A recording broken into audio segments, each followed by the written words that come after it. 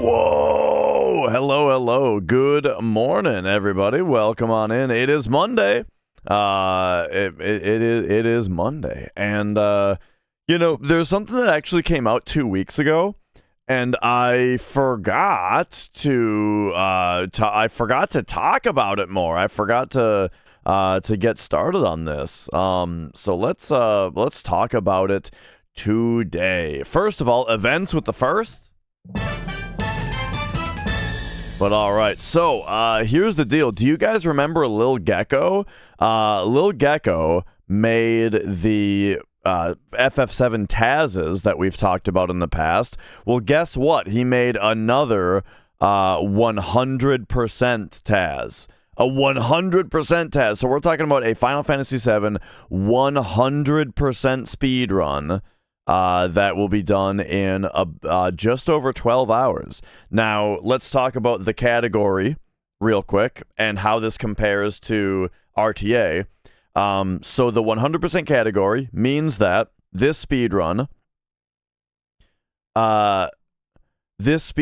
will be finishing the game with one of every item in his inventory, including all weapons, armors, accessories, and one of every materia, one of, there we go. All enemy skills learned on all materia, every limit break learned, every boss defeated. And the only exceptions to this are that, like, there are certain items that we can't have in the inventory at the end of the game. For example, if we want to learn all of the limit breaks, then we need to use the one-time use limit break items to learn them, right? So, like, there are exceptions where necessary, but that's the idea. The difference between what you would see in an RTA run and here is that on an RTA run, we would use a PS2 Slim and turn on fast disk speed, which would greatly reduce our load times. This TAS does not do that. It is running on, I believe, BizHawk, but whatever the point, or whatever it's running on, the point is that it is running on something that is emulating PS1 original load times.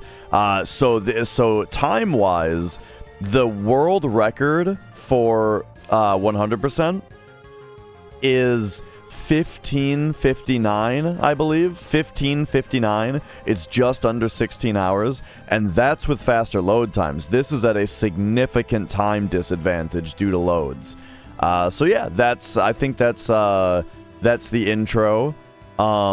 The last thing to bring up is in the description. LilGecko says I've decided to make another attempt at it, that being the 100% TAS, because we looked at the low TAD before. Low TAD is like low optimization tool assisted demonstration, which is basically just to say they're not claiming that it's optimal, you know. TAS generally is supposed to be like maximum optimization, right? And that's the whole purpose of it. And so before, since he wasn't quite done optimizing it, right, he called it a low TAD for that reason. So this is the TAS though. So he made another attempt at it, saved around 15 minutes. On a less cheerful note, I've been pretty sick for a while now, and things aren't turning any better, unfortunately. This is most likely going to be my last video. I want to thank every single one of you that have been following and enjoying my work. You're all awesome. Enjoy this one as well, and hopefully see you around. So, that is a less cheerful note. That's very unfortunate to hear. LilGecko, thank you for everything you've done. Your TAS videos have been wonderful. Like I've loved them. They're so much fun to watch. They're very enlightening as far as like just mechanics and FF7 clever shit, you know. Thank you for all that you've done, and I really, really, really hope that that things make a turn for the better. And so let us So regardless of whether this does end up being Gecko's last video, let's enjoy it together here. All right. Are you guys ready? Let's do it.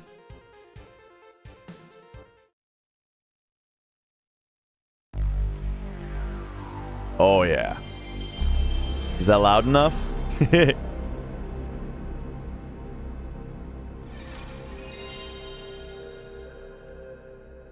Once again, this is original PS1, which is why we're getting the original PS1 boot up, as opposed to the PS2 boot up.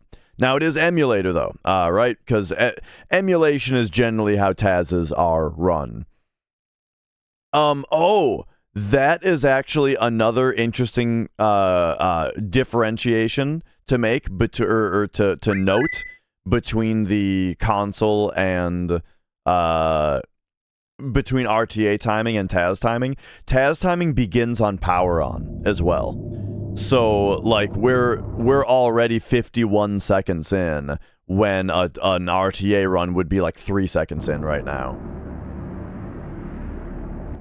All right, I am turning this down a hair.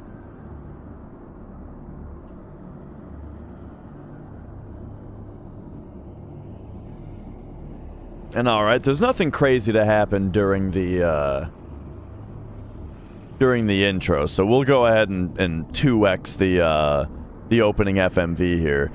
You know, we'll still have it here to set the mood, but you know, the mood only needs to be set half as much.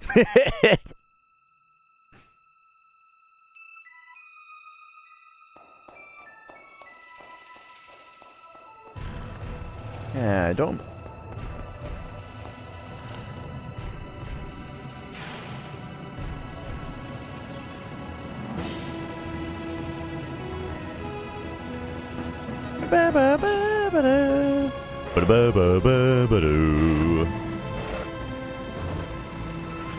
All right, so yeah, welcome on in, everybody.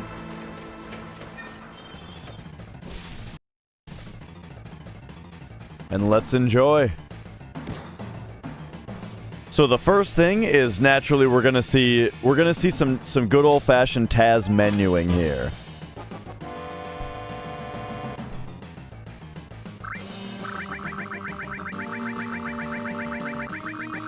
So interestingly, as we see as a difference between what an RTA runner would do, he's putting it on ATB wait right away instead of active, and then the battle message speed he hasn't quite maxed out yet. The reason for this is there's going to be some free menu time later that he's going to be able to finish maxing that out on, and for now it would take more time to max it than it would to than how much time it saves to not do it yet. And because I'm sure there's a certain frame that he's targeting. Now the reason ATB wait is not as the reason wait would be good for a TAS is because it's going to allow him to hold off enemy attacks in the wait menu and only allow time to pass when he's getting the correct RNG for something like battle escapes. Yeah, that's kind of what I mean, Ace. The thing is, he needs this battle to start by a certain frame.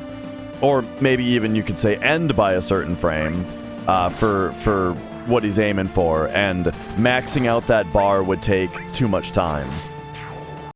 So right here, oh, there's a lot to talk about already. So right here, you might notice he selects attack, but he's not attacking right away. He waited a couple frames before attacking right there. And the reason is because when a character levels up in this game, Cloud is going to level up from this fight. And when a character levels up, their stat increase is random. And it's random based on battle RNG, which where battle RNG is depends on the frame that the battle stopped. Because right now, during a battle RNG is advancing every frame at 15 frames per second. It's advancing every frame, and then I'm not exactly sure when. I believe it's right here now like when this comes in, Battle RNG has now stopped advancing, but it is locked into the place that it stopped, you know? And so, boom, Cloud's level up there, the RNG that it used was from the stopping point of the Battle RNG. So that was why you waited a couple frames there, was to get Cloud a specific level up. What is the specific level up he wants? Not exactly sure. Okay, there's another thing to talk about, because now, here we come into the first hostile screen, and you'll notice that he's doing particular movement where Cloud is running, and then he's walking for a frame. And then he's running, and then he's walking for a frame. And so what he's doing here is step IDs roll over every 8 frames, right? So when we do walking, it's because whenever the step ID rolls over, if you're walking, you get a quarter as much danger. And so that can be used to have low enough danger to get under a battle as usual. But the thing is, those advancements, those danger increments, are only ticking every 8 frames, and you know, we just walk through the whole thing. However, with the precision you can get out of TAS going frame by frame, what Gecko is able to do is run for 7 frames. And then walk only on the frame where the danger increments. So on this frame, the danger is incrementing. You know, the step ID rollover is occurring. The fraction rollover, the step ID incrementation, danger incrementation, all of that is occurring on this frame. So on this frame, he's walking to only get a quarter as much danger. But then hang on, YouTube, please. 1, right? 2, hello? 2, 3, 4, 5, 6, 7 frames he's running, and then you get 1 frame of walking. There's that 8th frame. 1, 2, 3, 4, 5, 6, 7. 1 frame of walking. So he's still getting mostly running speed, but he's getting walking danger.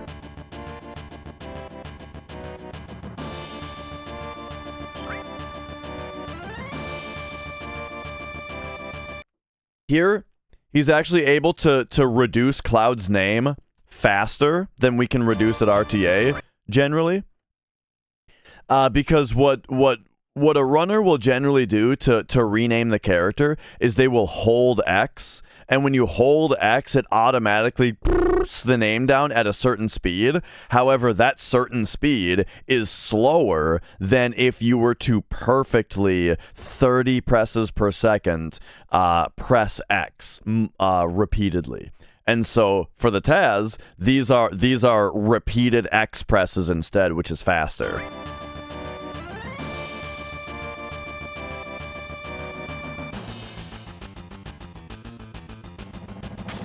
Dragon Quest III is fantastic so far, Kanata. La da da da da da da.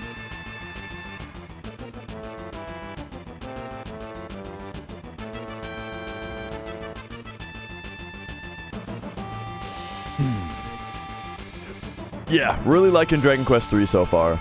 I mean, I got a nice healthy 8.5 hours of it in. Okay. Yo, MC. And so now you'll notice he has actually stopped doing the stutter walking here.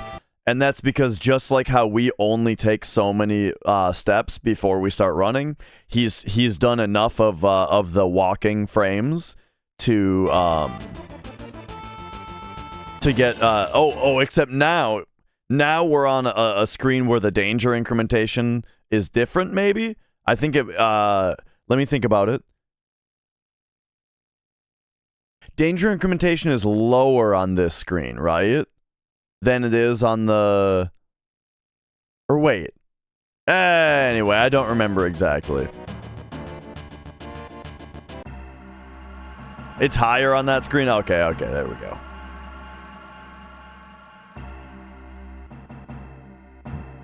So yeah, yep. TAS is where all of the inputs have been programmed frame by frame. So yeah.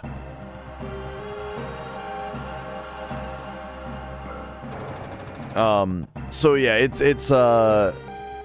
it's where somebody programs the inputs frame by frame, and then we're watching the playback of it.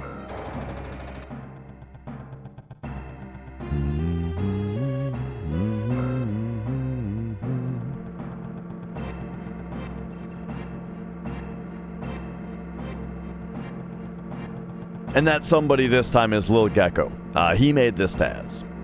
And yeah, it's good that we start slowly so we can talk about some of these differences, but some of the shit that's gonna start happening is wacky.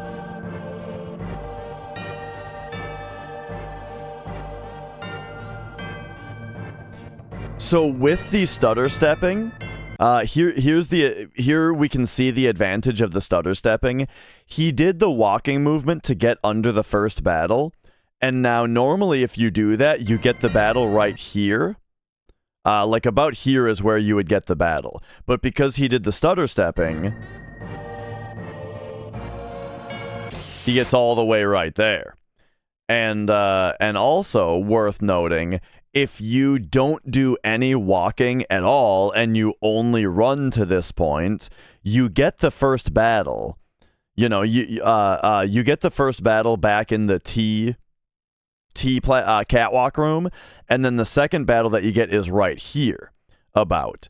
So the stutter steps that he did put him back to here, but if you do walking, it puts you all the way back here for this battle, you know? So you can see it's a very small difference. And also, another thing that's going on here that you'll notice is he stops before the battle.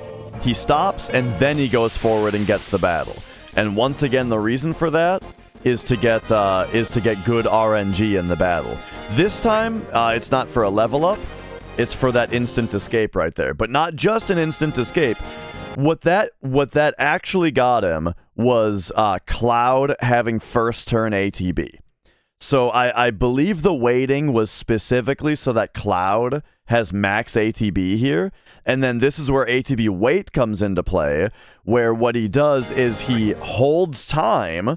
Right away, Cloud holds time, and because Cloud had the best ATB, they haven't gotten a turn yet, and he uses the ATB wait to hold time until a frame where he will get the successful escape if he lets go. So then, he lets go, successful escape.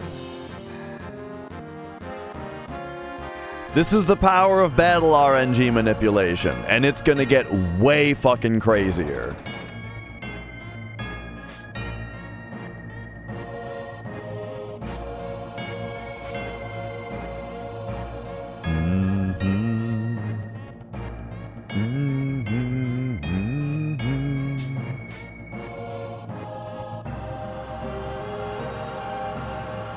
Oh yeah, this is gonna be a sweaty stream today, as far as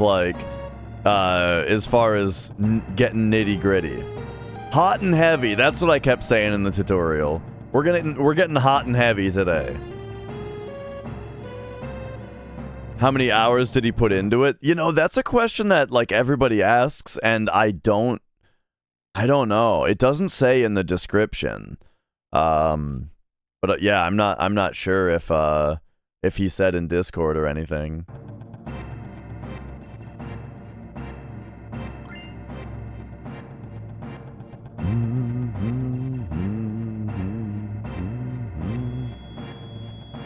Yeah, Icicle.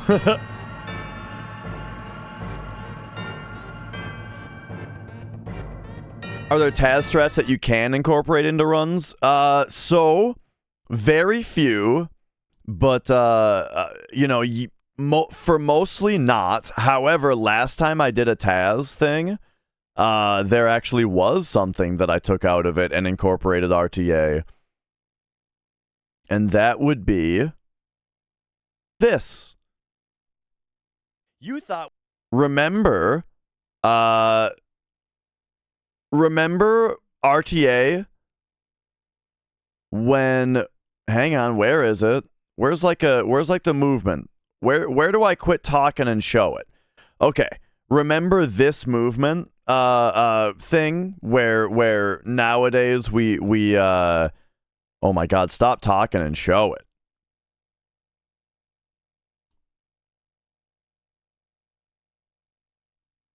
Are we doing it yet? Here we go. You know this type of movement where we're running diagonally with the camera over the shoulder. That is actually something that I saw LilGecko doing, and I was like, "Hang on, that's something that you could totally do." Oh my god, I can't find a spot here where I'm just showing it. Yeah, here we go. So yeah, this is something that I saw LilGecko doing in the TAS and was like, hang on, that's faster? And that's something that, I think that's something that we can incorporate RTA. And then boom, now we all do it RTA. So there you go, yeah. Stutter movement? Nah, that's way too precise. All right. Right, like you could try it, but it'd be a disaster.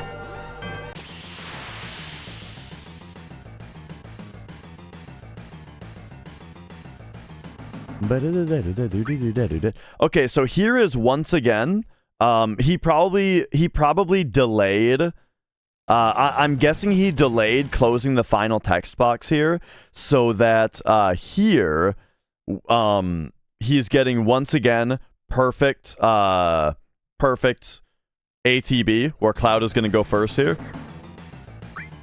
And then, once again, holding time, so that when he releases this attack... Oh, it's a crit. And then here comes Barrett. Oh, another crit.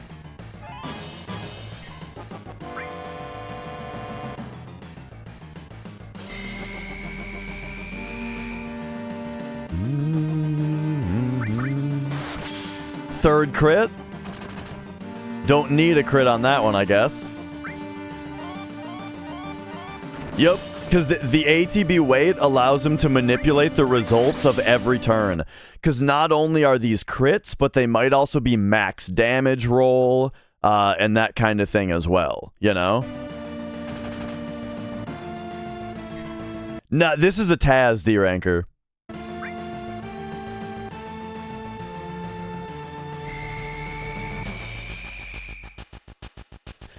The purpose of waiting to release a turn might also be like there was that one where Barrett. Actually, this is something to point out.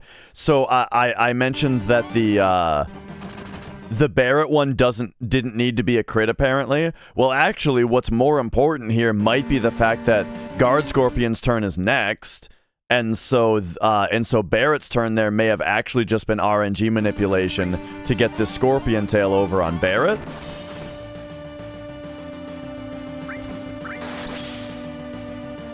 Or it's also just was perhaps unnecessary. But there you go. Once again, not a crit from Barrett. However, following turn, Cert Scope on Cloud. That was probably the intention there. Yo, 12.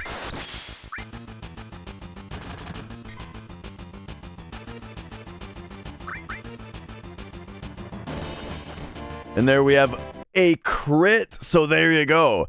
The timing of Barrett's turn was to end on the frame that would then follow with Guard Scorpion doing a crit Scorpion Tail to Cloud, which is going to give him a limit break.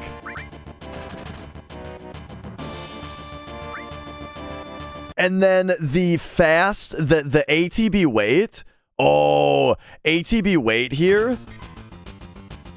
Plus fast limit bar. So here he's able to wait for Cloud to hit, And then Cloud's ATB empties, so now he puts the attack through with Barret, gets fast ATB on Cloud, allowing him to hold time on this Braver now, instead of having to jam it. And then holding time on the Braver allows him to battle RNG manipulate it to get a 224 crit and kill him before he raises his tail. How about that?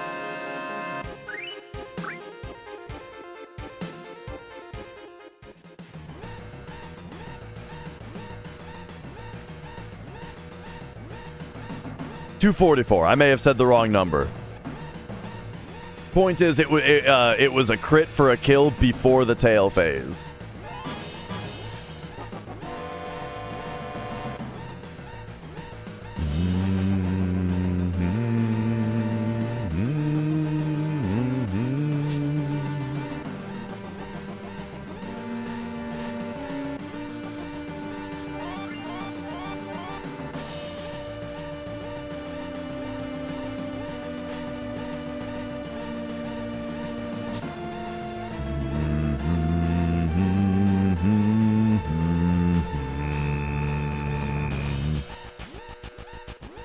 All right, and now we have pretty standard affair, leaving the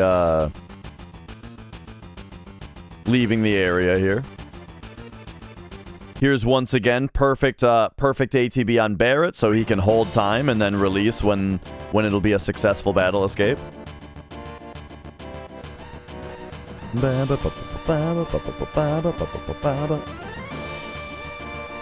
Oh yeah, because I don't think I mentioned earlier that when you initiate a battle RNG, the battle RNG is initially seeded based on the global frame counter. So that's why he's stopping before a battle and then going to start the battles on a certain frame, is because that way, he's controlling what frame the battle starts on, because that controls the battle RNG, which decides everybody's starting ATB, as well as everything else.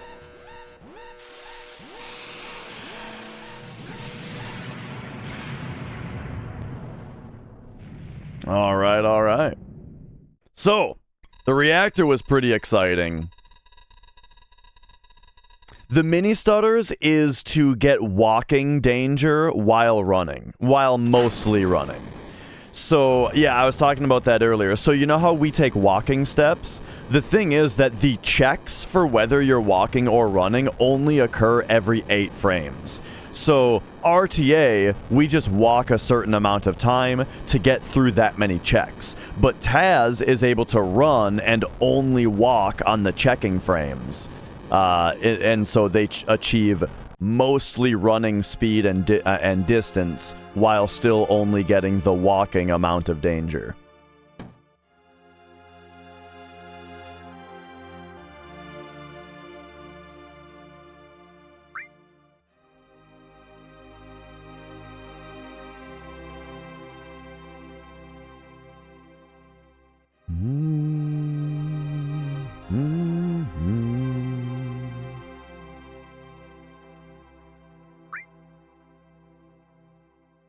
Alright, and here's a pretty standard affair of just electing not to fight any of these guys.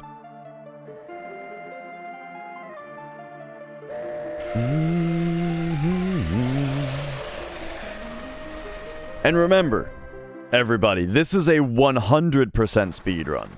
So, it's going to be every item, every materia, every enemy skill, all bosses, all limit breaks.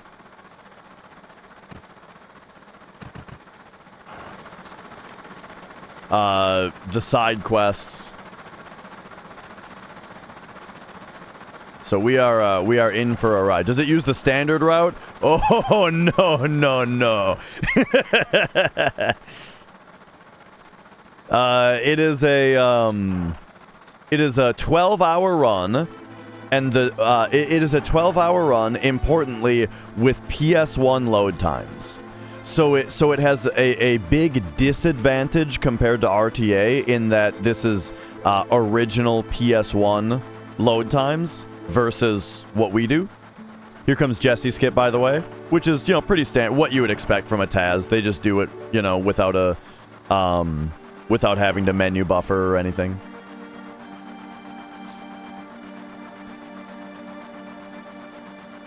But yeah, it's a 12-hour run with PS1 load times. And with the the thing to remember there is PS1 load times, that makes for a difference. Let's see. In the standard any percent run, how long do you got? Those of you who know, how long of a difference does that make? Fast load speed or fast disk speed. Is it like 20 minutes over the course of the 6-hour run? So the thing is, not only is this a run that's about 3 times as long as far as how much time it saves, but this run also just has way more load times than... Oh, okay, Ace, that's good to know. This run, just 100% in general, has way more loads per minute than any percent does, you know? Because there are several parts in 100% where we're going to be, like, initiating as many battles as possible, you know? Which is getting a lot of load times. So, it makes a gigantic difference. Yo, Nitro? The TAS any percent? I don't remember what the any percent time is. Isn't it like 6? It's like 6:10 with PS1 load times or something like that. I feel like it's got to be faster than that though. But I haven't looked in a while.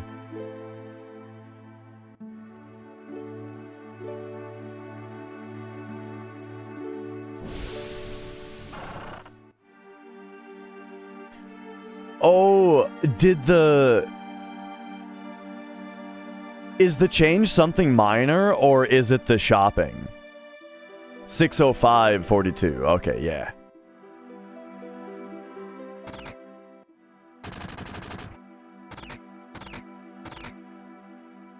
Alright. And now it's time for everybody's favorite part of TAS, which is watching a menu. So here we go.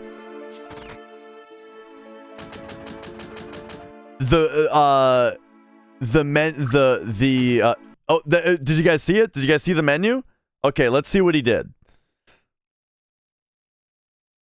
The routing on this is very different. It's going to be very different from what you see RTA. It's hardly comparable. And you'll see why. You'll see not only how is it different, but why it's not RTA viable. Like, it's crazy. All right, so what happened in this shop was he, let's go frame by frame, purchased an iron bangle, because this is the only part in the game where you can get the iron bangle. Oh, and that was it. No grenades, huh? Curious.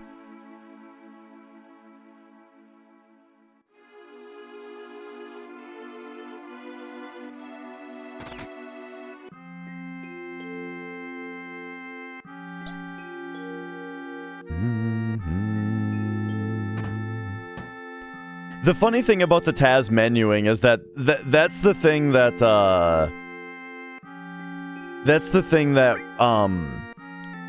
always kind of gets that gets pointed out as being like, oh my gosh, have you seen the menus?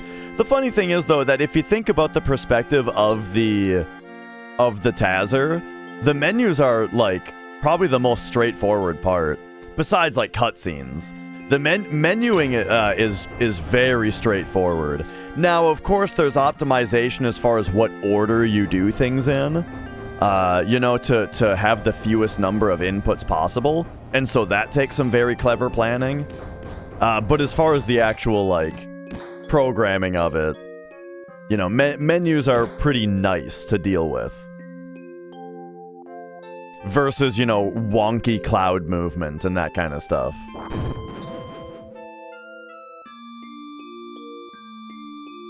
Oh, we're gonna get the paralysis dodge here, I bet. So this is a paralysis dodge that actually is RTA viable, but it doesn't save enough time to really be worth it. But, that actually looks different than what I'm used to. This isn't the RTA viable one, is it? That looked way weirder than I was expecting.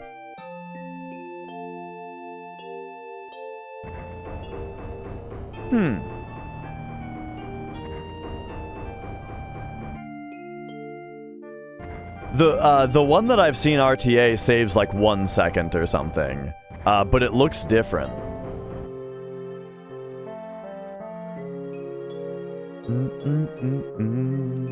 Alright, and then here we've got just a bunch of business.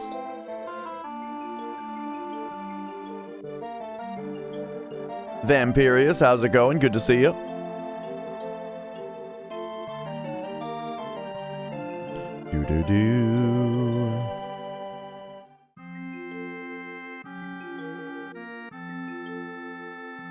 How much time did it save? I don't know. A lot?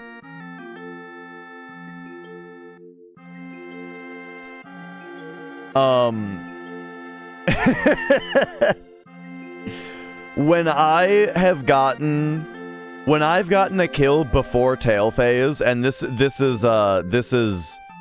just RTA just running,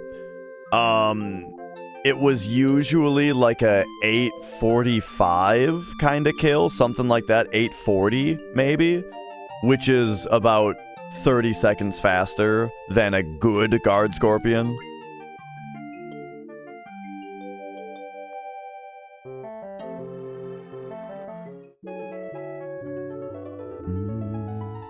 But that's with even more though. That's with 2 limit breaks. Oh, and a bunch. That's with 2 limit breaks and bolt casts, while this was done all with regular attacks that have much faster animations and only 1 limit break, you know? Does what throw off manips later? Have it like getting a really fast time? Nah, the manip sheets that we make account for some extra headway, you know, in case you're on like gnarly time.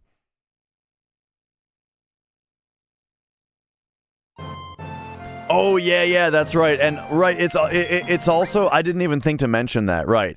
That normally we would end Guard Scorpion with a limit break on both Cloud and Barret. However, he ended it with nothing on Cloud, empty limit bar on Cloud, and a like 95% full Barret.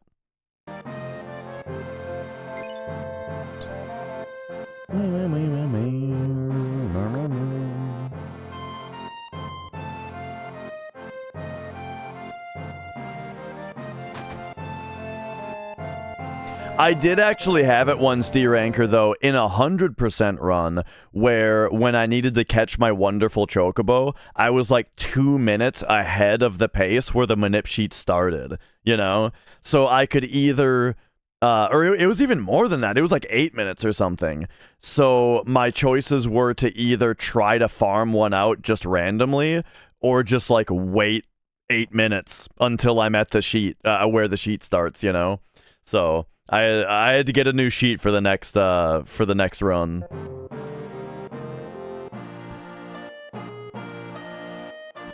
What I ended up doing was I attempted to get one randomly and did not find one randomly until the manip sheet started anyway. So, yeah, it was funny.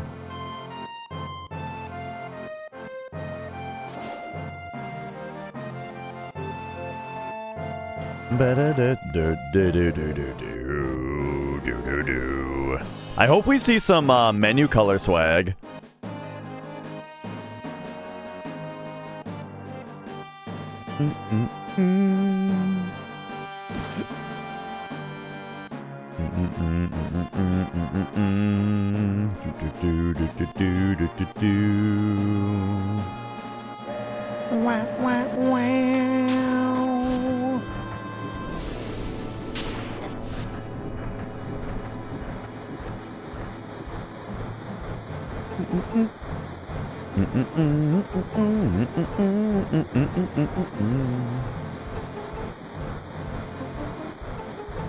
All right, here we go.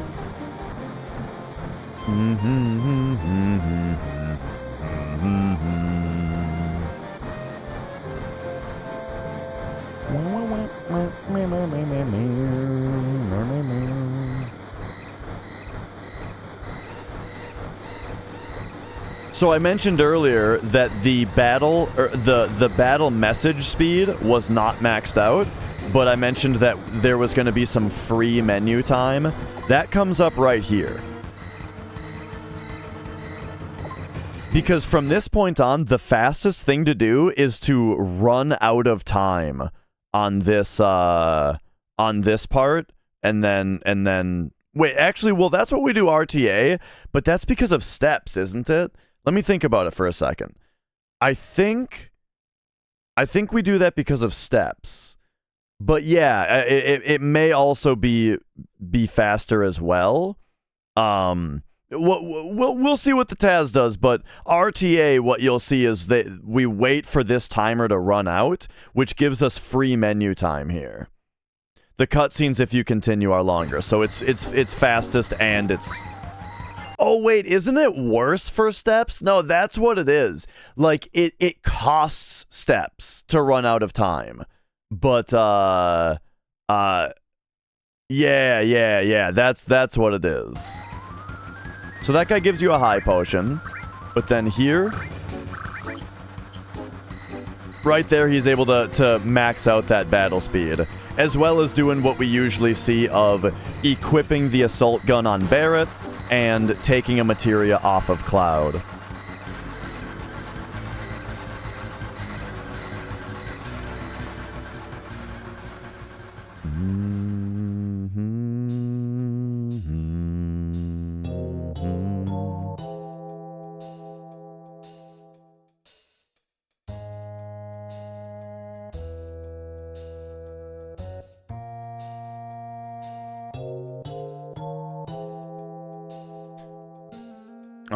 All right.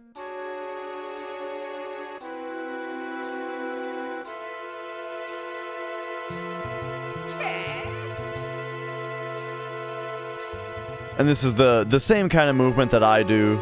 Oh, and there you go. He stops and then goes. The reason being that well, I mean, this is repeating myself a little bit here, right? But the reason for that.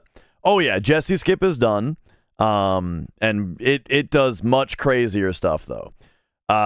So the reason, once again, I'm kind of repeating myself here, but hey, more people are coming in. That started the battle at a time where Barret has, anybody, it could be anybody, but in this case it's Barret, has first turn ATB. So then that allows him to immediately hold time. He only had to hold time for one frame there, though, it looked like. Hold time with ATB wait and then release, giving an instant battle escape.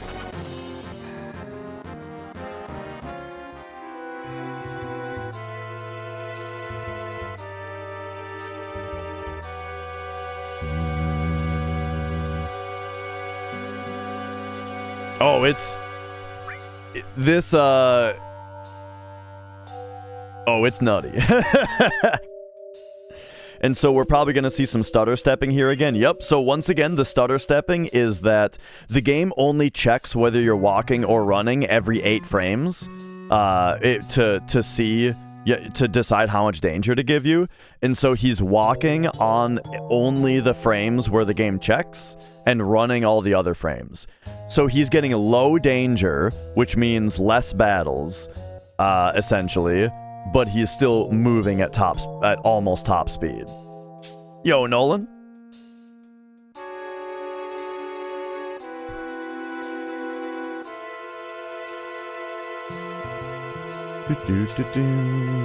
Oh, this is all step counted. Like this is still a step route.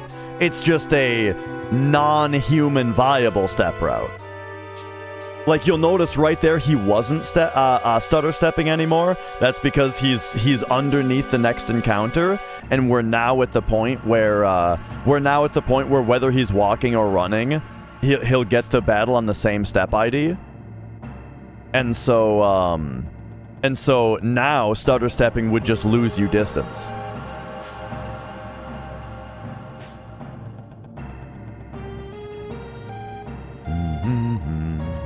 Whoa, that's Cat.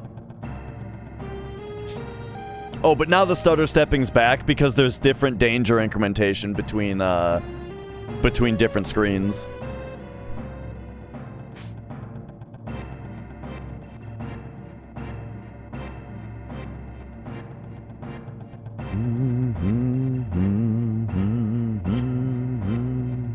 Oh, there was a wow, I'm actually surprised this was the first menu skip in a game.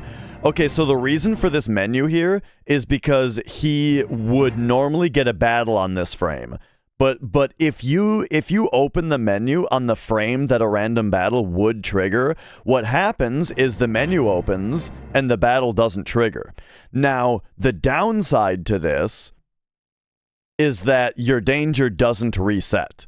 So very, very, very often, what a menu skip makes occur is you would just get into your next battle sooner. And so RTA, most of the time, battles aren't really skippable. Also considering the fact that, like, you can very easily screw up your formations if you route them willy-nilly, you know? But this is a TAS, so we're probably going to see a lot of those.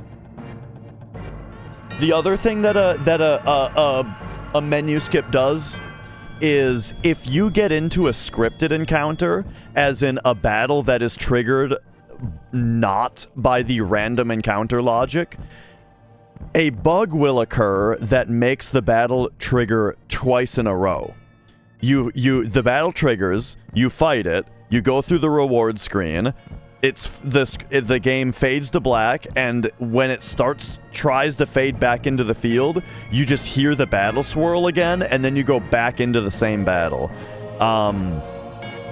That happens, once again, that happens if a scripted... If you skipped your most recent battle that would have been triggered by random encounter logic, when a scripted battle occurs, that's when the bug happens. So you notice he's skipping a lot of battles now, and the reason that so many battles are occurring is because his danger is really high now. I would think so, Tristic. That would most likely be faster than fighting Airbuster twice. TAS means tool-assisted speedrun, which means that the way that this is performed is LilGecko programmed every input frame by frame.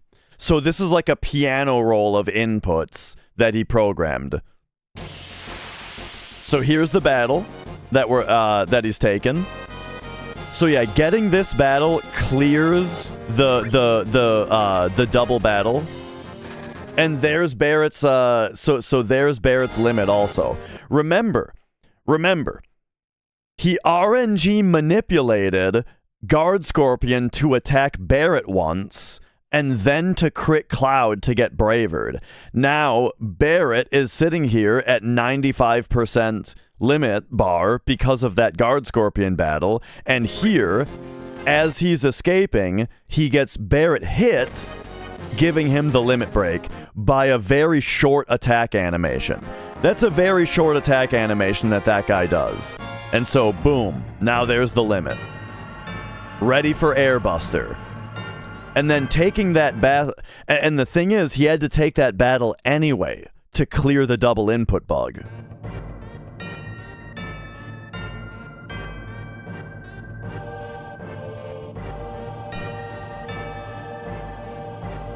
Double input, I'm so used to talking about PC version. I mean double boss bug.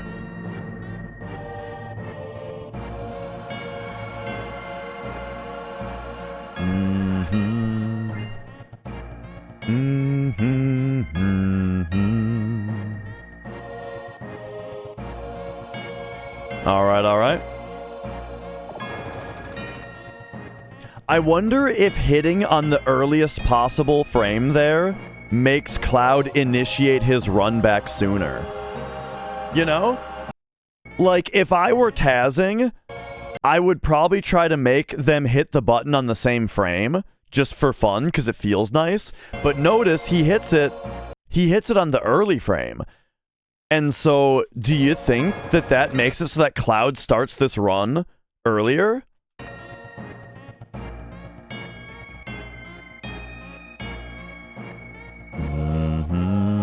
Yeah, does he not know that the save point is right there? Oh, wait a second. Maybe I was wrong about taking that previous battle. So the thing is, once your danger is high enough, then you might end up having to skip too many battles where it stops being worth it, you know? So maybe taking the previous battle was actually just to clear the danger back to 0 and get that quick limit. Because, yeah, I'm surprised that we're seeing another battle. I was expecting that last one to be the last one. But anyway, here we have the usual strat of RNG manipulating good ATB. And then ATB wait, holding time until an instant escape. What's up, Canaris? Do do do do do do do do do do.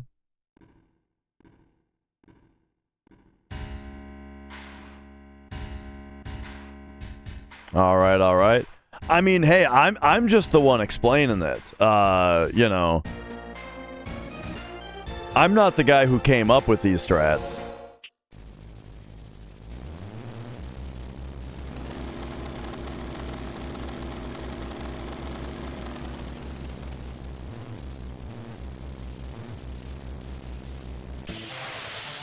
Okay, so.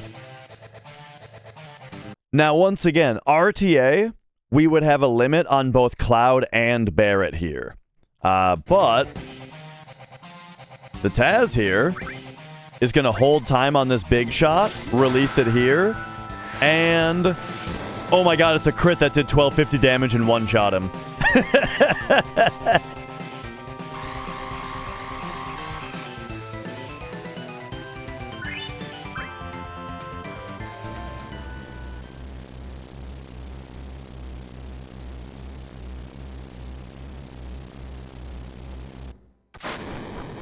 All right.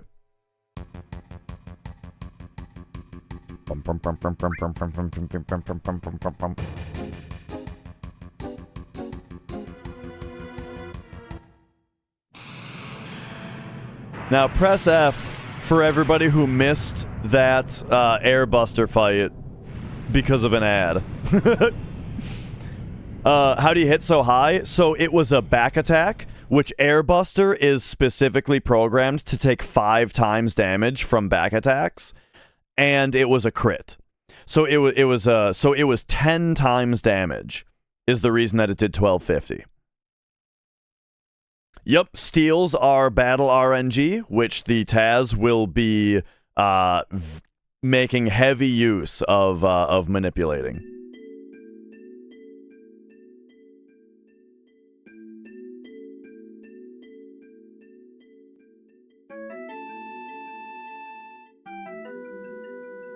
All right.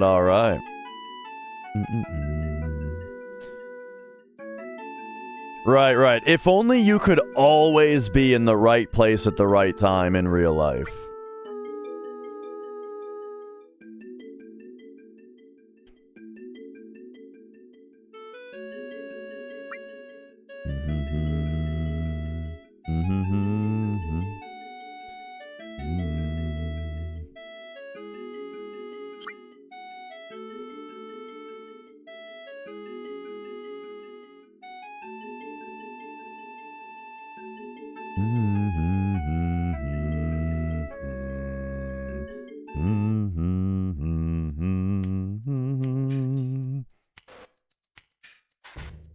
Oh, tell me about a Fuhuo.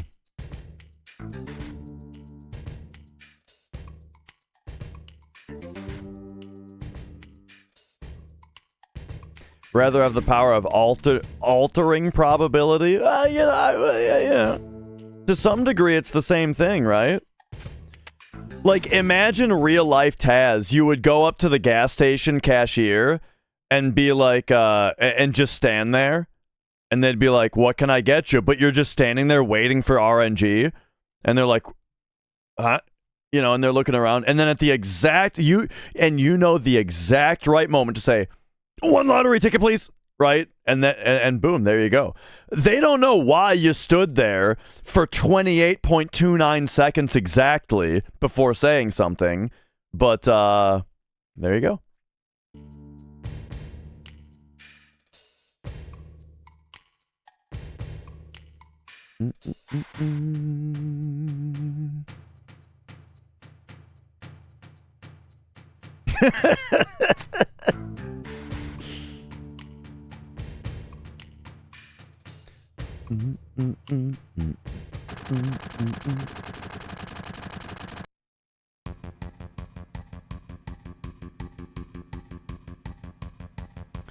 All right, so here, I remember seeing a minor difference between. Okay, this is the standard affair. I feel like on the low TAD he went to this barrel, which was something to do with step routing, but I might be thinking of a different. I might be thinking of a different hundo that I watched, or maybe it was an NMS run or something.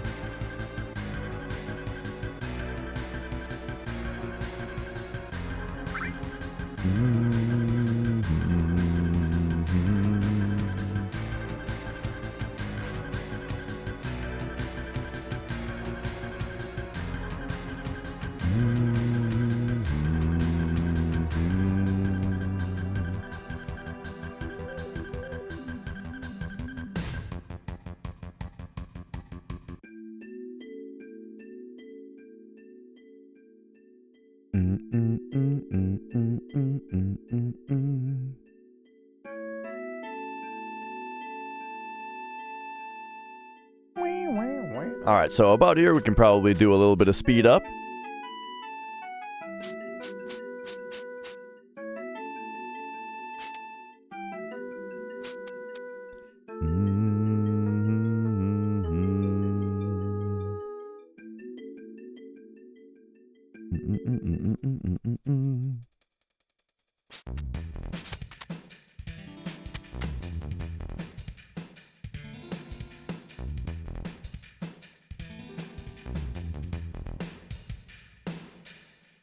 That song was kind of ripping at 2x speed there. All right, here we go. Here is Turtles. Coming up here to read the Turtles poster.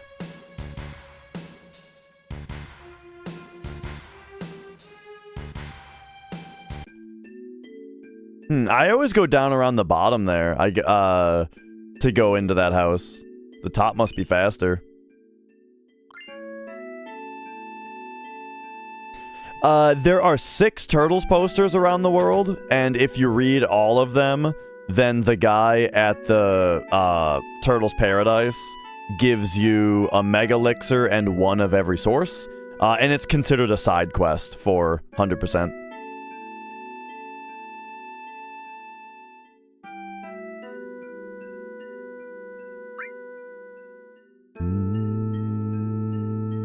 Which is, by the way, something that I never knew about in this game before I started speedrunning 100%. Or before I started, like, learning 100%. And there's this thing about Turtles posters, and I was like, what the fuck are you guys talking about?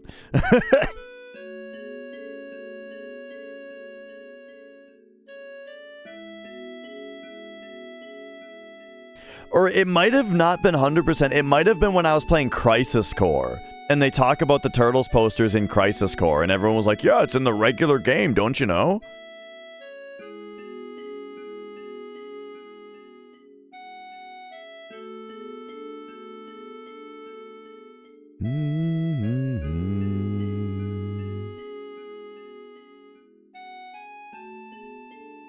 All right, here, I believe we're going to see a paralysis dodge so that he doesn't have to walk to sneak past Aerith. So yeah, normally on this part upcoming, you all remember you have to walk to not wake up Aerith.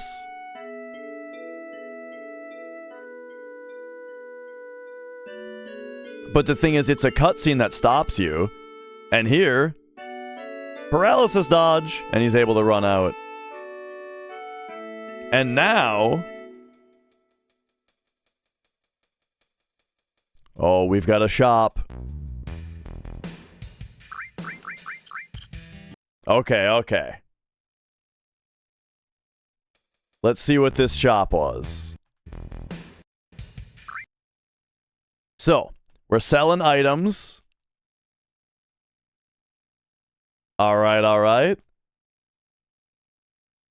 Selling all four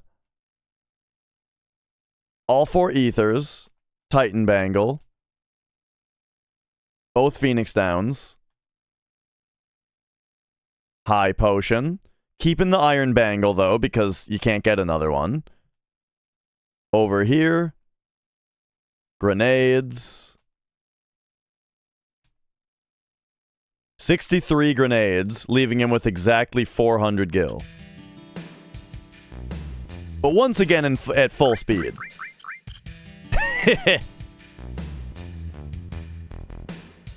Alright, and now are you guys ready for Playground Skip? TAS Playground Skip? No setup, just nail it. Just do it. I mean, I say no setup, it's the TAS setup.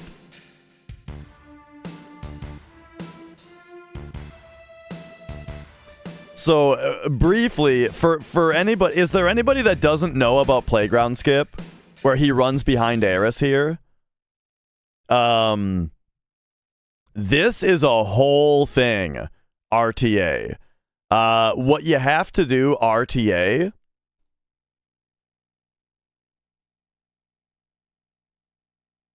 Let's see here.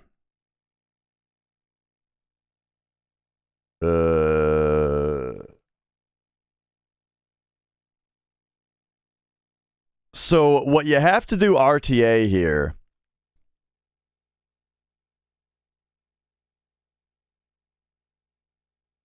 the setup waiting for you. This is for so the setup is that you oh wait, I think I'm just showing her right now. Okay, here we go. So the setup is that you run straight down into a bonk, you run straight left into a bonk, and then while holding L, you go up into exactly, well, there's a few different positions here that work, but you know, basically the strat is to use the arrow versus the hand to get into a setup spot. And then at this point, if you run up left, which is why we're holding L so that we can just press up, if you run up left, you have essentially a 50-50 chance to get past Aerith. Because she is running a script that is checking 2 triangles here on the ground as to whether or not you're standing on them. But that script only runs every other frame.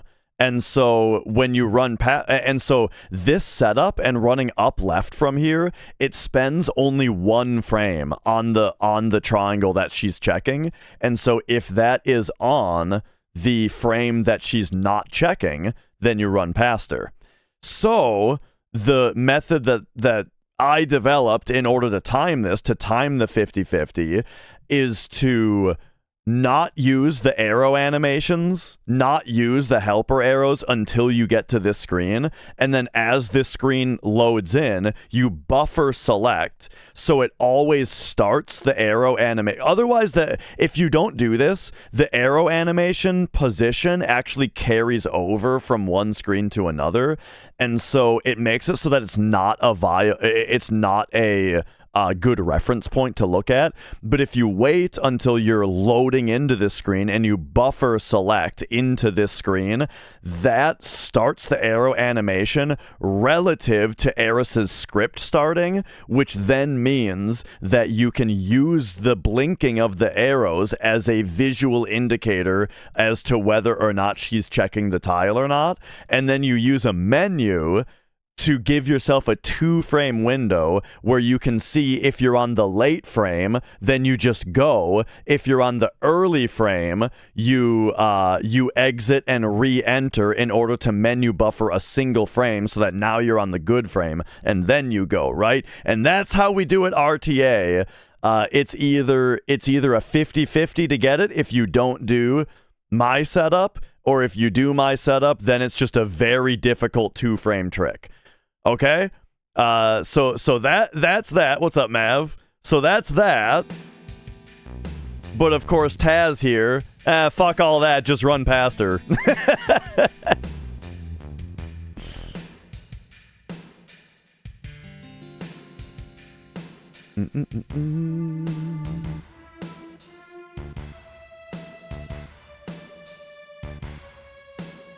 And then what that does, by the way, what that does is it...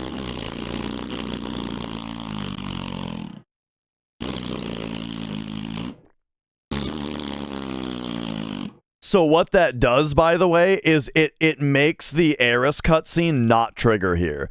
So normally there is a 90-second cutscene here that now you don't get.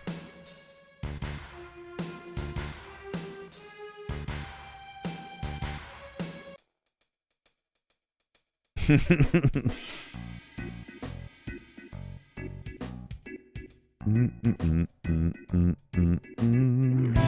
what's up, Mr. Gorin?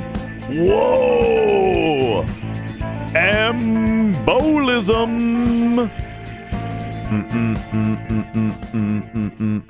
Embolism, thank you. For the 5 months at tier 2, thank you.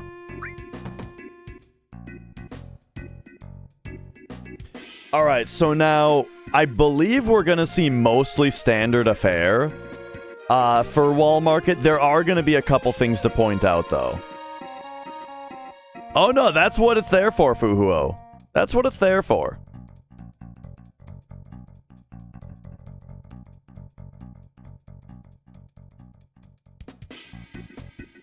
No, this is a new TAS, Titfa.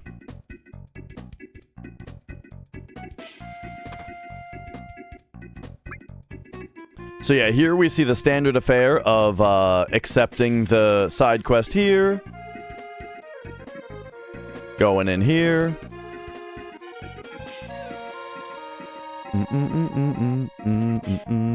Now here we're going to see something different. Here, he's actually going to do a paralysis dodge there. So what he does here is... Right here, you see the double text box for the paralysis dodge. I believe he's hitting the spot that triggers the guy to tell you to sit down, and he's talking to the guy who's eating at the same time. So when you, yeah. So now, when you clear the text box, I always get the special, that clears your paralysis at the same time that he chooses to sit down. And so now you see Cloud sits down but pops back out. So now he has movement during this part, which allows him to leave 1 second, maybe 2 seconds earlier. This is RTA viable, kind of, but it's just not worth it. It's dangerous for how little time it saves. Dangerous and inconsistent, I should say, for how little time it saves. But this is a TAS where everything's done perfectly.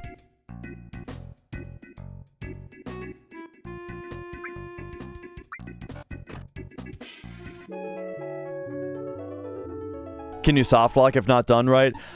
I don't think it's that you can soft lock, but you can make it so that you have to leave and come back in order to, like, reset the room and try it again. You know what I mean? Like, you can...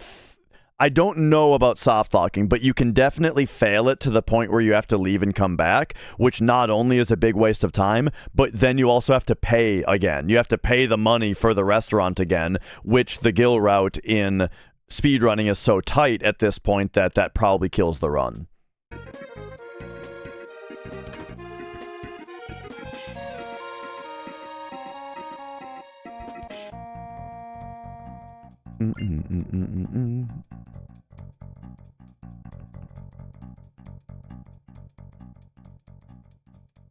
All right. So here, we're gonna see a good old-fashioned bar skip. Let's see how differently this is done.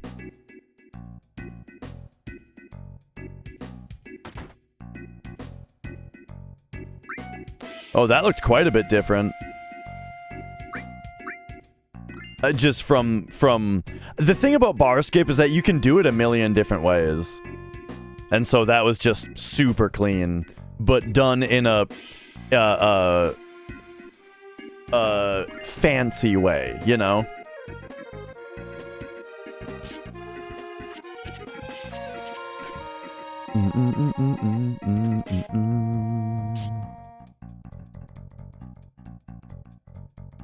Bum.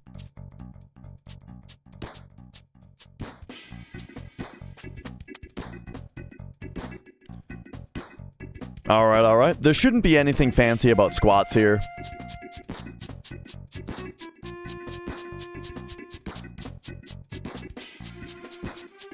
It's weird watching it in 2x speed. Sometimes the bass sounds a little off key.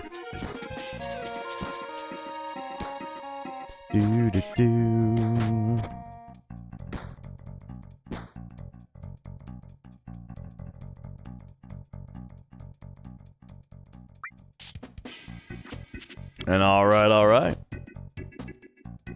We are just about done with wall market section here.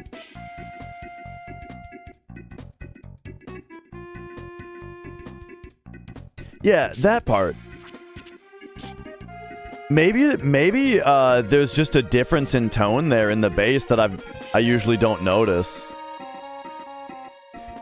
No reason to go to Honeybee Inn. It takes forever, and you don't need the cloud fancy points.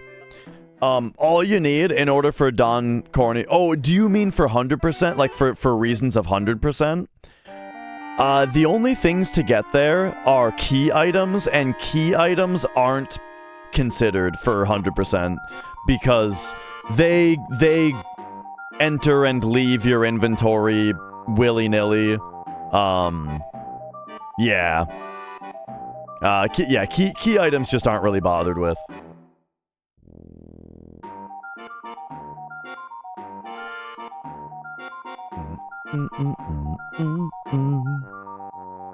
So yeah, wall market is actually done exactly like any percent in RTA routing, or in RTA as well, I mean to say.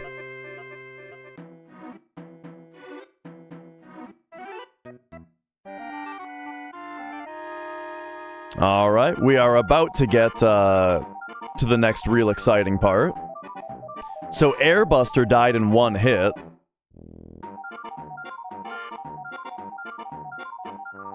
Notice he doesn't bother to grab the ether. That ether is grabbed for money reasons, which he's not gonna need.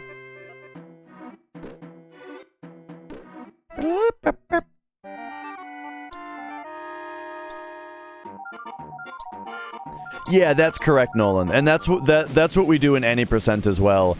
You only need, if you win the squats game, you get the blonde wig. If you buy the 200 gil item for the guy in the Materia shop, you get the diamond tiara. And if you give the digestive to the lady in the bar, you get the sexy cologne. And if you choose the second option both times on what kind of dress you want, you get the silk dress. And if you have those 4 items, he'll pick Cloud.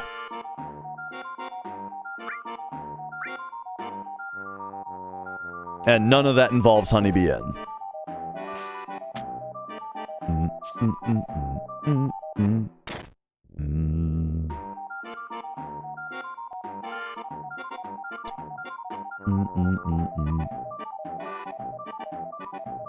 I didn't see whether the hyper was grabbed there, but I can't imagine it was.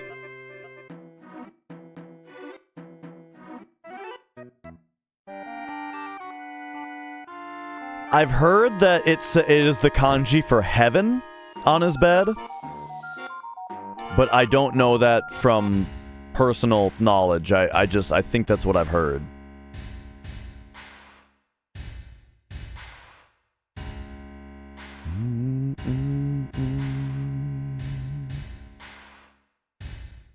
I mean, it's easy to remember because it's funny.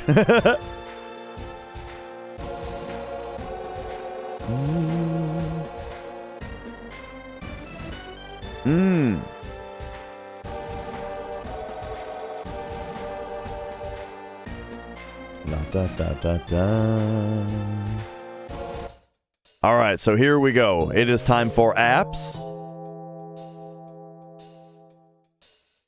Do we get any... Oh, yes. Okay. I was gonna ask. So here, you notice some weird movement. And you're like, what's going on there? When he ran back and forth for a few frames, that was to get onto a particular step ID, which is flagged as a preemptive step ID. And so right here, boom, it's a preemptive encounter with this boss. He's facing the wrong way. There's an oh my god. So then it's preemptive, and then right here, he holds time for a few frames before attacking. Critical preemptive 330 regular attack from Cloud. And then he held time on that grenade.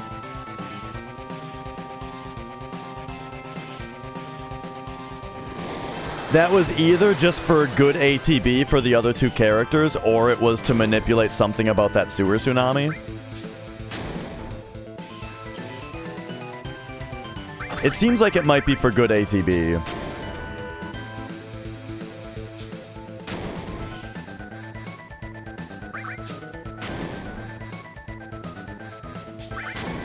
And then, yep, of course, getting all the correct grenade rolls. I bet that... I wonder if this kills exactly. Let's explore this, shall we? He has... How much health does old Apps have again?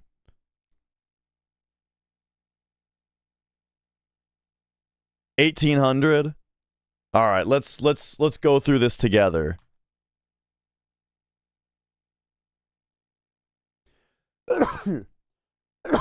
Ugh.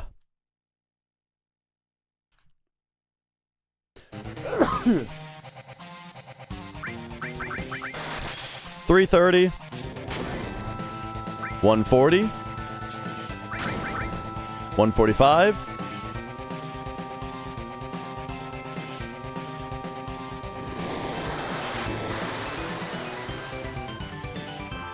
oh, I forgot to count the... We were at 145, 191, 146, 139. I feel like 191 is a lot of damage for that sewer tsunami to do to him.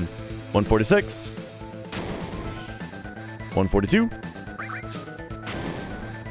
140. 146. Oh no, it killed by... He over-damaged by 6. Okay. I was just curious.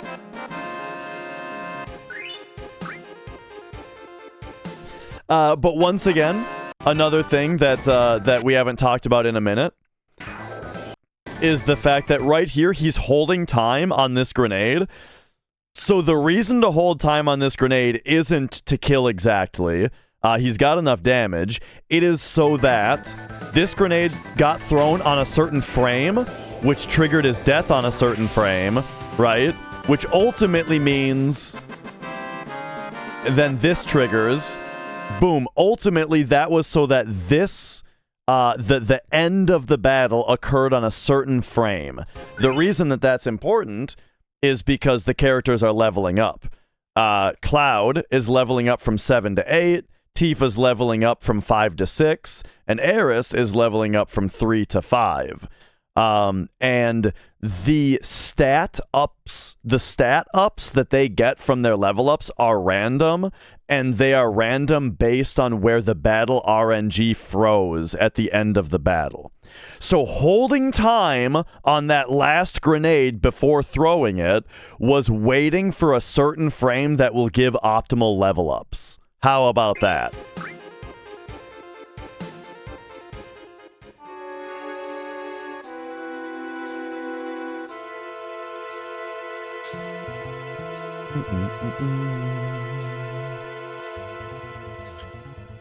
There's a battle skip right there for you. Couple of stutter steps.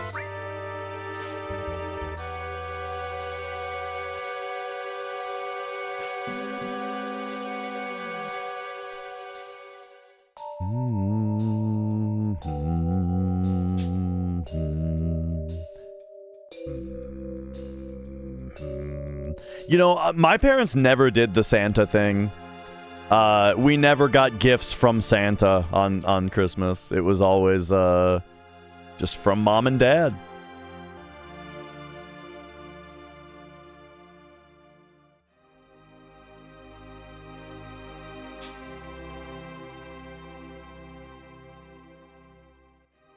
I don't think they did the Easter Bunny either. They kind of did the Tooth Fairy, though.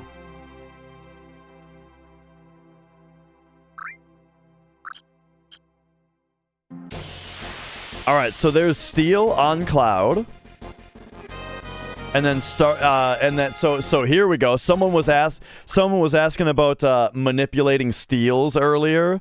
All right, check this out. Here we go. So Steel equipped on Cloud, and then the battle started on a specific frame. What frame is that, you ask? Oh, the one where Cloud has starting ATB. And then he holds time for just a couple frames on that Steel. Boom, first try Ghost Hand, instant escape.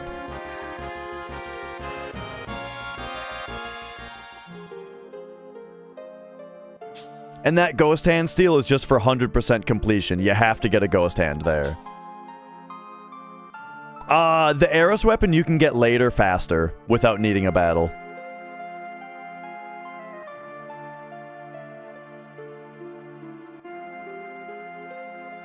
You had the Tooth Bunny?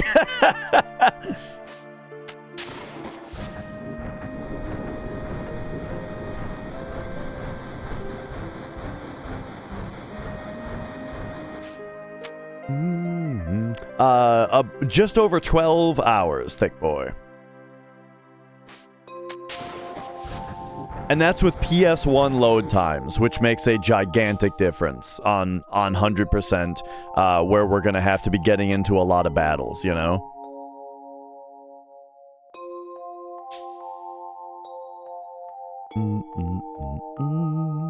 And that's it, just the Ghost Hand, and he's out.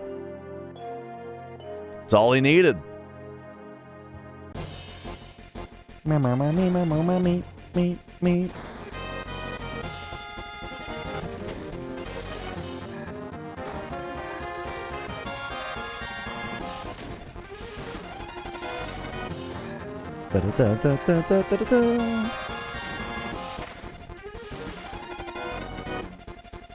We'll see about the slap skip. Because, yeah, it doesn't save any time. But it might be in there for swag.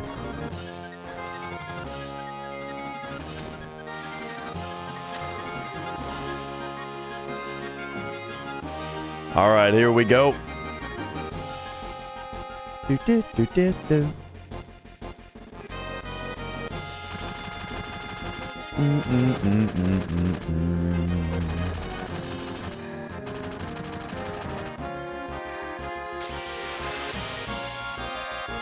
And there we go, one battle up the tower. Can't skip this one because it'll give you 2 Renos if you do. But you can RNG manip a perfect escape. Even though there's 3 of them.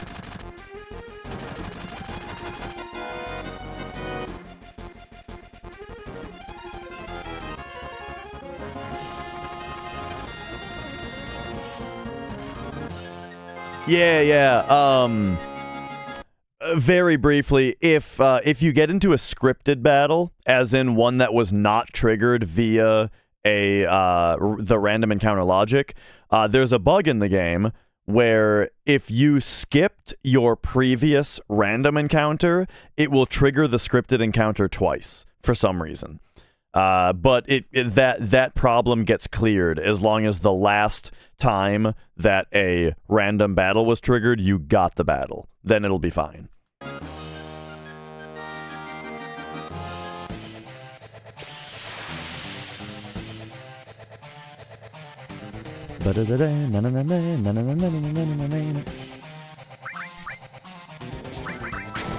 Alright, so here we've got a grenade, regular attack from Cloud, and then Cloud gets pyramided because I'm guessing because he's the slowest grenade thrower. So now doing the rest with Tifa and Barret. Like, Cloud got his one... Oh, by the way, everybody got a turn before Reno, right? Yeah, so this is actually, like, super optimal, this is a perfectly optimal intro. We get 2 grenades from Tifa Barret, then Cloud gets a regular attack in, which is enough to save 1 grenade on the fight. Like basically, you can kill Reno with either 8 grenades, or you can do 7 grenades and a Cloud attack, provided the Cloud attack does enough damage, which this did, and a Cloud attack is much faster than a grenade throw, right? That is correct, Nolan. Yeah, you would finish the battle, it would give you the result screen, you would get his loot, the screen would go black, and then when it tries to load in the field module again, you would just hear the battle swirl again and go back into the fight with Reno and fight him again. And get the rewards again, and then it would go back to the field, and if it doesn't crash, it'll load and just continue as normal at that point. But anyway, so Reno... We got 2 grenades and the Cloud attack before Reno's first turn.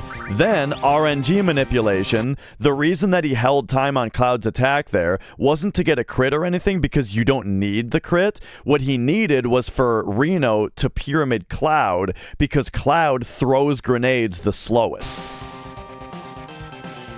And so now the other 2 just gotta throw 4 more grenades on him. So there's 2. 3, he gets 1 turn, which he does the fast turn on, of course.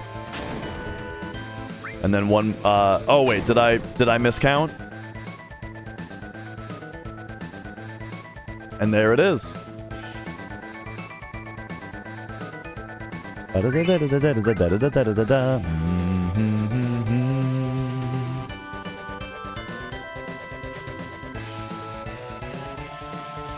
Using that to get 99 all creations sounds... oh, man.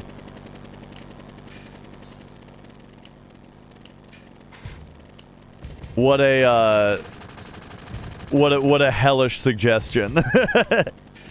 Alright, let's see if there's a swag slap skip here.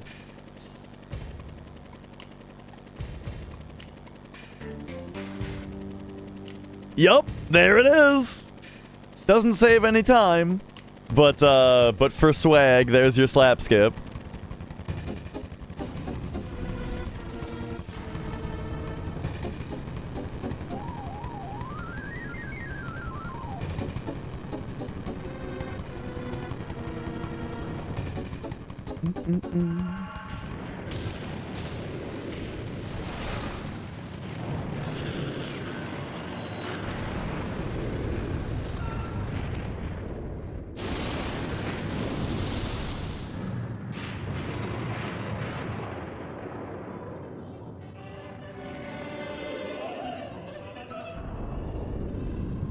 Right, she's a professional. She knows to keep the play going.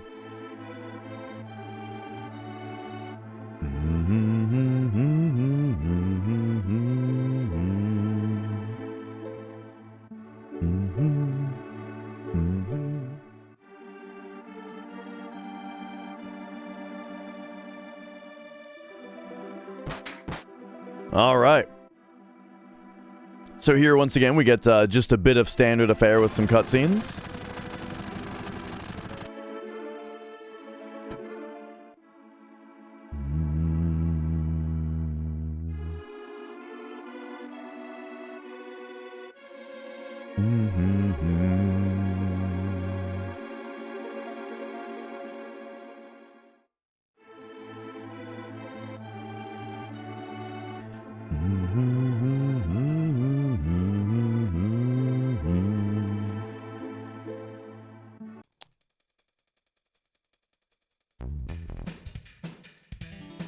Okay, okay. Oh, hang on 1 second. I forgot to do that. Okay.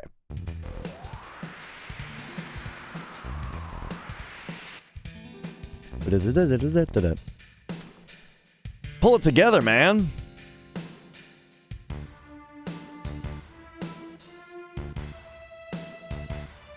I love seeing the end of the stutter stepping, you know, where now it's regular running.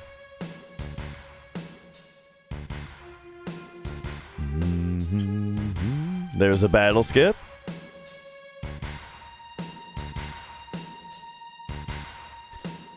And now he's already grabbed the other stuff, so it's just straight into the house here. We can 2x this stuff as well. Actually, this one we can, I mean, this is just a cutscene. We can...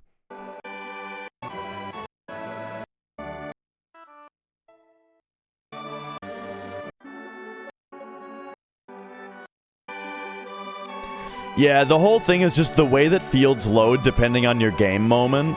There's just nothing to do in Wall Market if your game moment didn't get advanced by this scene. It won't load like the vine you have to climb.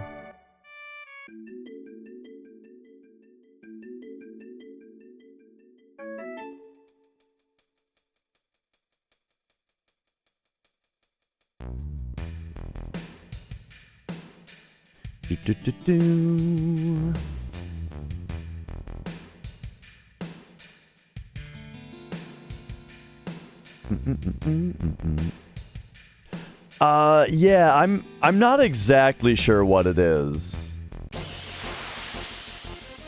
All right, battle at the end of the section here, which is good because this prevents a battle from occurring in the lobby where it would be inescapable.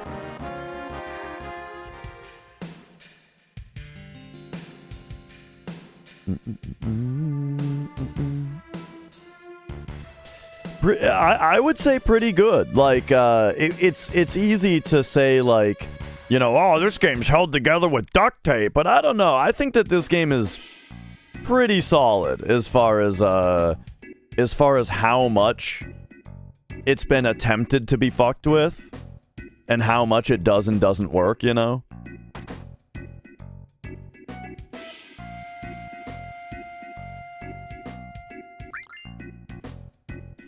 So yeah, you need your game moment to be advanced enough so that, Yo, Hans, oh, we're watching the TAS. I'm commentating the TAS. Yeah, so, like, this room doesn't, like, load in this way if your game moment isn't advanced enough.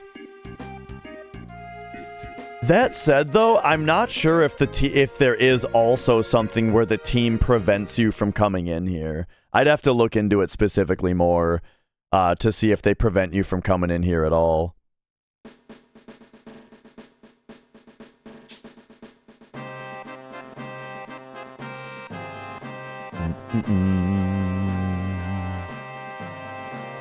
And what up, Minin?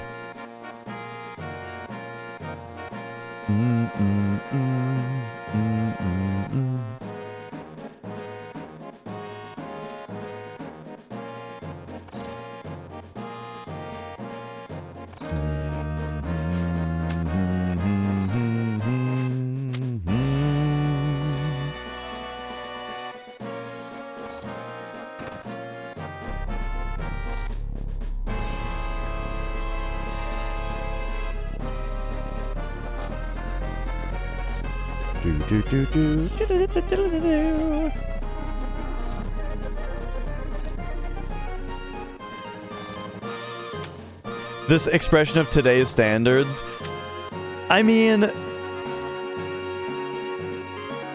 yeah, I'm always kind of slow to say that as well, because it's like, I don't know, by today's standards, a blank Chrome tab takes like 63 megabytes. You know? By today's standards, a lot of AAA games just like crash all the time and have totally progression halting bugs in them that need to get patched out. By today's standards, there's 40 gigs on the disc and a 20 gig day one patch.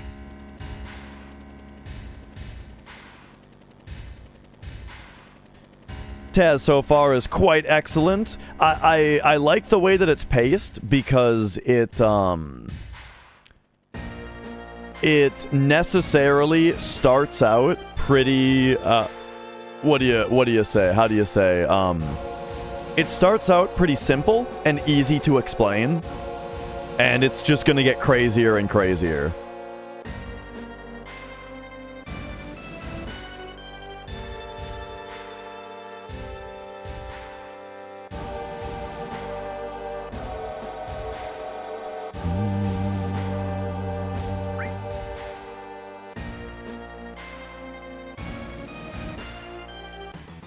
Now, of course, not to say this game doesn't have bugs in it. I'm just saying.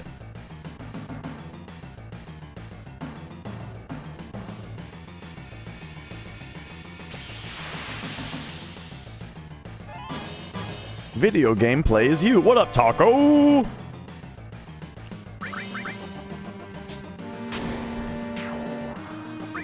Alright, so here's once again the hold time on the grenade. Because, let's see, is this a level up? Did somebody level up here? Oh, or maybe it was to manip a grenade drop. Yeah, a grenade dropped. I bet that the reason for holding time on the last grenade was to get the grenade drop from Battle RNG. Which, by the way, that's a little bit of foreshadowing for everyone's favorite part later.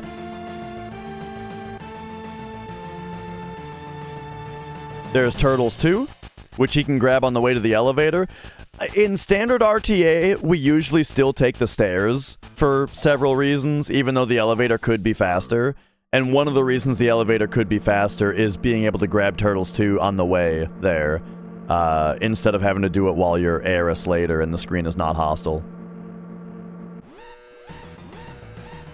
Or if you're Dash, forget to grab it while you're Aerith, and then come back way later. Thick boy! Thick boy! Why, thank you for subscribing.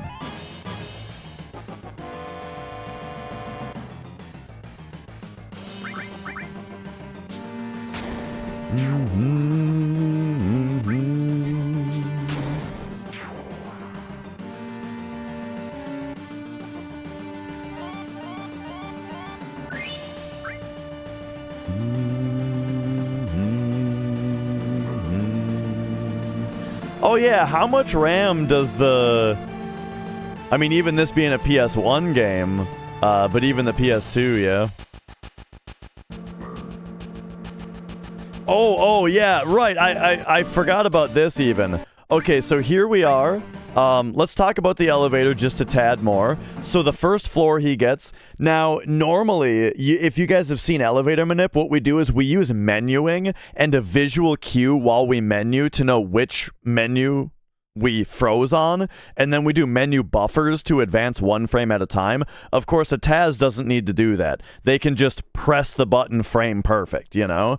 And so, what is frame perfect? Well, floor 17 is one of the... Not only did he get floor 17, which is one of the fastest battles, but the battle also initiated at the time to give Barrett first turn ATB. So with that first turn ATB, he can grenade this guy, and then hold time and grenade this guy, Why did he hold time? Once again, so that he gets a grenade drop from the fight. Oh, and there was a level up also.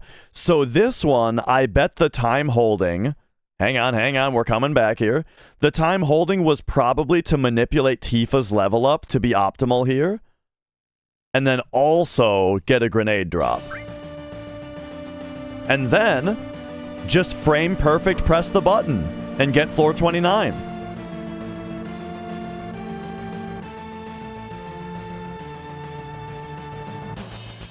Then, just frame perfect press the button and get floor 38, which once again results in no battle. Then, frame perfect press the button again for floor 47.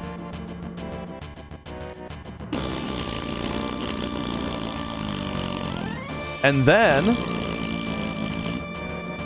just frame perfect, press the button again, and be done. How old is this TAS? Like 2 weeks. Or two or 3 weeks, yeah.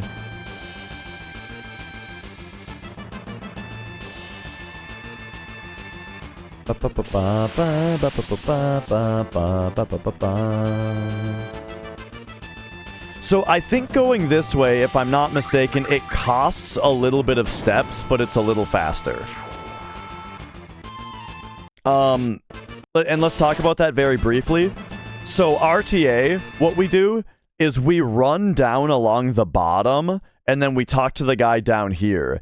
And that is more running. It takes a little bit longer to run around that way. But the reason is because this field is not hostile until after we fight these guys. And so going around the top, it's faster. You get to them sooner and can get to the elevator quicker.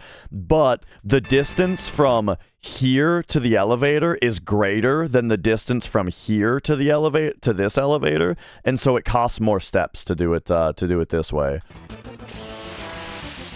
That said, I wonder if this is actually RTA viable, because the Midgar steps are pretty easy. So I wonder if this is actually something that could be implemented in any percent, you know?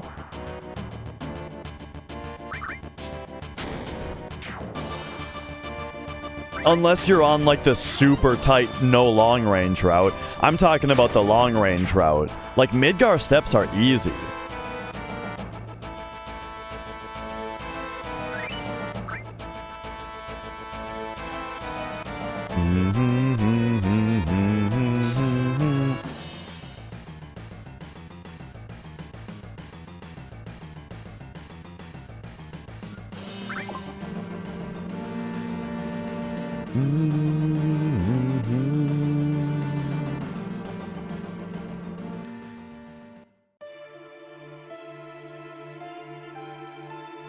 Alright, I look forward to seeing the guard sneaking.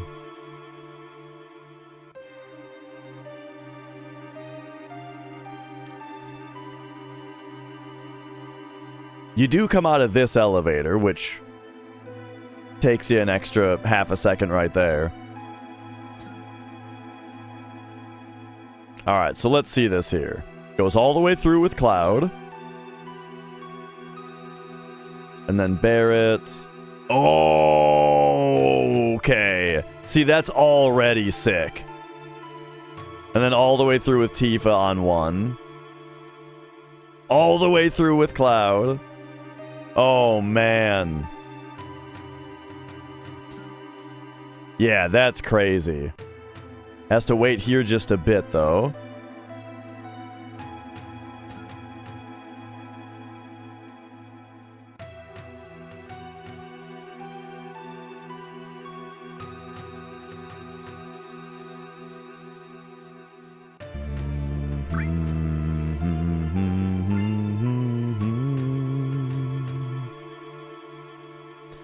And now here we would usually check the menu to see what our IGT is, in order to know what the password is, but it's TAS. They know what the password is already. Or just by looking at the RAM. Or, you know, just testing them one by one. Whichever way works.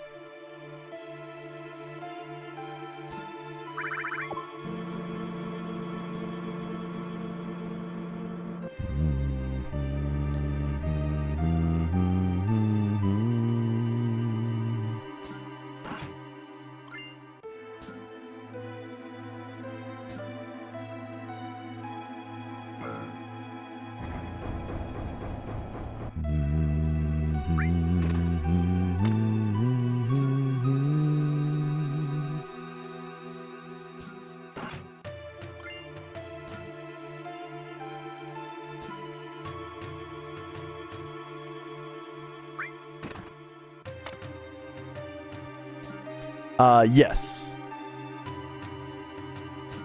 Yeah, it works the same way on Emulator. The only thing is that you might have to adjust for the faster load time if you're using DuckStation. Or if you're using BizHawk, you have to adjust for the slower load time.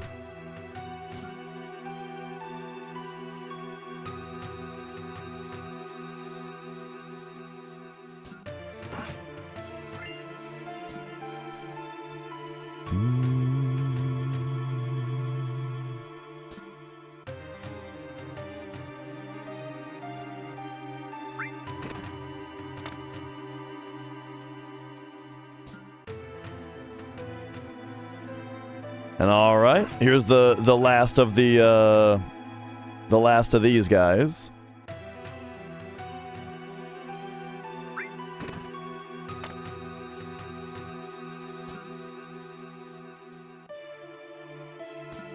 Wah, wah, wah, wah, wah. And oh, it is interesting that it goes over the top right there. It's probably a tiny bit faster, but I feel like it's harder to buffer RTA, you know? Going over the top that way. Alright, here we can just fast forward through some cutscenes.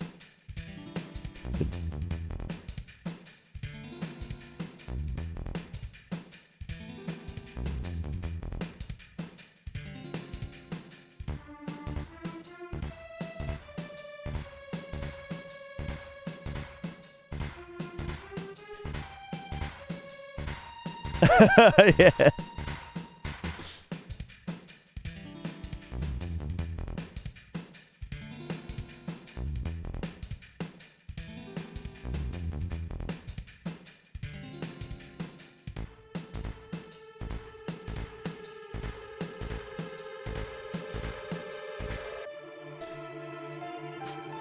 I always say, of this game's entire soundtrack, that's the song that I would specifically say is the most nostalgic for me. Probably because I spent a lot of time in Midgar as a kid.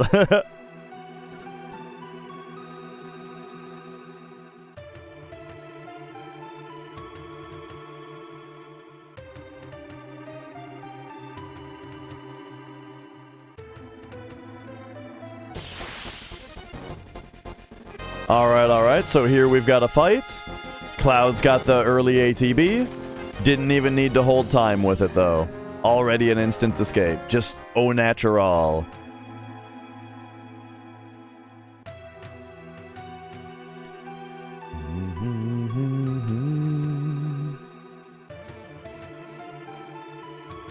I always talk about how this is kind of the breather of the run, you know?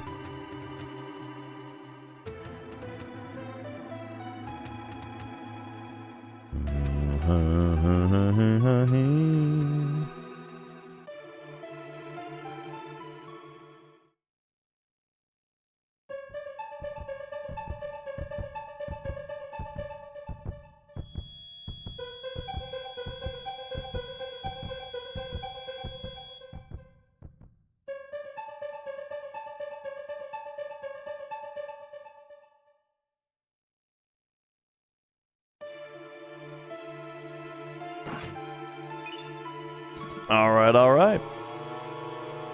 Yo, Zandon.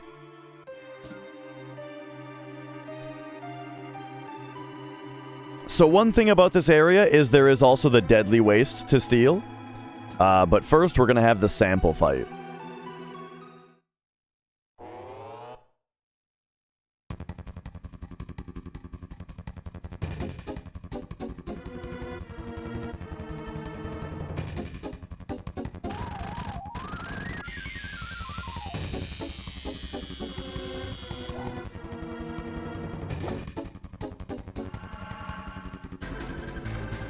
Not a ton to say about just these cutscenes here.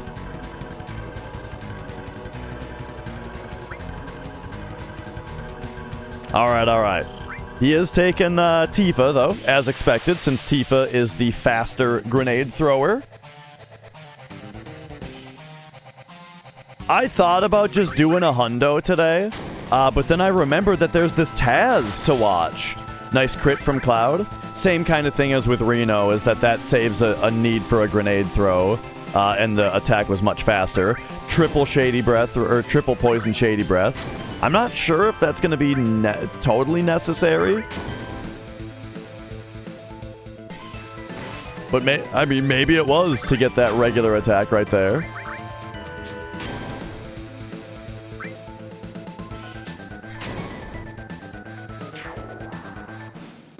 Woo!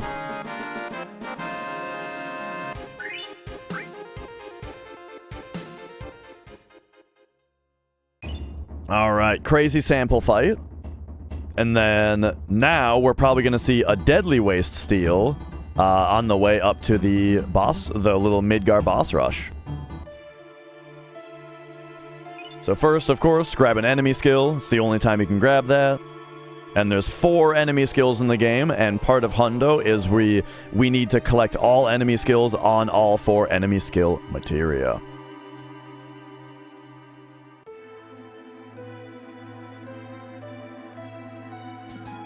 Yeah, I love watching these TASs.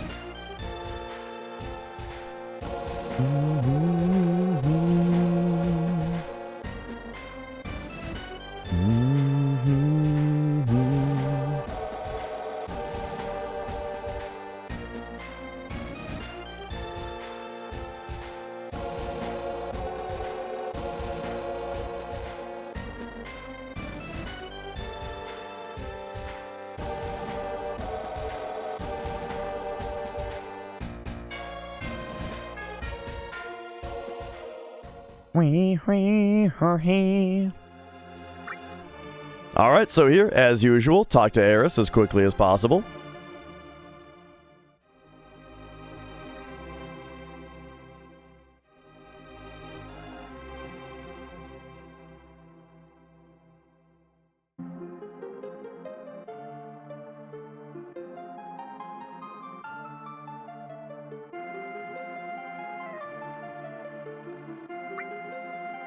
Go to sleep after talking to Aerith.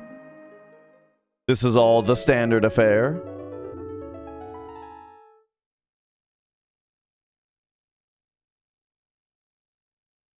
Alright. And then it's off to him, talk to Tifa. We are going to see a jail skip, I'm sure, though. Talk to Tifa.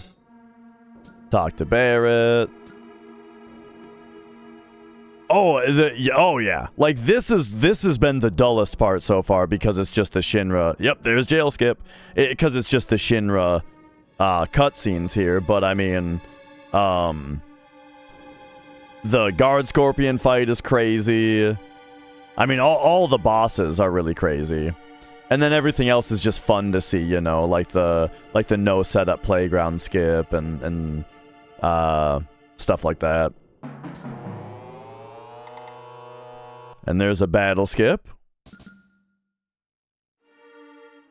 Just all the, yo, Aquarius, all of the RNG manipulation in general, you know, is really great. Like right there, did you see how he stopped before starting the battle? You know, that was to make sure that somebody in the party has starting ATB. Well, actually, that was to make sure that Cloud has starting ATB, so that now Cloud can go straight down to steal. Get that first try deadly waste steal and the instant escape. Yep, one-shot airbuster. It was just a big shot crit for 1250.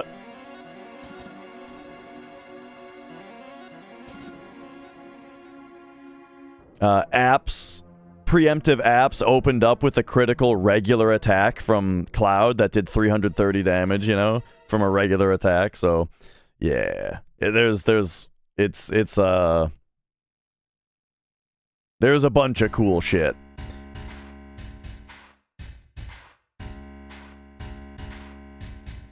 Right arm, I believe, is still the fastest way to fight Dyne. So there should be a right arm steal, yes.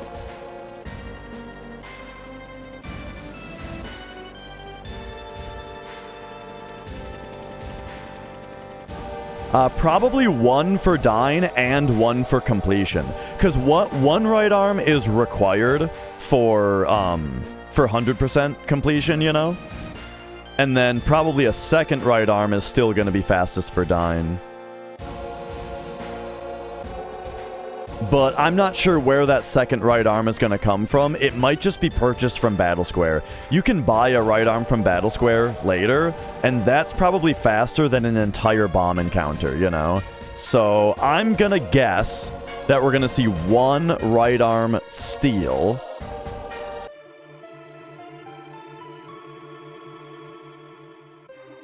And then the other right arm will be obtained later. Either via purchasing from Battle Square, or maybe it'll be from... Maybe he'll go back and morph a shrapnel at the same time as stealing a right arm, like we do RTA.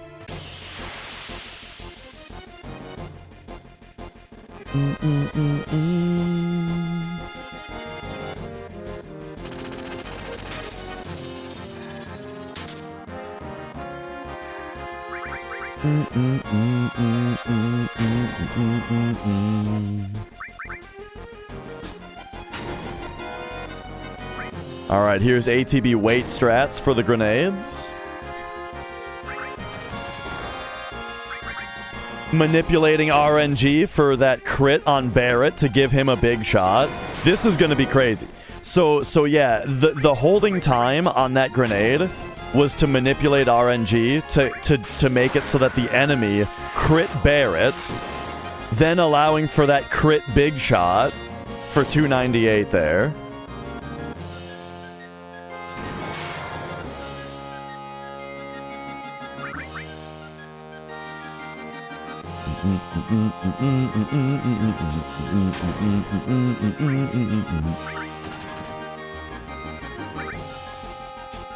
Oh, the steals are gonna get even crazier than that, Ears. There are some weird mechanics to stealing in this game that are gonna be put on display. The Vag Claw is like the biggest thing that comes to mind.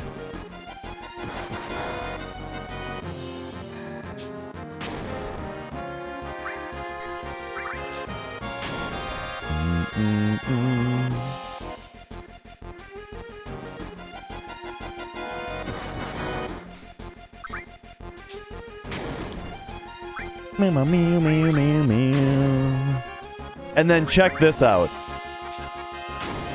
Okay, so notice that Red just got his limit. The boss is not spinning yet. And now he's holding time on this Sled Fang until right now. Why did he hold time on that Sled Fang? Oh, so that it crits and kills the boss before he even enters his spinning phase. So that avoided watching the animation of the spin. And then it may have also manipulated the level ups there. I'm not sure if the level ups there were bothered to be manipulated, but it could have had to have been a crit plus the level up that he wanted, that he was waiting for.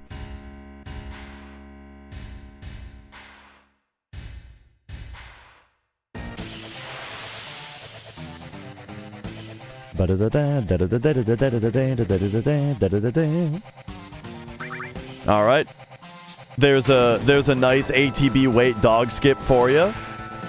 Yeah, this is a TAS Vampirius. So that's why he's able to ATB, wait, just hold time until he gets crit. So crit regular attack, there's a crit braver for you. Hold, crit attack. Oh my god, Reno's dead, or Rufus is dead in 3 turns. Oh my god.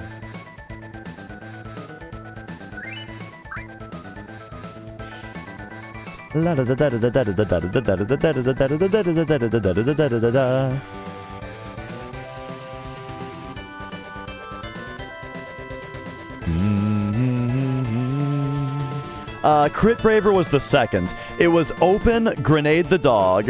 It was Grenade the Dog opener. Then it was Crit Rufus, Braver Crit Rufus, Crit Rufus. And that was the whole battle.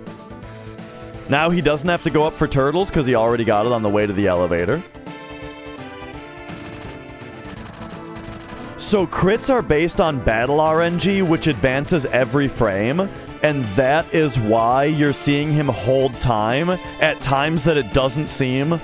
At times that it seems like he's just wasting time. It's because he's waiting for a frame that is a crit.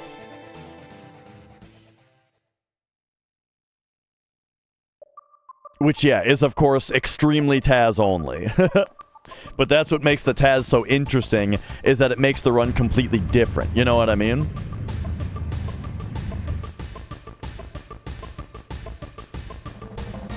Yeah, it's like 15 minutes better, Pavo. I guess we'll find out.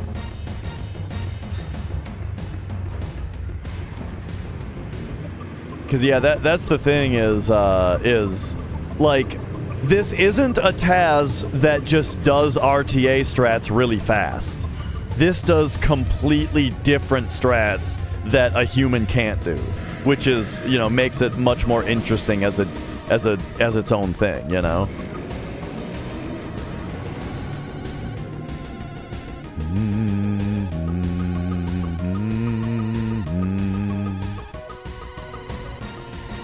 Oron D's nuts. Thank you for the good luck. We're commentating a TAS run here.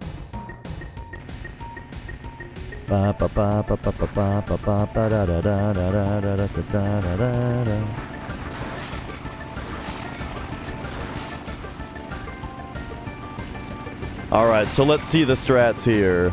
I'm not sure if he's gonna need to. Well, so even if he wants to manipulate Motorball, he can do it with the exact RNG ranges, and doesn't have to, or sorry, the exact HP ranges, and doesn't have to do any kind of like safety stuff. Oh, it looks like he might just be killing every bike just for fun.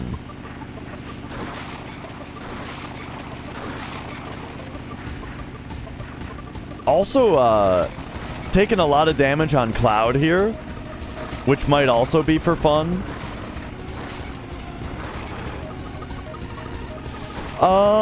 There are 3 positions that the bikes can spawn from. Left, right, and center. And each one of them is like, it'll only spawn if the last one is dead, you know? And then whether or not it's orange or red is random. And the orange and... Oh, here's the RNG manipulation. Okay, so... Or not RNG manipulation. This is AI manipulation. So he is purposefully allowing the bikes to do damage to Tifa and Barrett here, because Motorball always arm attacks the character that has the most HP. And I'm guessing he's going to want him to attack Cloud. And so he allowed the bikes to do damage to Tifa and Barrett to make it so that the boss is going to attack Cloud.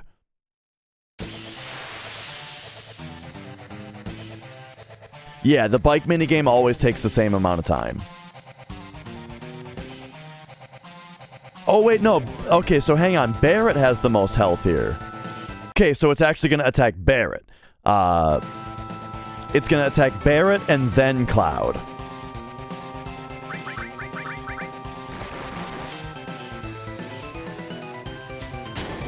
So single arm attack, by the way, is good. He has a chance to do a double arm attack there, but single arm attack is faster. Bolt does a lot of damage because he's weak to lightning. Attack on Cloud.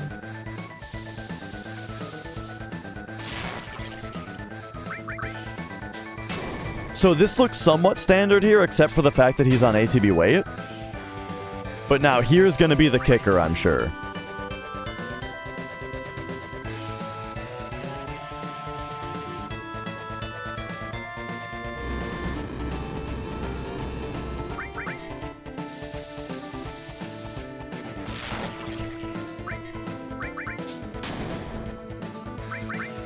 So here he waited for a moment before this Braver. Boom, crit Braver for 296.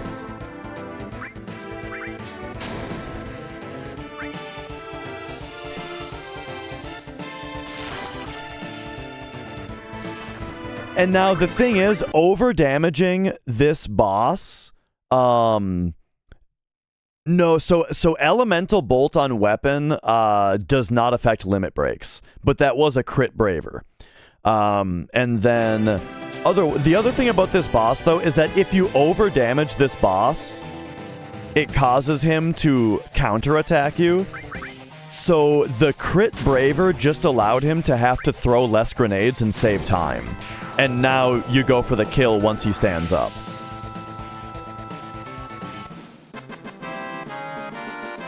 So yeah, that Motorball didn't look too crazy, but it was definitely very fast.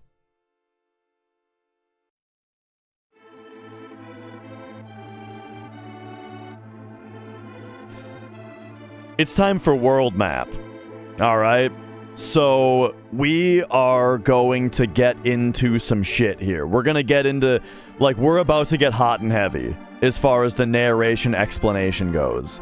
But before we get into that, first, he's going to come down here, paralysis dodge to skip this cutscene. It's just over 12 hours. Okay, let's talk about the world map. First of all, he's doing diagonal movement with the camera. So the reason that he's doing this is because when you move diagonally in this game, because of the way that they programmed the values, you move about 5% faster going diagonally than you do going straight. However, how do you move diagonally and go directly east? Well, the way that you do that is by turning the camera 45 degrees and then counter-rotating the camera against your diagonal movement. Because if you're running right, the camera tries to swing the camera right. So if you're holding L1 to swing the camera left while you run right, they balance each other out and the camera ends up staying solid. So you do that while going diagonally, and that's how you can achieve moving in a cardinal direction while going diagonal, while doing diagonal movement to move 5% faster. So that's what's giving him the 5% faster movement here. Now there's another thing that's happening. When you are on the world map in this game, every frame that you are holding, so the first of all, the RNG table that's used gets seeded as you load in, and it gets seeded based on what your current in-game time is. Your in-game time is used as like the seed number to build out a table of RNG. And then every frame on the world map that you are holding either R1, L1, left on the D-pad or right on the D-pad. If you're pressing any one of those four buttons, then every frame that you're pressing any one of those four buttons, your position on the RNG table advances. Otherwise, the other things that make your position on the RNG table advance is whenever it checks for a battle, which is every 17 frames that you're moving, and when the Midgar Zolom decides to call RNG to decide how he's going to behave, which he is doing at this point because we're close enough to him. So, all of these factors together decide what RNG is and where you are on the RNG table. And so, not only is he doing this diagonal movement in order to move faster, but you might notice little oddities in his movement. Little tiny adjustments. Let's look for one. Let's look for one. There's going to be one at some point. Okay, right there. There might have been a single frame where he wasn't moving right there, it looked like. Oh, and right there, you notice he moved just a little bit differently for like, oh, right there. Did you see him stop for a frame? Hang on, that was a good one. We can really look at that for a second here.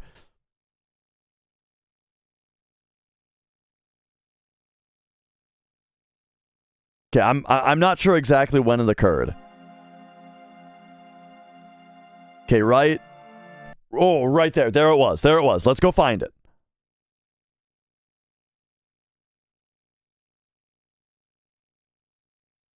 Eh? Eh? There it is.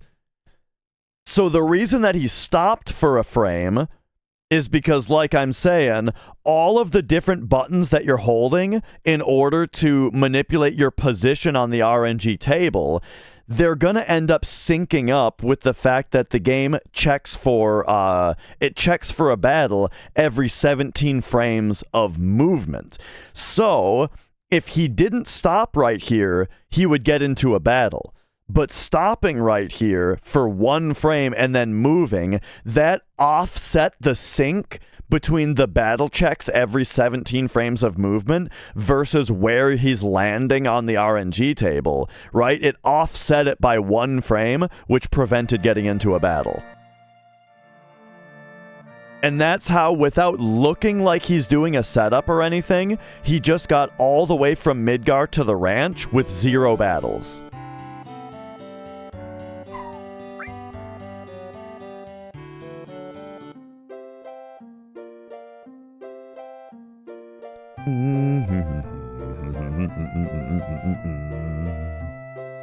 Of course, here you gotta watch the chickens dance so that you get the Chocobo MOG Materia. There's no faster way to get this. Bum-ba-da-ba-da-bum. Alright, so there's Chocobo MOG. Up here for Choco Billy. Gets you the Chocobo MOG Materia. Yeah, exactly. That's if I didn't explicitly say, while he stopped there for a second, he was very likely still holding R and L, which that's what caused the RNG to still move, but the fact that he wasn't moving made it so that every 17 frames check was paused. And so that's what made it so that the next battle check occurred one position later on the RNG table than it would have if he kept moving. How much further ahead? I don't know. Quite a bit.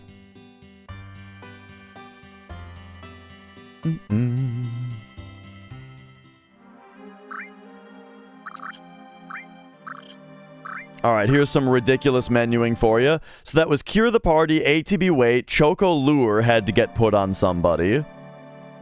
And now you'll notice he manipulated it to get the battle with the Chocobo as close as possible to his destination.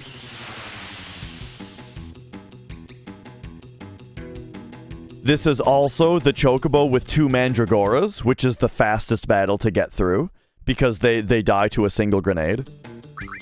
He also got perfect ATB on Tifa and Cloud to allow him to queue up these grenades before... oh, it was with Barret even. Oh, right, because Barret throws grenades faster than Cloud does.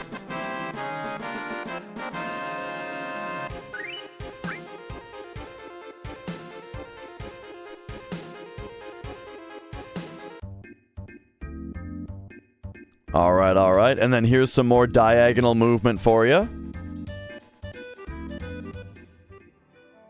And then he initiated this, he did his Chocobo dismount in such a spot. This is something that we do RTA, is he dismounted the Chocobo at a position where it dropped Cloud's position into this cutscene, which triggered this cutscene canceling out the dismounting of the Chocobo cutscene. So he still dismounted the Chocobo, he just didn't have to watch Cloud do it, which saves frames.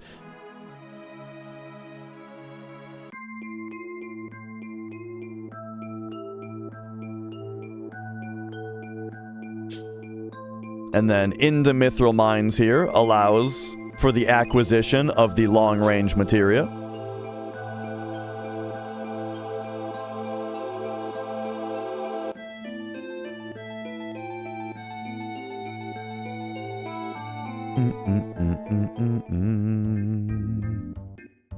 And then now it's time for the wackiest calm skip you've ever seen. So he's doing diagonal movement to speed up the Chocobo movement the entire time.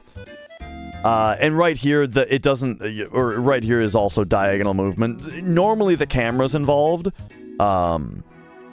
you know, so that you can, the camera's involved so that you can move in any direction moving diagonally. But if you're moving directly in a diagonal direction from like a overhead perspective, then you don't need to bother with the camera.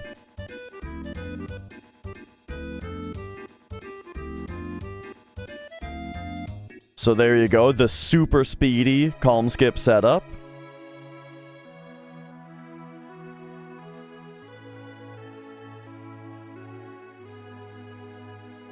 Oh, and you might be wondering why we do calm skip in a 100% run. It's because you don't get anything from the calm flashbacks, you know? He's able to cut through the forest, even. Normally we don't cut through the forest because the forest gives a lot of danger. But since this is all RNG manipulated, doesn't have to worry about getting into a battle because of the forest. And you can just cut on right through. Just take the fastest line, you know? But anyway, like I was saying, the calm flashback doesn't get you anything. You don't get any items from it. You don't fight any bosses in it, you know? So even in a 100% run, it's unnecessary. Well, this is, Ninja, this is a TAS. As you could probably see from that menu. This is a TAS of the 100% category. So right now we're at the part of any percent, or at the part of 100% where it lines up pretty closely to any percent, you know? Like really some of the only differences are like getting the iron bangle, getting the ghost hand, getting the deadly waste, you know? But for the most part it's lining up, it's lined up quite a bit with any percent. It's gonna go off the rails pretty soon though.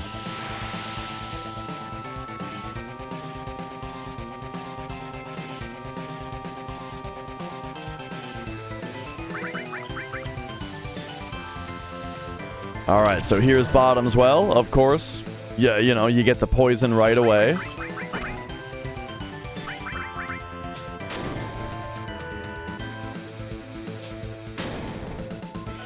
Couple of grenade throws. Waits for the boss's attack. And then fires off that big shot for a big 315 crit.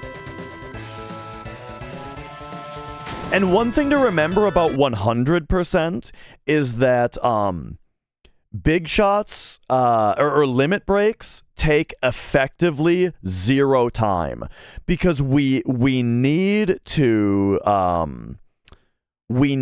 use enough limit breaks to learn the following limit breaks anyway, you know?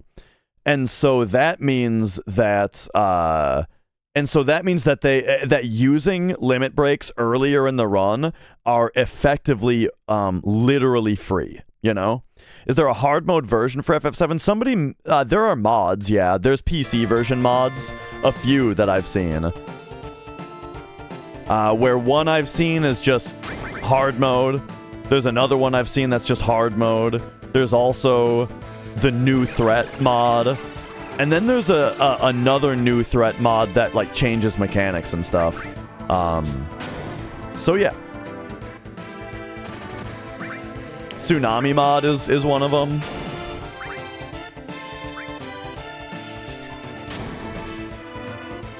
Otherwise, hard mode for this game is speedrunning it. That's the beauty of speedrunning, is that if you take a game that's relatively easy even, the intrinsic difficulty of having to race against the best you've ever done or against the world record makes it difficult, you know? Like, FF7 might not be a particularly difficult game, but beating the world record is fucking hard, you know? And so yeah, speedrun it.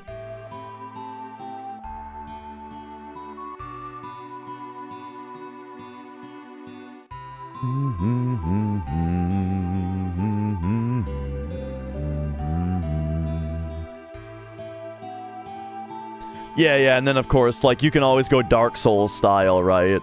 And do, like, you know, there's your Soul Level 1 run, or, you know, what's the thing that they do with rando? Oh, this is actually something really interesting. Hang on, back to FF7. Okay, so, in this minigame, you need to do 41 breaths total, and the meter charges up to 10, right? So that means that you're gonna have to do a minimum of 5, like, pumps. I don't know what to call it, right? A minimum of like 5 exhales. Okay, right? That's what we say. Well, I already used the term breath to say breathing in, right? So, okay, let me put it this way. You need to do 41 inhales, and because the inhales, you can do up to 10 per exhale, that means that there's a minimum of 5 exhales to do, right? And so RTA, people will either do like 10, 10, 10, 10, 1, or more commonly what you'll see is 9, 9, 9, 9, 5, or 5, 9, 9, 9, 9. I think that's what most people do, right? However, I lied to you. It appears to go up to 10, but it is actually frame perfect. You can get 11. It's not worth doing RTA because it's too risky, right? It's too risky to do. But frame perfect, you can get 11, which means that you can save an exhale. You can do 11, 10, 10, 10, and then you only did 4 exhales. RTA means real time, like you with a controller pressing the buttons in real time, as in like a normal speed run that's not a TAS, right? We'll say RTA is what people say for short. So yeah, RTA, you'll always see 5 exhales, but the TAS is going to get it done in 4 here. So as we can see, 1, 2, 3, 4, 5, 6, 7, 8, 9, 10, and then boom, here's this. Did you see that weird hiccup that Cloud did there? Yeah, real-time attack.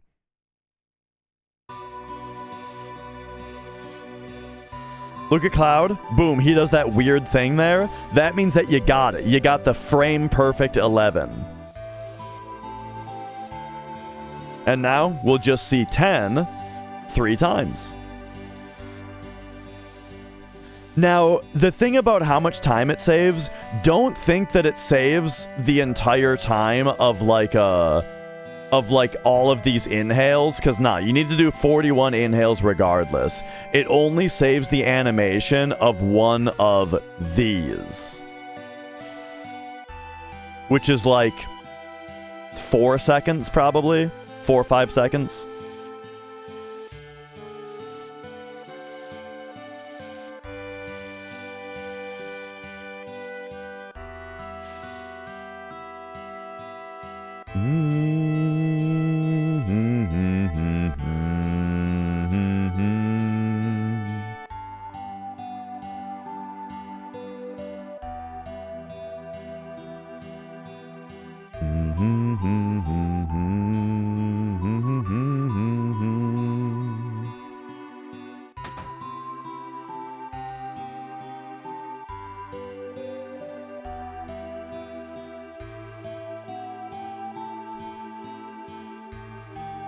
Alright, I should probably get another soil in here.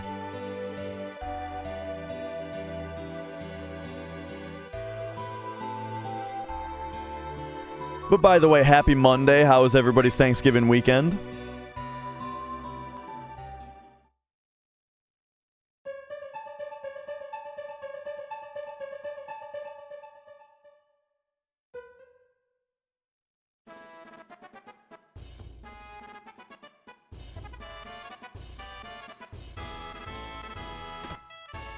Alright, so this should be pretty standard affair here.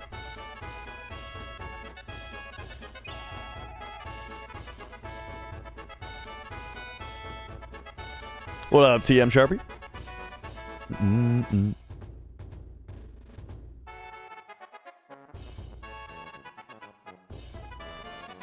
Well, so if I say Thanksgiving weekend, right, I'm referring to last weekend, whether you had Thanksgiving or not. Like if somebody says Christmas, regardless of whether you celebrate Christmas, they mean December 25th. You know what I mean?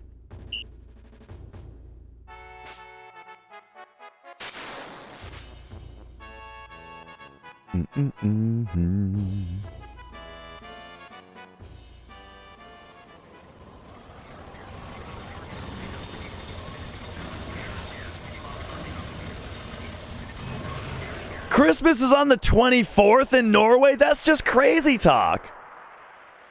Well, but still though, let me I'm sticking by what I said. When an American says Christmas, regardless of whether you celebrate Christmas or whether your country's Christmas is on December 25th, when an American says Christmas, they mean December 25th, regardless of anything else. You know, it's just a name for a date.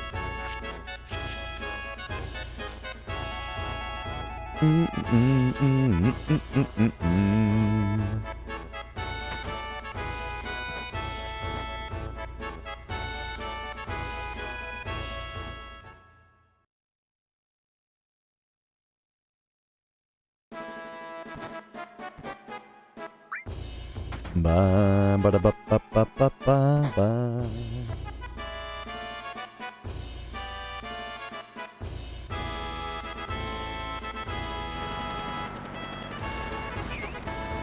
Right. Like, if I say 4th of July, and I'm talking about Independence Day, you know, no one's,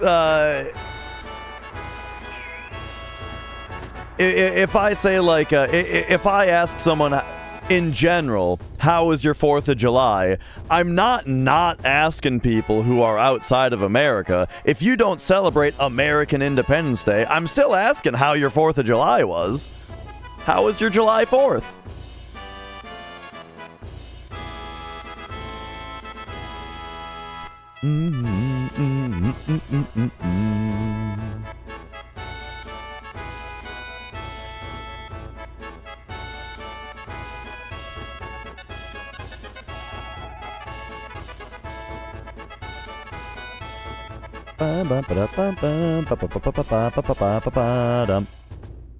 Here's the quick little slip between the guards.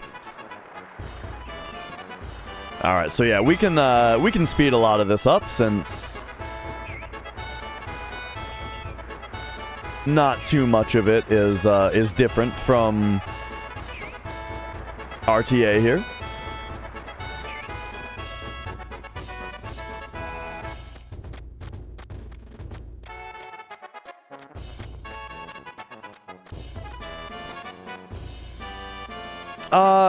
Well, so for some reason 4th of July is like the only thing where it's said that way most of the time. Like, this isn't 100% true, but most of the time when we say the date, we say November 27th. Right? Today is November 27th. You know, today is June 19th. Today is January 1st. 4th of July is like the only time that Americans say it the other way around. Generally.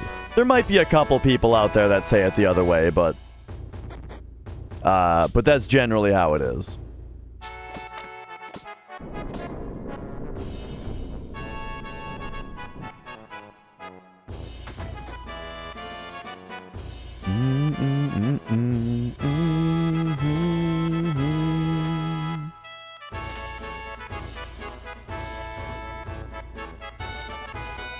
But we've had the date discussion many times. Like, in my opinion, the ordering of a date, when you write out the complete date, it should be year, month, day. Year, month, day. I think that that's how it should be. because you get the grandest piece of information first, and then you get more detailed after that. You know, you establish the base, and then you get more detailed, and then you get more detailed, right? Because if I say to you, I'm going to tell you the date, right? And what's happening in your mind, right? It's the 7th. You have no clue what this means yet. Of July. Okay, now we know it's in the middle of the year. That would have been nice to know. 1947. Whoa, we're talking about the 40s? What the fuck? You know what I mean?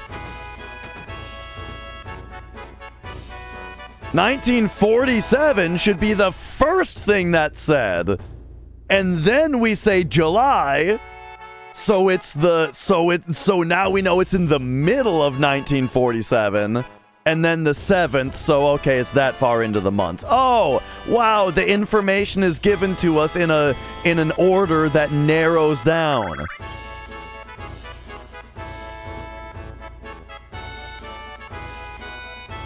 My birthday, October 18th.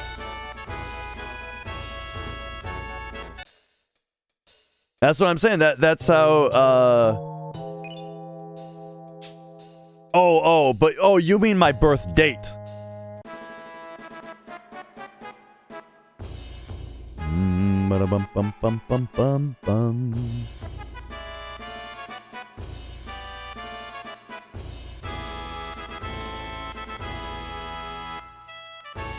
I'm sorry to hear that, Zandon.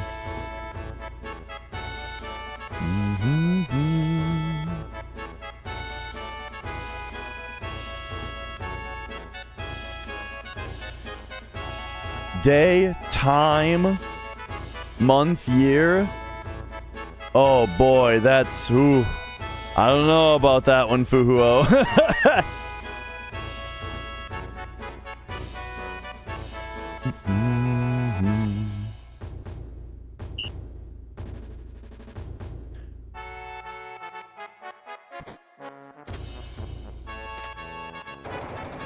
But yeah, that said though, right. The way that we say days in the US, right? Like if I was to say, right, today is November 27th, 2023, putting the year last, I think is wrong, right? I think it should be first, right? However, I do think that month should come before day, right? I think it should be all the way big to small. Having it be all the way small to big, that's all the way wrong.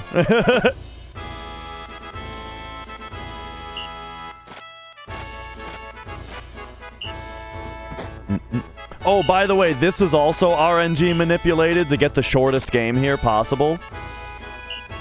Maybe not the shortest game possible, but the shortest game... It probably is the shortest game possible. I don't know. It depends on how Elevator Manip was. That's one thing that I didn't mention. So back when Elevator Manip happened, the final button push also set the stone value, and the stone value is what decides what possible games you can have here. And so then here... I'm sure we're getting a game that's very, very fast. Maybe not the very fastest, but probably one of the fastest, if not the fastest, of the stone value. It depends on whether it's worth it to wait for a better for a faster game. On a PB, yeah, I got like the 7th best possible one time. Yeah, this TAS is what about 3 weeks ago.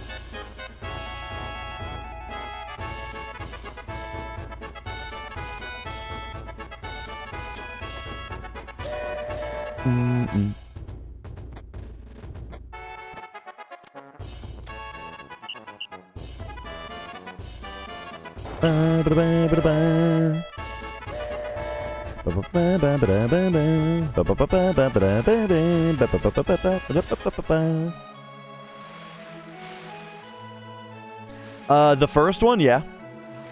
I didn't beat it. But I played it a bit, you know.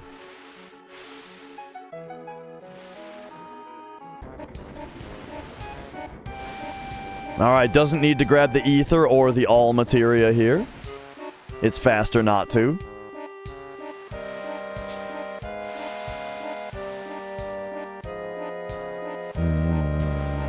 I have big respect for the game, Deus Ex, but like I big time respect like the way they made the game and what it is and all that. However, I find immersive sims to be, for my tastes, they're a little overly clunky to play.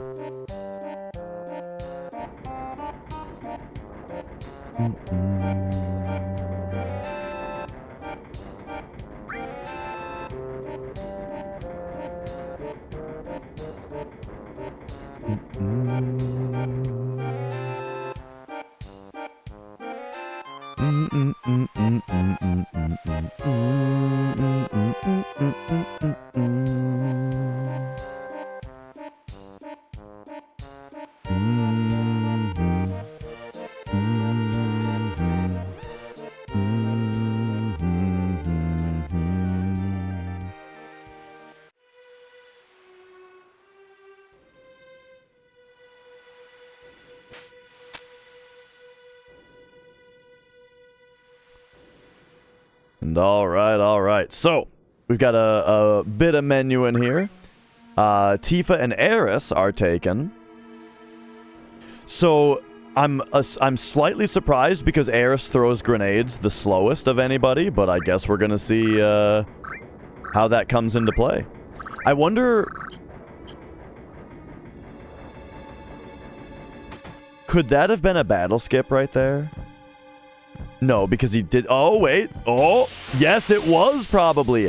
I bet that this menu right here was a battle skip. Did I play any of the original Thief games? No, I've never played a Thief game. Alright, so we've got Hyper on Cloud. We've got ATB Wait. We've got Force Stealer, Iron Bangle, Power Wrist. Lots of shit there.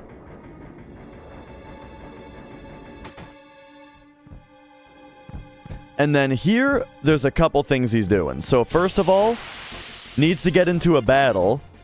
This is actually really crazy. So firstly, he needs to get into a battle to clear the double boss bug. And then also probably setting up a preemptive for Jenova. And then also notice whose ATB is best and who has steel equipped. Right here. Oh, wait a second. Doesn't need to steal because he's going to get the drop later anyway. All right. I thought maybe he was going to steal a Shinra beta there. But it looks like he didn't need to.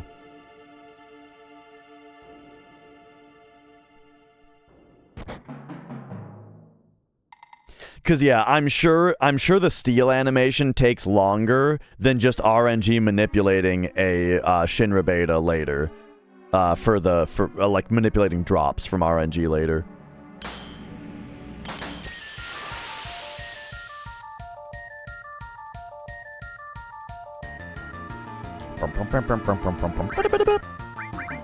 Alright. Here is an RNG manipulated Braver with the preemptive 1302 crit.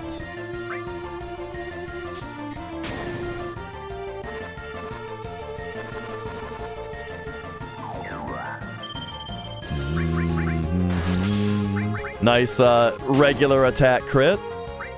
So he's got grenades from the other two going out. But because Cloud has the Force Stealer and the Power Wrist, it's faster to wait for crits. Crits do more damage. Crits do more damage and have a faster animation.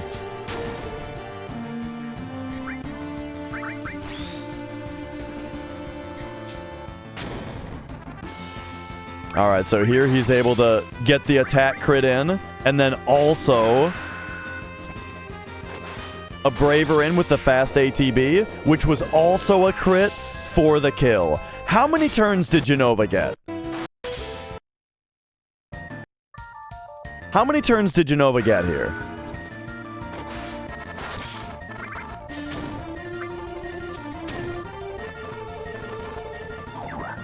First, she missed her stop. She got 2 turns. She missed her stop. Then she did a single laser on Cloud, which is the fastest thing possible. A single laser is very fast, and it also gives him a limit break. Absolutely insane. Yeah, because the damage rolls, whether or not they're crits, the stat ups from the level ups at the end, all of this is based on battle RNG, which is advancing every frame during the battle. And so that's why sometimes he'll do something like select attack, but then wait a few frames and then put it through, and that's manipulating what the RNG of the attack roll is.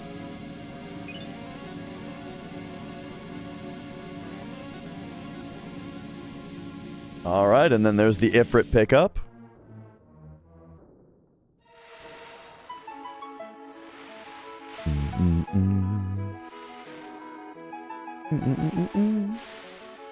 La da da da da. Ba ba ba ba ba ba ba ba. Yeah, Pandora's box is definitely gonna get VMG'd.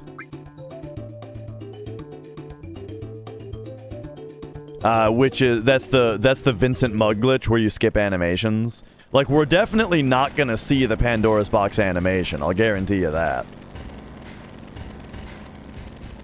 But that's the case RTA as well.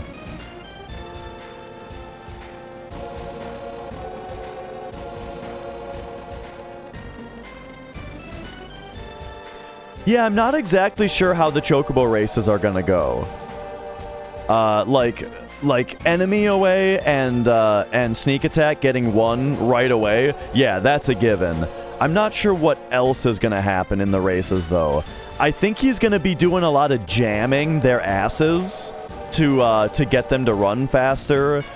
Probably gonna fight. Probably gonna have Joe involved so that they go faster. Like getting Joe every game and having it win the prize. Is probably going to be a strat.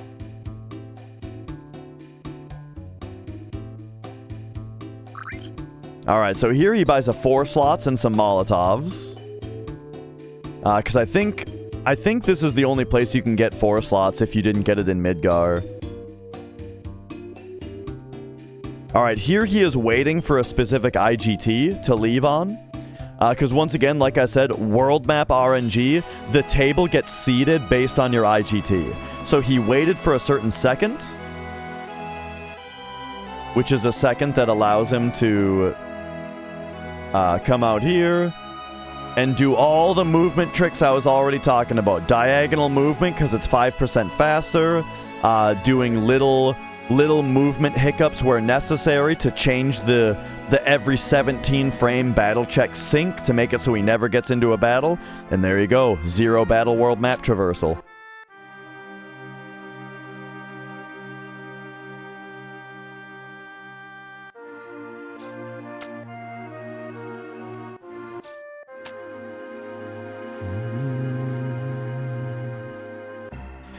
And so, if you think the world map manips to avoid battles are cool, oh, just wait until we get to battery caps.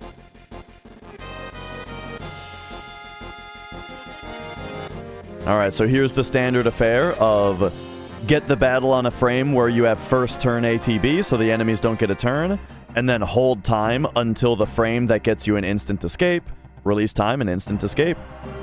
Never having to watch an enemy battle animation. Or battle turn animation.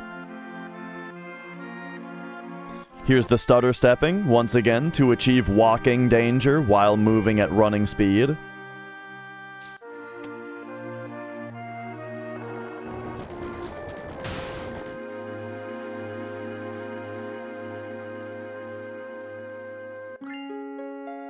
Grabbing that turbo ether. It's a very quick grab to get that right there. I'm curious, curious what it's for, though. Because it's easy enough to get a turbo ether later, I think.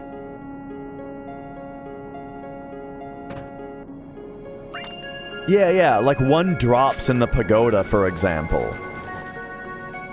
So the fact that he's going out of his way to grab the turbo ether, there's a battle skip, means that there must be it must be routed in somewhere. Another battle skip.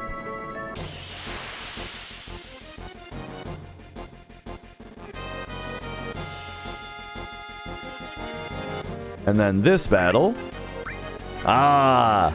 Okay. So, this battle... So, the two battle skips... The other thing about battle skips is that, if you skip a battle, it does advance your formations. So, those two battles that he skipped, he also skipped those formations. And so now, here's a battle that has 5 enemies in it. And he needs to grind kills with Aerith to unlock Aerith's... limit breaks. And so at this point, you know, if there's a battle with 5 enemies in it, that's pretty good. And also, he RNG manipulated getting Fat Chocobo, which is a shorter animation. And the other good thing about this battle is that those bird enemies have a chance to drop the item Bolt Plume. Oh, but he didn't get a Bolt Plume. He probably gets that from Chocobo Racing later then. I was thinking Bolt Plume might have been part of that.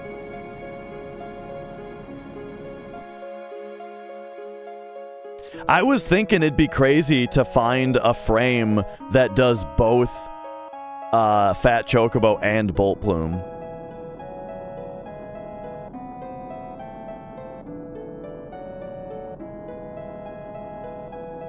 All right, here comes, we'll get the questions answered about the right arm coming up here pretty soon.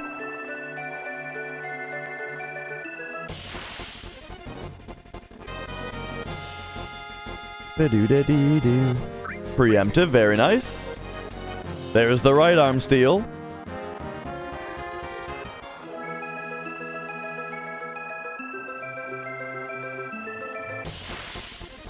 Ah, and then here's a second bomb encounter. And another right arm steal as well. So my guess... I was saying one... It might be that one is for dying and one is for completion. But actually, I bet that there's just another place to use a right arm that saves time. Like Palmer or Demon's Gate or something. And it's probably not even one of those two. I bet it's something that I'm just not thinking of.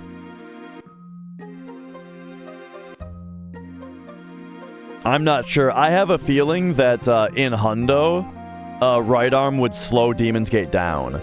Because Demon's Gate, we're going to have Death Sentence and Power Soul by then. So Tifa attacks are faster than right arm is.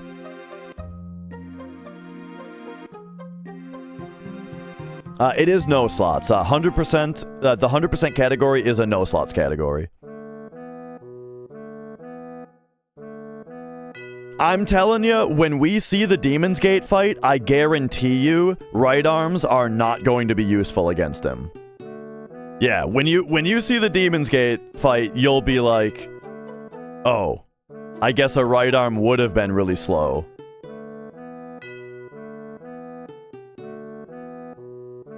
Oh, there might be a dice. Yeah, I can almost guarantee that we're going to see at least one 2400 dice roll in the run.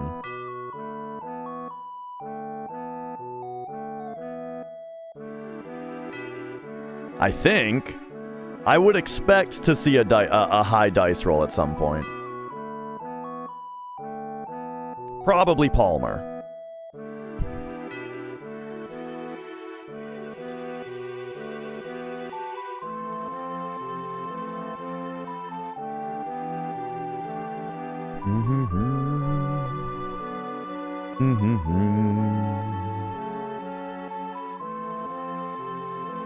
Yeah, like if you have Kate Furied and you 2400 dice roll him and then he Mako guns Kate and then Kate 2400 dice rolls him again, like that's pretty high DPS.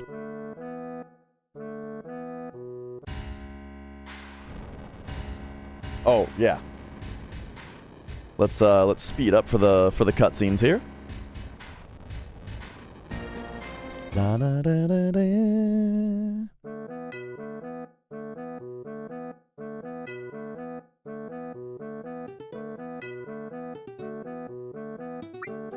That's true that using dice does not count towards limits that we need. That's a very good point.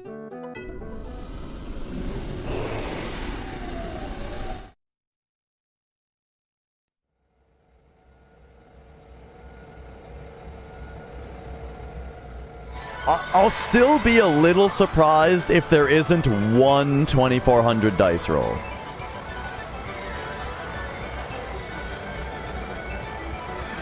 But it's gonna have, yeah, it's gonna have to happen pretty soon because otherwise, other damage methods are gonna outpace it really quickly.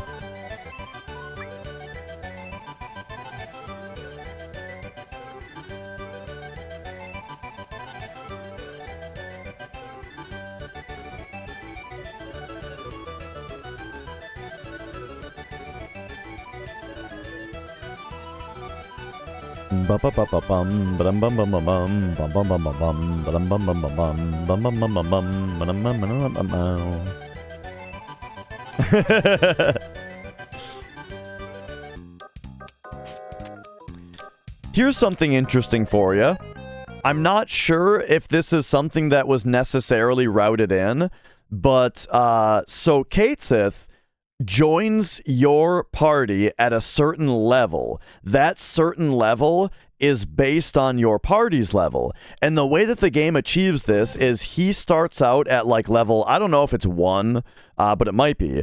And then what happens is right here, boom, right now, what it's doing before it brings up his name is it takes wherever battle RNG last froze at the end of the last battle, it uses that battle RNG to level him up several times in a row up to the level that he joins your party at.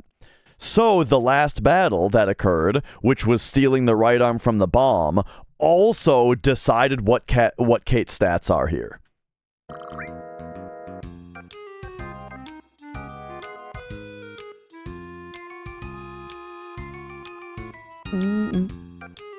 I'm guessing he named him S because it doesn't really cost any time and it differentiates him from C.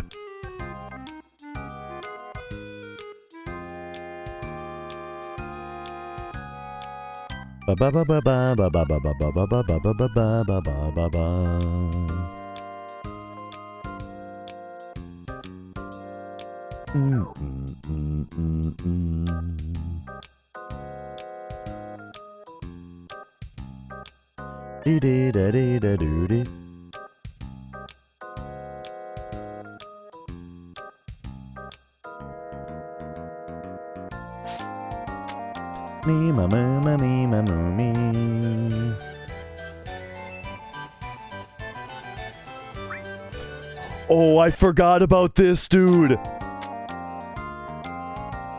Are you guys ready for some RNG manipulation?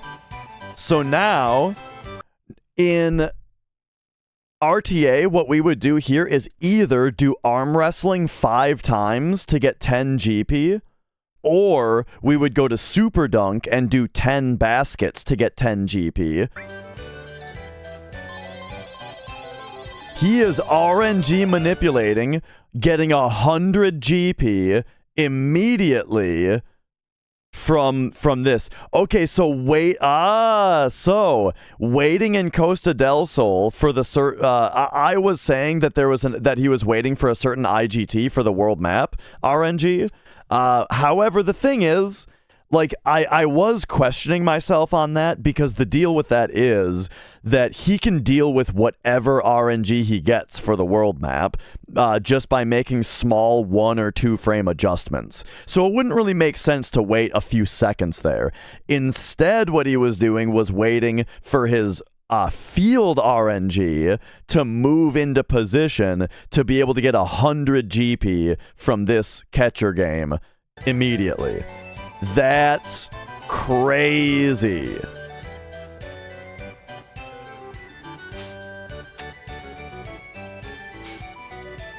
But now he does have to do speed square, because speed square is how we get the umbrella. This is the only way to get the umbrella and the only time that we can do it.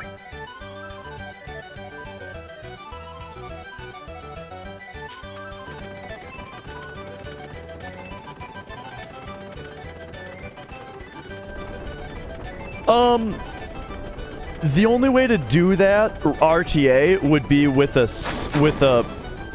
setup. You would need a setup for it, and I think it's been looked into, but the setup is very time consuming. Like, Toastmat looked into it. Yeah, Toastmat looked into it, and like, the only way that he found was to enjoy the TAS speed square, by the way. The only way he found to do it was with a hard reset, which of course is slow to do a hard reset, and it was purely for swag that he even looked into it, because it was a charity incentive.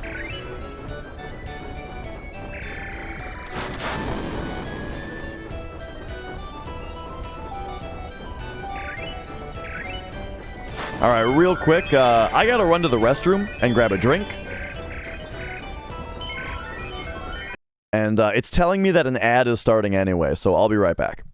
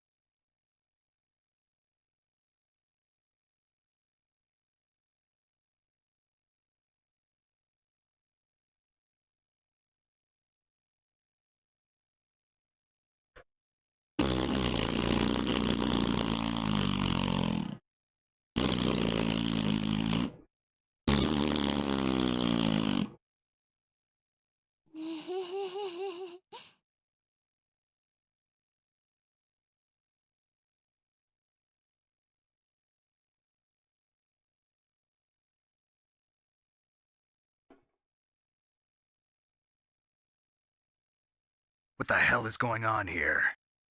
Alright, I made it back in time. What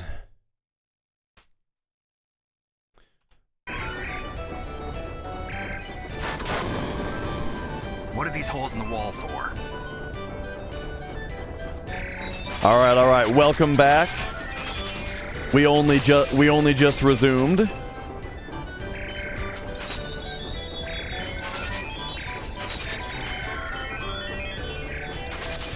And here we go.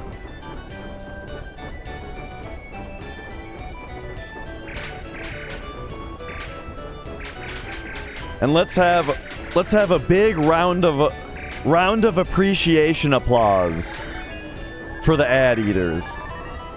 Thank you for dealing with it.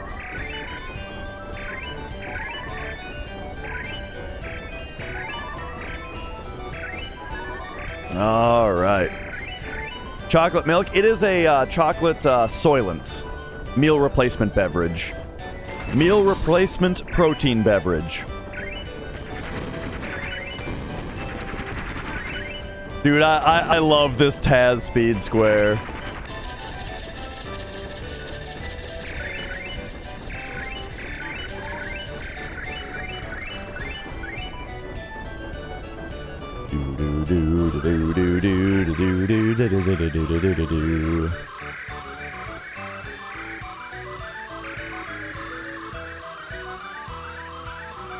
Oh, nice. The low power kill.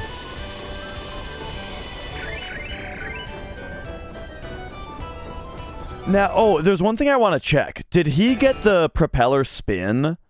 Or not propeller, but like the boat spin? So here he's shooting it, and then he does. Okay, okay. So yeah, we are looking at the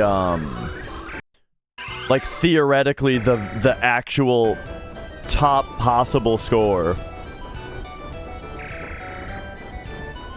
81-85. So yeah, that must be like the actual best possible.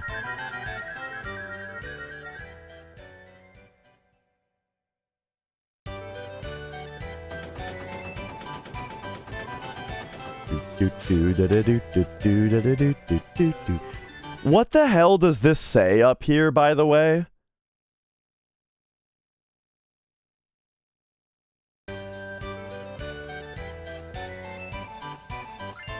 Pav Kitty?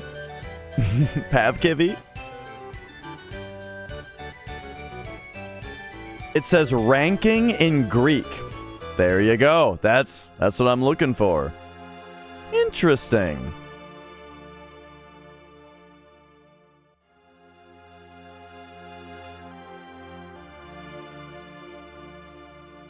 Yeah, like, right. That's what I was thinking, is the A looked, was kind of a giveaway of, like, what, language it was written in. But it's kind of, I wonder why that decision was made.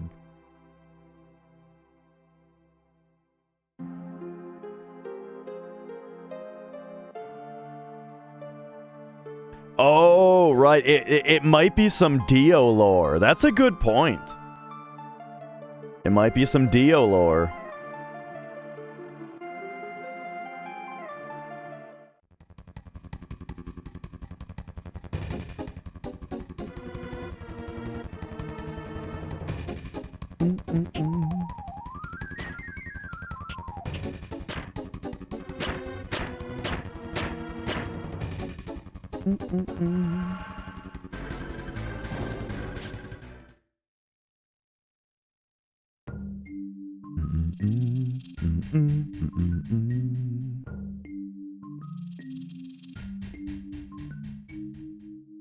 Yeah. Interesting.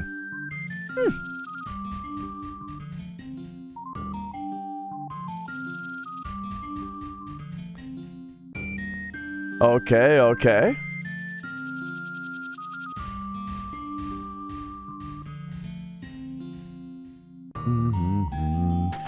One of the... Oh, actually, I forgot for a second that we have Cosmo Canyon to watch also. Cosmo Canyon is going to be very cool. And after that, oh man, shit's going to get crazy. Like, there is some real good stuff coming up very soon here.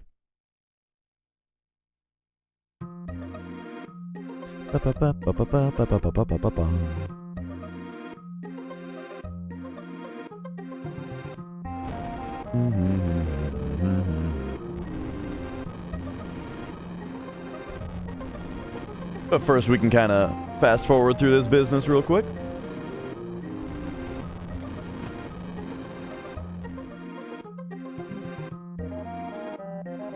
Ba, ba, ba, ba.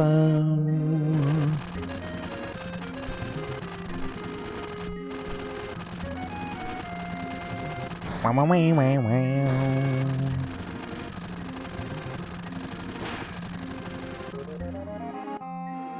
Wow, wow, wow, wow, wow, wow, wow.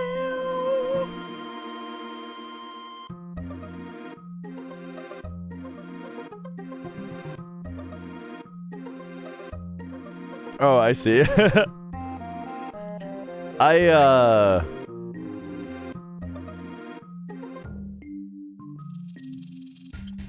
Oh, okay, so there we have a... We had a battle skip there.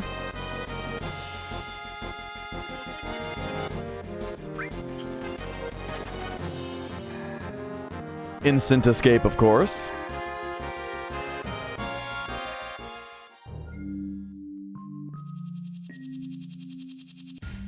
And now what do we got? I didn't see any stutter stepping back there. Oh, there we go.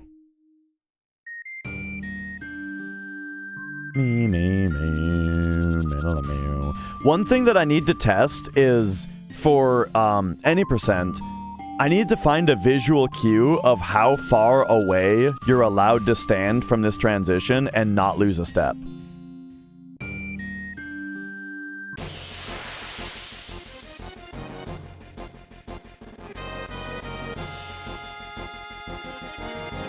So instead of just saying, like, be as close as possible, instead I can think of it as just be past this spot. Anyway, there we see a first try manipulate into laser.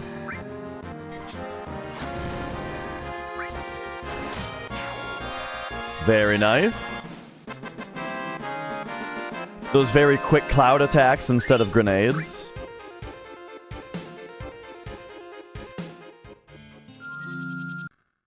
Which I feel like that's only viable because of stat manipulation.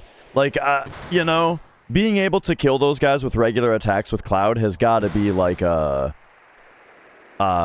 strength upgrade kind of thing going on.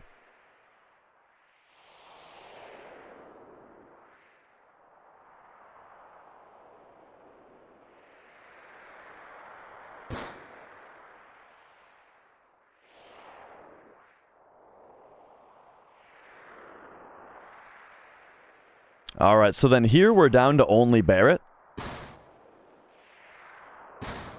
And so a lot of the fancy TAS stuff isn't really doable without watching a bunch of dyne turns, and the dyne turns are really slow. So, yes indeed, in a TAS, it is still faster to get the right arm. Or fastest, I should say.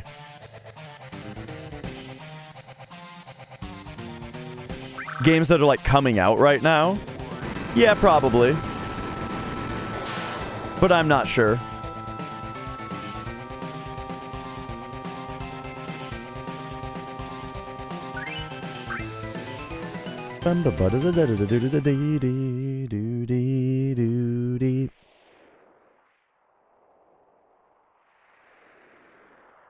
Like, I don't know what specifically, but I'm sure. Mario RPG remake.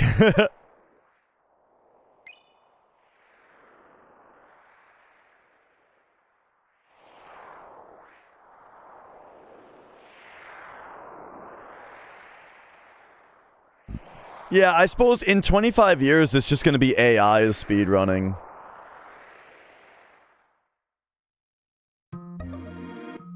I was saying that, Nickelennium. The thing is, though, that you can buy a right arm with battle points. And, I feel like it's faster to do that than to get into an entire second bomb encounter. You know what I mean?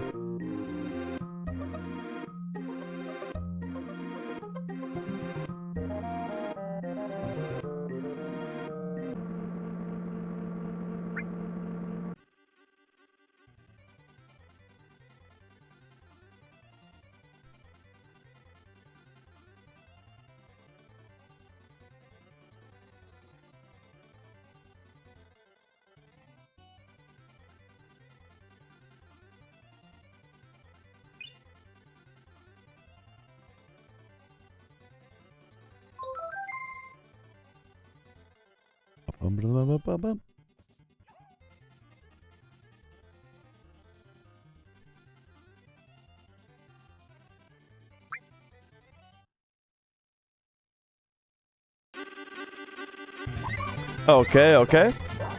So here, we can see he's using his stamina to jam into the ass of the red one.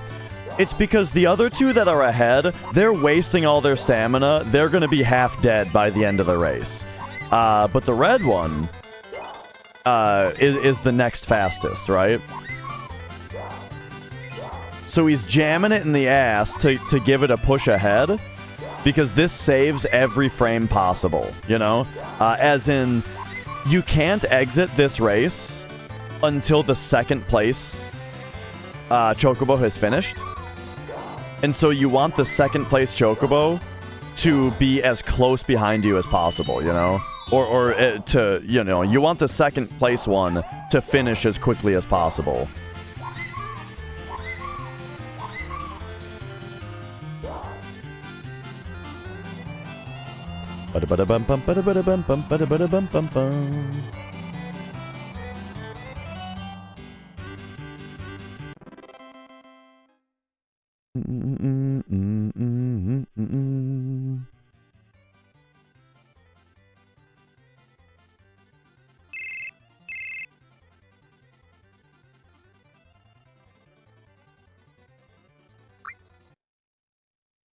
All right, all right.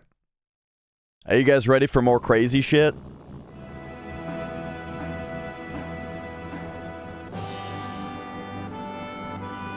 So, here's our diagonal movement again that we love.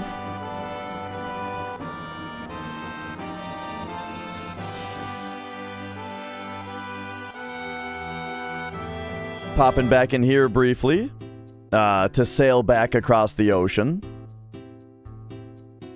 Because now is the best time to obtain the Mithril. And so for those asking if the route is the same as RTA, it is not, but there is some stuff that is... there are some broad strokes that are pretty similar, you know?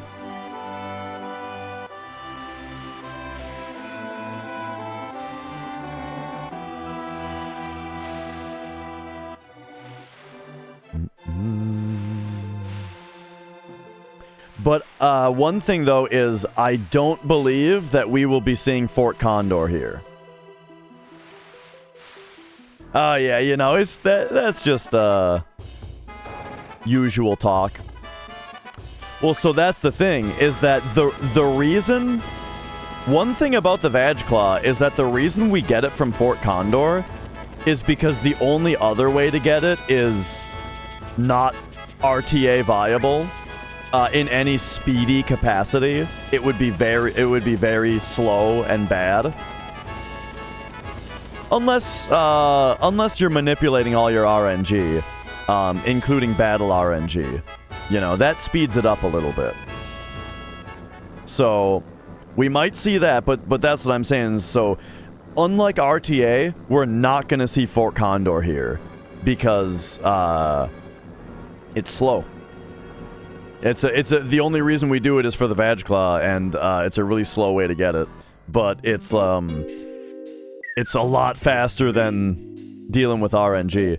But anyway, so we got the Mithril here because he's at exactly the right number of battles, which is probably 33.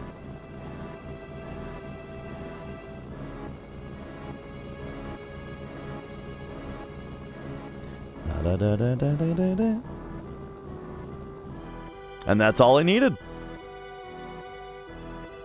So in RTA, what we would be doing at this point would be go to Fort Condor, get the claw, then go to the Mithril mines.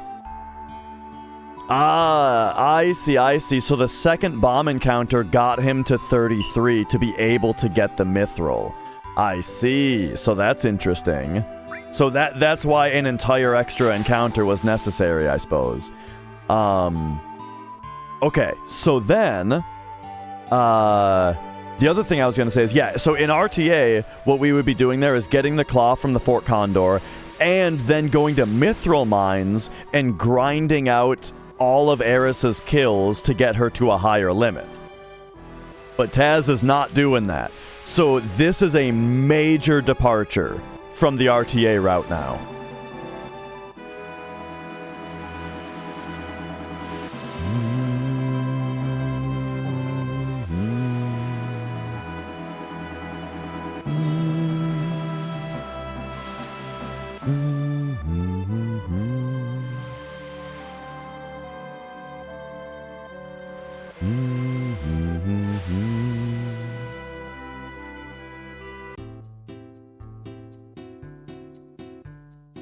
Wah, wah, wah, wah, wah, wah, wah, wah, wah.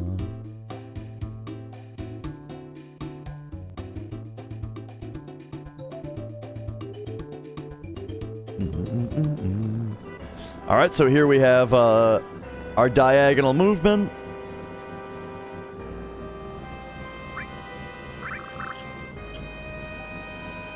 Real quick tranking everybody and curing up, and then a battle RNG manipulated and world map RNG manipulated in order to get a battle with this particular enemy. Remember, limit breaks are literally free because we need to do enough limit breaks with everybody to unlock everything. Oh, there's the striking staff. Isn't that what you sell from Eligor or steal from Eligor also? So there you go. There's so that answers that question from earlier. And the reason we're getting it now is because we need to unlock Aqualung or learn it. So there's Aqualung learned.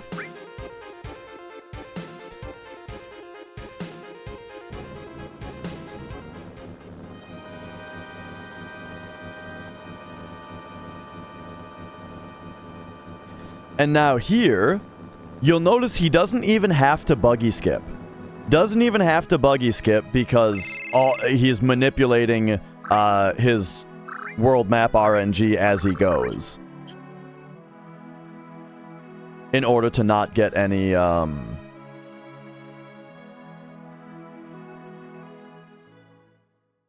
encounters.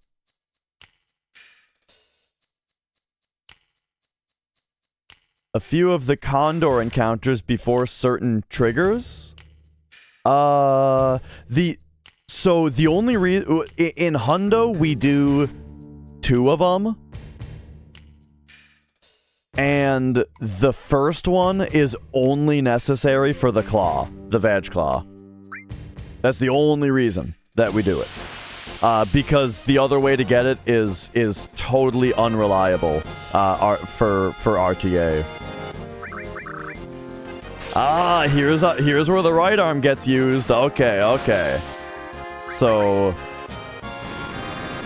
Braver on Rude, right arm, Aqualung. Love it.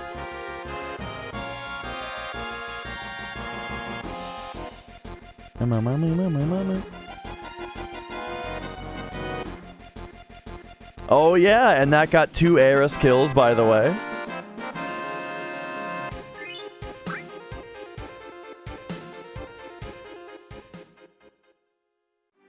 Because yeah, without the mines grind,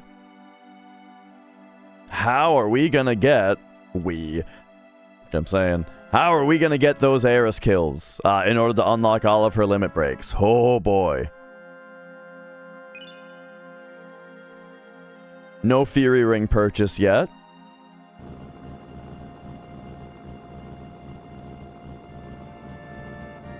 RTA, normally we'd be buying the Fury Ring right there. And the Mystify Materia.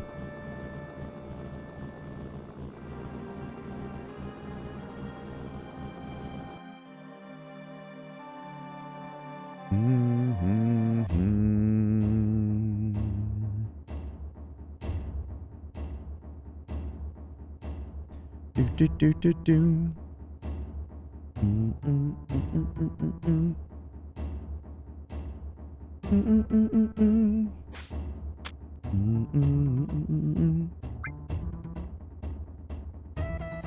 Alright, so Cosmo Canyon. This is also the same as RTA. First thing to do is there's a Turtles poster right here to check out. There's also an elixir in the next room that, yeah, and the funny thing is, if you watch the any percent TAS, the Cosmo Canyon skip in it is so crazy looking because he does the skip where you get in and out of the buggy in that exact world map position in order to skip the trigger, you know? But he does it, like, during the crazy camera diagonal movement, just goes through, you know? So it looks really nutty.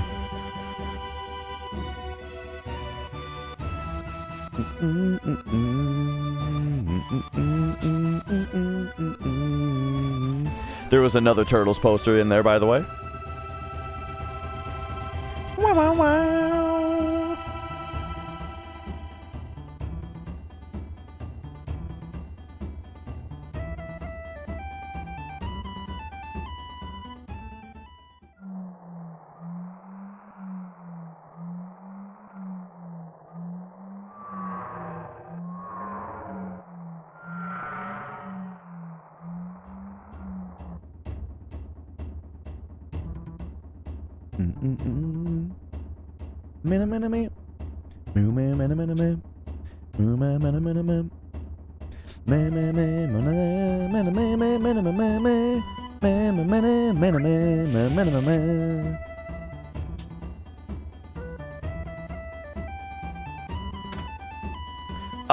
It's on temporary hiatus.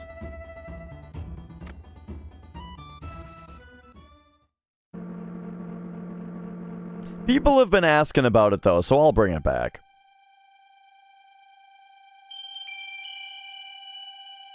La da da da.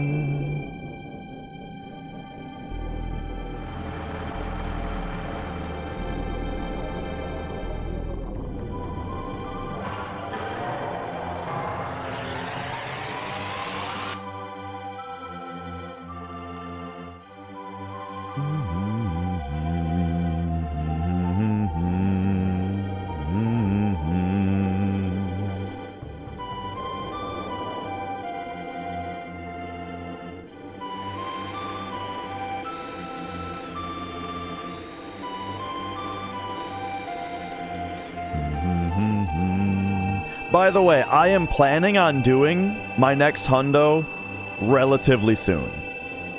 I think I'm feeling like pretty soon I should be good to do it. It might not be a PB attempt, cause I don't feel totally derusted yet. But it'll be hundo. So maybe I'll do the safety save thing. Well, for Earth Mallet, that is, that I was talking about. I need to route that out. Route out the formate. I'm gonna route out for my notes. A better way to do that.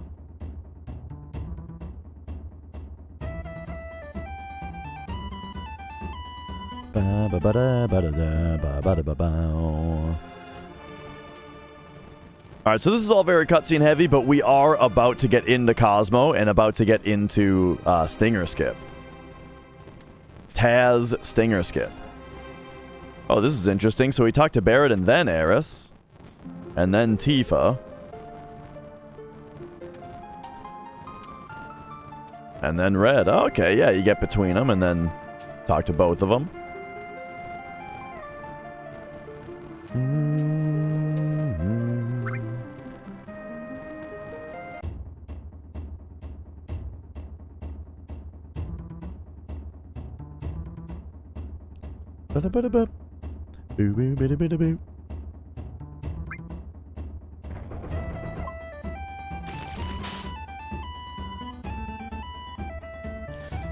I would love to see a version of this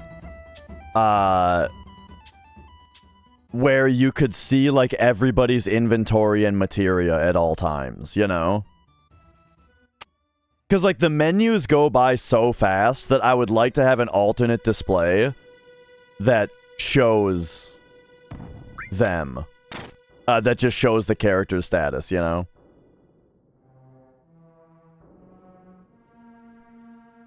Like, I'm yeah, because I'm not exactly sure where the, well, so we're just watching a video right now.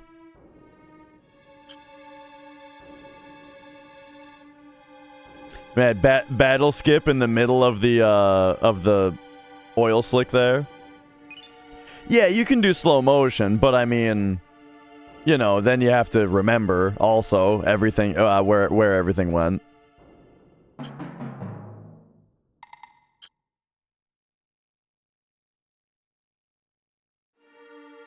It's interesting to think that all of the battle skips here, like if his danger stays high, that actually makes Stinger Skip easier because it gives you more opportunities.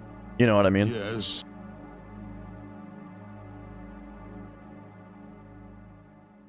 All right, so here it comes. Battle skip into, oh, there's Stinger Skip number 1. Yes. Stinger Skip number 2. And now remember, now there's been a bunch of battle skips, so he needs to get a fight before Gina talk. There it is, right at the edge of the screen. And I'm guessing part of that battle was putting both E-skills on Cloud so that death sentence got learned on both. And notice the RNG manipulation here, by the way. So, it's a back attack where Aerith got attacked, which may or may not be important. It probably is for a limit later. And then immediately death sentence Cloud without having to manipulate them. And then Aqualung them back, because you have to finish the fight in order to actually learn the E skill. So there you go, there's Death Sentence learned. And then, do we get an M Tentacles drop? We do.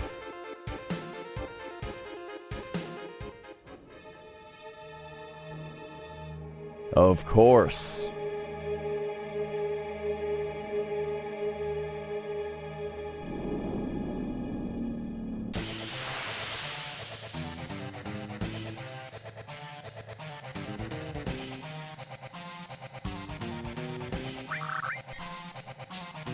The battle is important to get because, so this is a scripted encounter, right? Meaning this encounter was not triggered via the random encounter logic. It's a scripted encounter.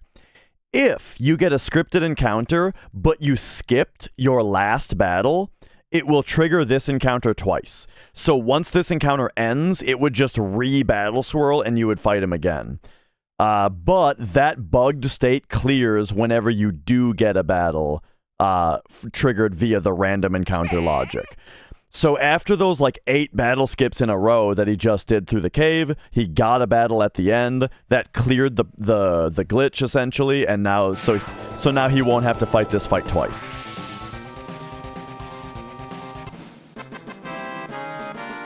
Yes. Can you get it randomly playing? Oh yeah. Like if you are in the habit of pressing triangle to menu while you're moving, you can very well accidentally skip an encounter. And if you accidentally skip an encounter and then fight a boss, you'll get the double boss.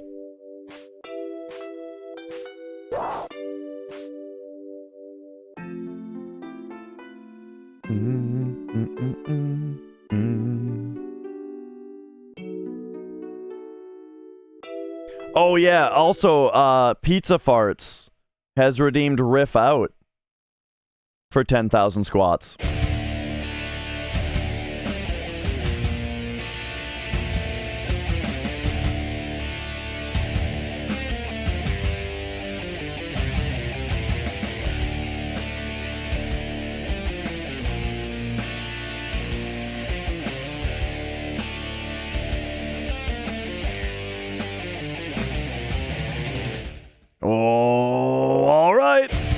Oh, whoop, what? Yeah, oh. There we go.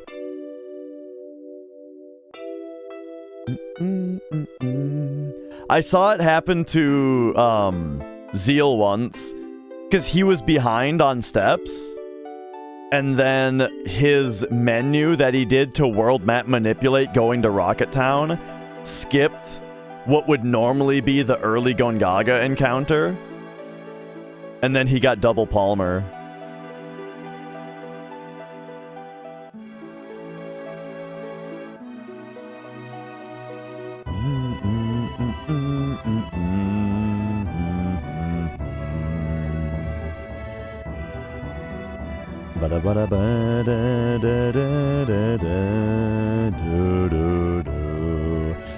Alright, let's, hang on, I just had to click to focus this menu so I could speed her up here.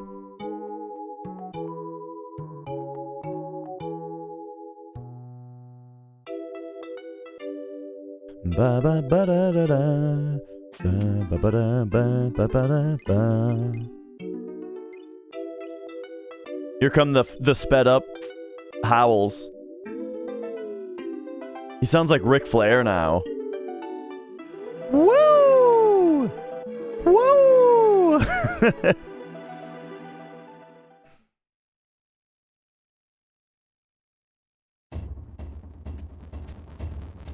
All right.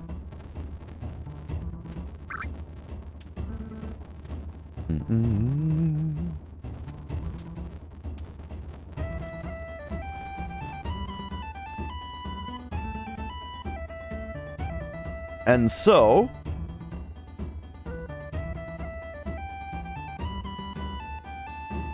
it's time for shit to keep getting crazier, because we're almost a Materia Keeper. And you're not going to want to miss the Materia Keeper fight. Except first, here's some insanity. Okay, it's time to... We're about to get hot and heavy with some explanations. Do you remember the... you know what? The ad manager is telling me that there's an ad break here. I'm gonna force it right now, and then we'll get into this part. I'm sorry about the ads. Oh man. But here we go. Let's take a breather here while everyone else is in ads, because this is a really important part. But while we're going though, so while that's happening, why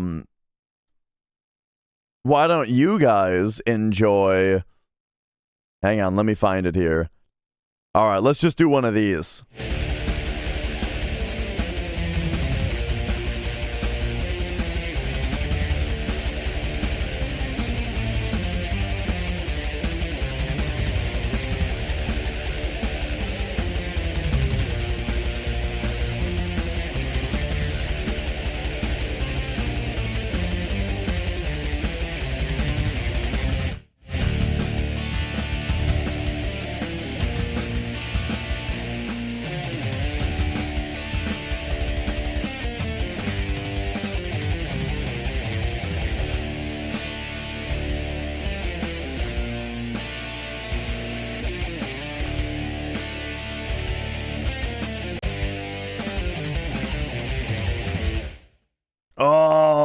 Oh yeah, that's the usual kind of...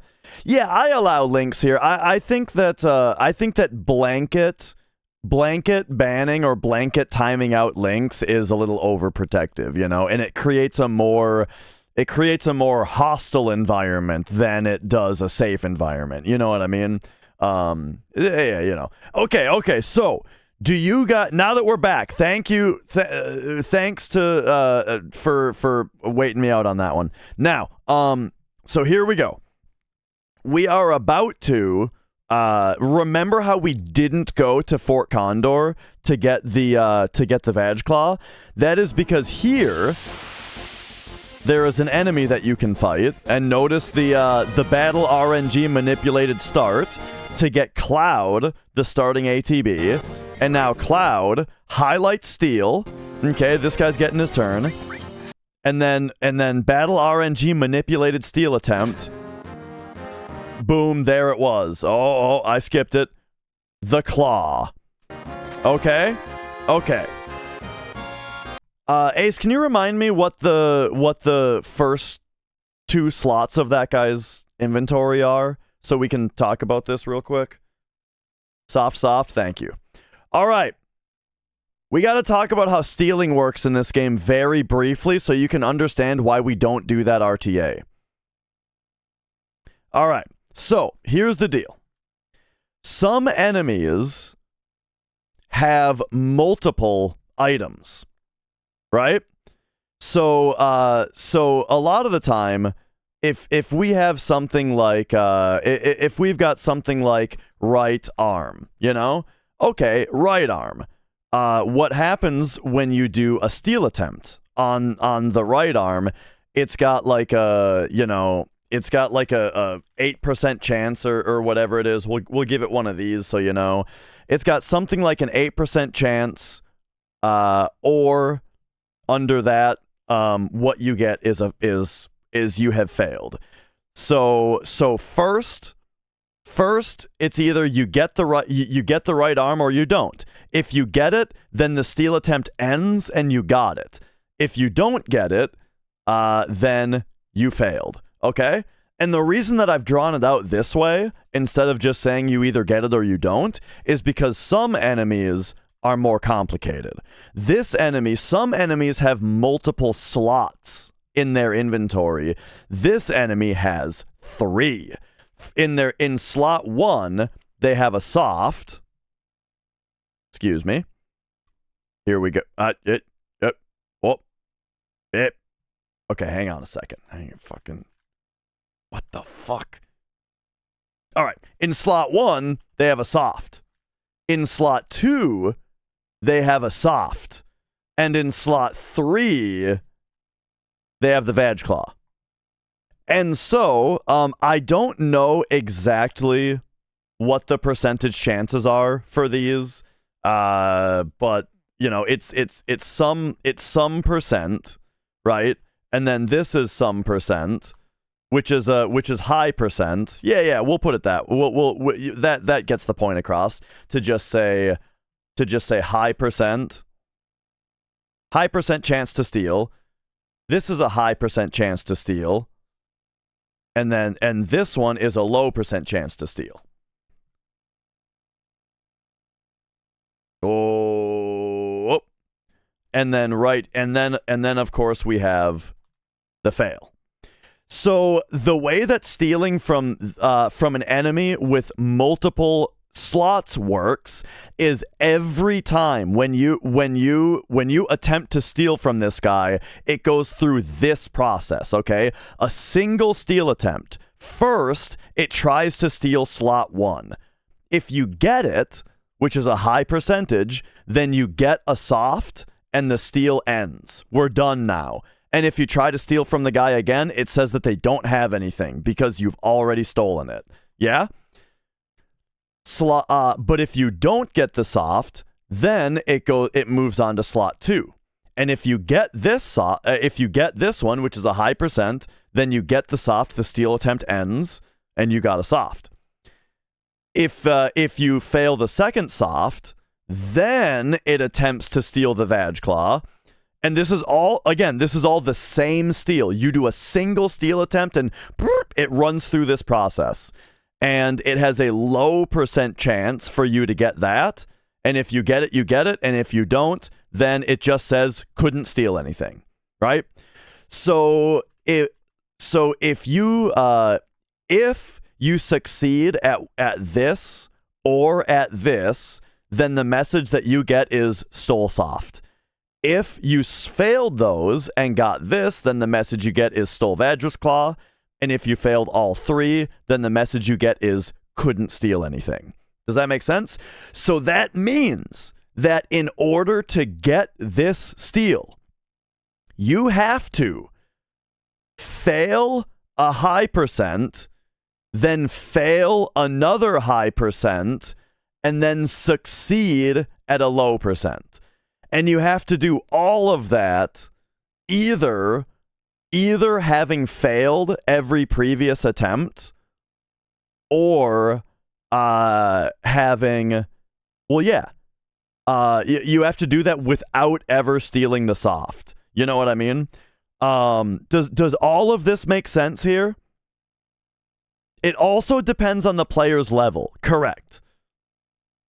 So it's like in order to get this steal RTA, you have to miss both of these softs. Otherwise, you get the soft and you can't steal from that enemy anymore. And then after missing these two, you have to get the low percent. So it's almost like you have to the chances of getting this is like stealing 3 right arms in a row. Is essentially the chances, right? So that's why we don't do it RTA, because it's fucked. But the TAS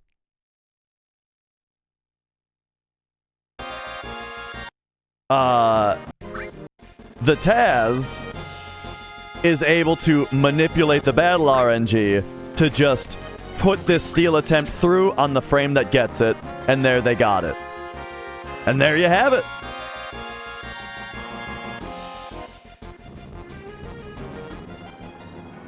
Correct. What if you steal the soft and then you try to go for another steal, it just says nothing to steal.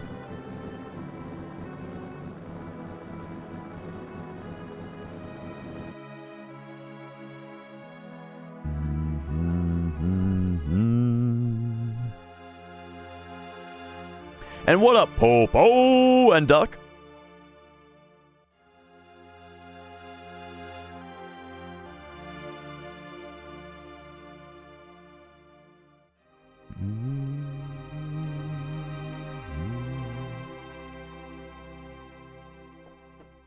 By the way, yeah, the whole multiple slot thing also applies to the behemoth later.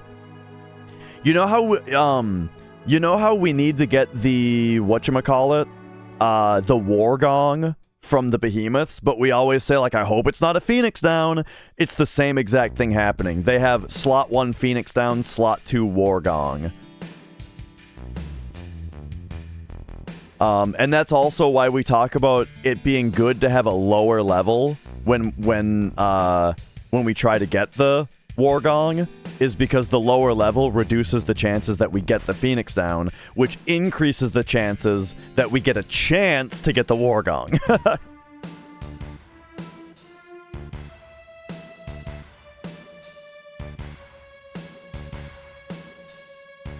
Alright, so if that all wasn't crazy enough for you, are you guys ready for Materia Keeper?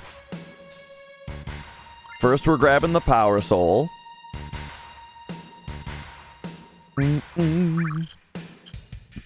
Everybody gets tranked.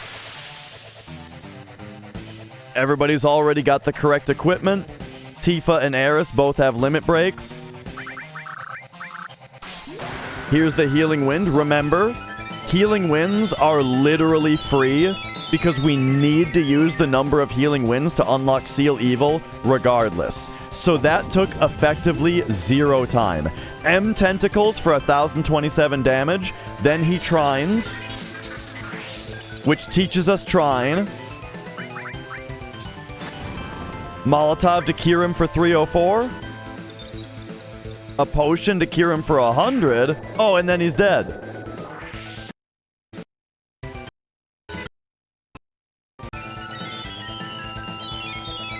I think we better bring up the old damage counter for this one. Remember, he's got 84,000 or 8,400 health. 1027.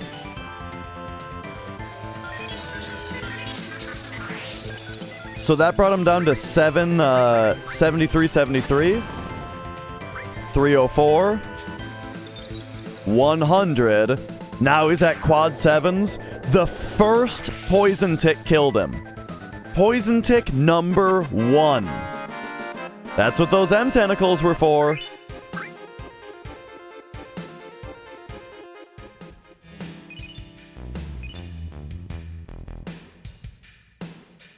Do-do-do-do.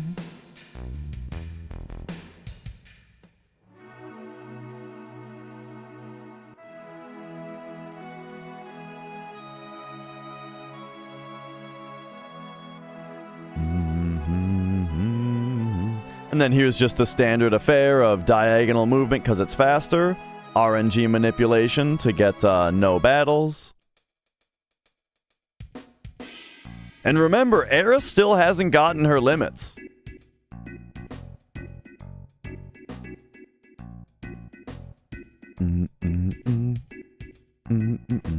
Did I tell you guys I got a YouTube comment about how I shouldn't be an Aerith denier?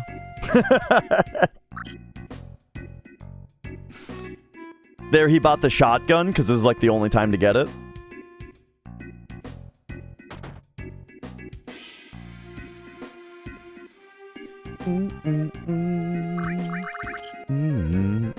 Okay, we're gonna see what this is.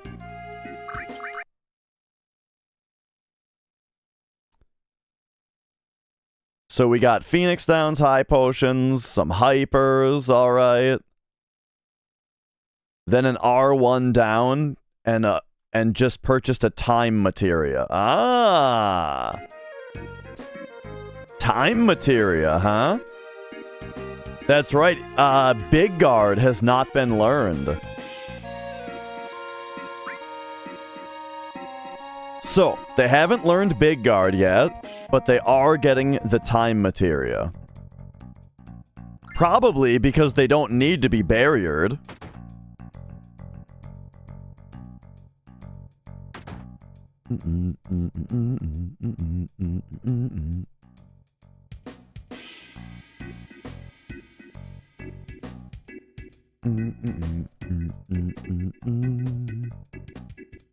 Alright, so here we've got some more cutscenes to kind of jam through real quick. This is all just plot progression. That box has a drill arm in it, but that can be obtained later for fast... That can be obtained later in a way that's faster than just a chest opening animation.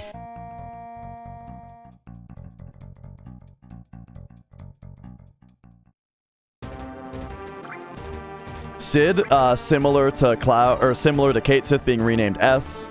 Sid is renamed D. Because it doesn't cost any time and it's differentiated from Cloud while still being a single character. Do do do do do do do do do do do do do boop boop boop boop boop boop.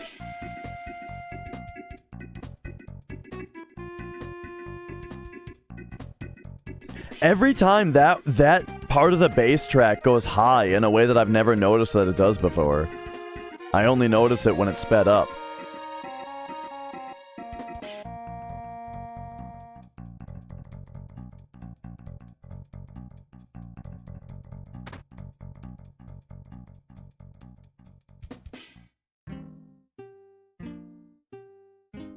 I don't know.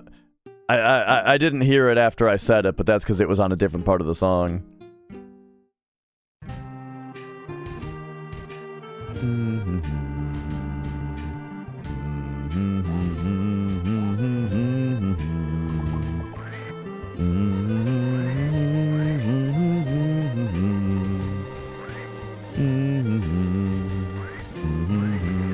So those of you that are getting ads, what are they? Is it the same ad over and over again like usual? Or is there actually like a bunch of different ones?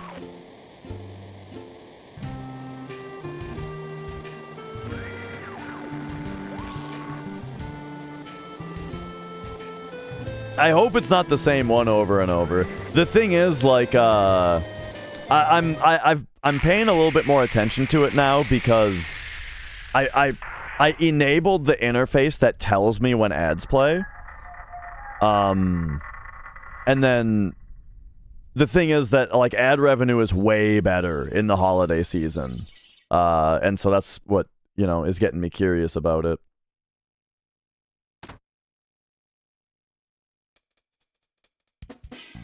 About, like, whether or not there's multiple different ads and that kind of stuff, you know?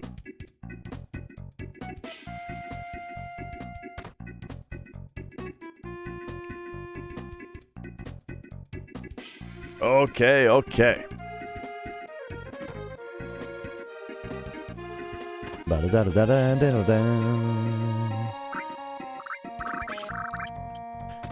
Oh, hang on. I fast-forwarded through a menu here. All right, so I saw some exchange menu going on there. Hang on, I'm trying to frame by frame it. Is it on auto right now? Because I feel like that makes frame by frame. Yeah, I feel like that makes frame by frame not work as well.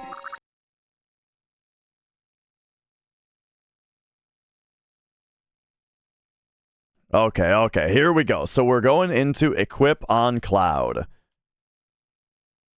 And so we're taking off, okay, take off power wrist, put it on Tifa, Mithril armlet, power soul.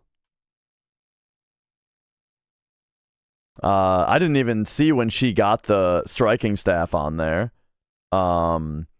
Yeah, that only happens in the menu because the horizontal resolution of the menu module is larger than the field module, which like a CRT just scrunches it in, you know? And it gives them a slightly higher resolution for like the text and stuff, you know? And yeah, a CRT just displays it at the same resolution, right? And like when you're using like a RetroTink or something and you have it on the generic mode, that'll keep it in the same horizontal resolution also. It's just the emulator that will actually like change the window size and stuff for it. Or just always display it in its 1-to-1 size. Anyway, yeah, it's kind of long story short, it's kind of an emulator thing that you actually can see it.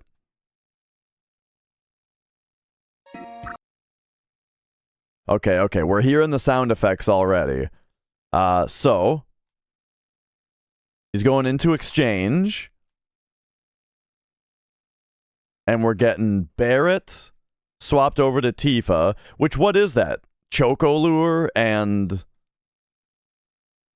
what?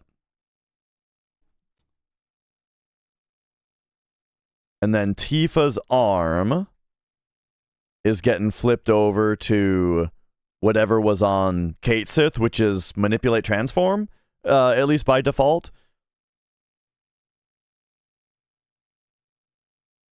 Yeah. Except then Transform. Look at this. He goes right and circle on the same frame, which makes it so it looks like he's picking Manipulate here. But when he grabs Death Blow, it actually puts it on the right slot. Because, yeah, that was like right and circle on the same frame. And then, yeah, that was indeed Choco Lure. Oh, same with right here. You see that there's a green on the left there? Pressing left and triangle on the same frame gets rid of that over there without even being able to see what it was. Poison. Takes enemy skill off Cloud. Transform goes on Aerith. Steel, or then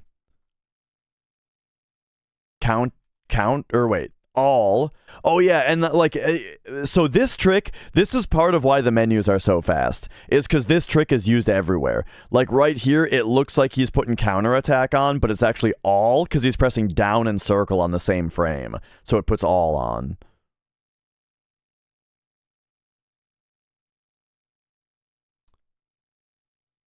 And then time. Restore. E-skill.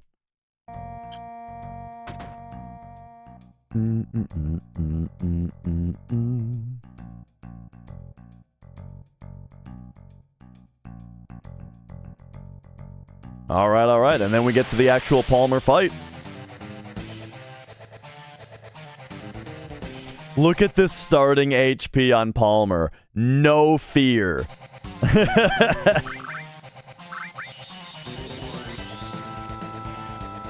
Alright, Death Sentence Tifa. In order to get that Power Soul bonus. Oh, the Tifa Death Blow, dude. Oh! And then also remember, with everybody in sadness, Palmer has a 25% chance to skip every turn. Every turn, he's got I think it's a 25% chance to just skip the turn.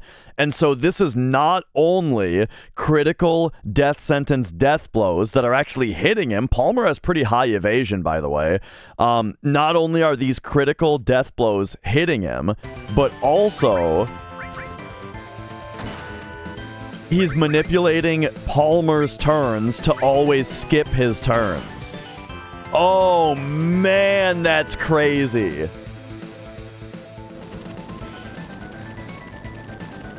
Absolutely insane.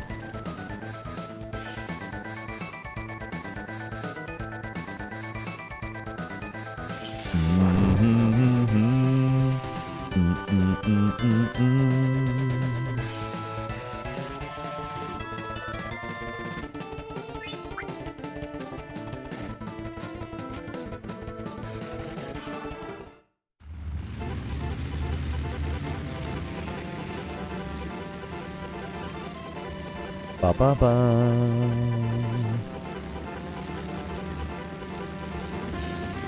A little bit of cloud movement there. Just for fun.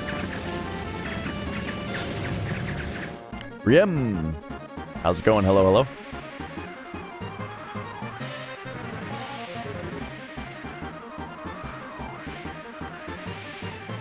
You can hear the weird rhythm. You can hear how weird the rhythm is on that part a little bit more easily at double speed.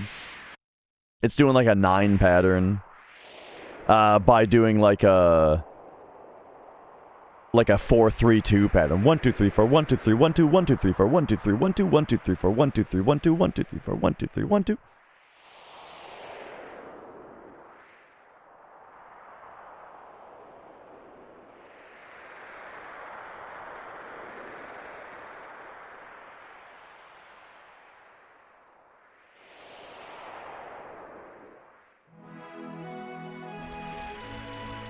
Yep, in 12 hours with with original load times also. No fast disk speed. Alright. So you guys have probably been wondering, what about the Aerith limits? When are we going to learn Aerith limits? Are you ready for what you're about to see? This forest has a particular encounter in it. And that particular encounter has 6 battery caps. Now, 6 is a lot of enemies for one fight. In fact, I'm pretty sure the game is programmed in a way where it can't handle more than 6 enemies in one battle. Pretty sure 6 is the maximum number of enemies that can be in one battle in this game. And that formation is right here. Also, notice that Aerith has she's got top billing here. She's got the best starting ATB.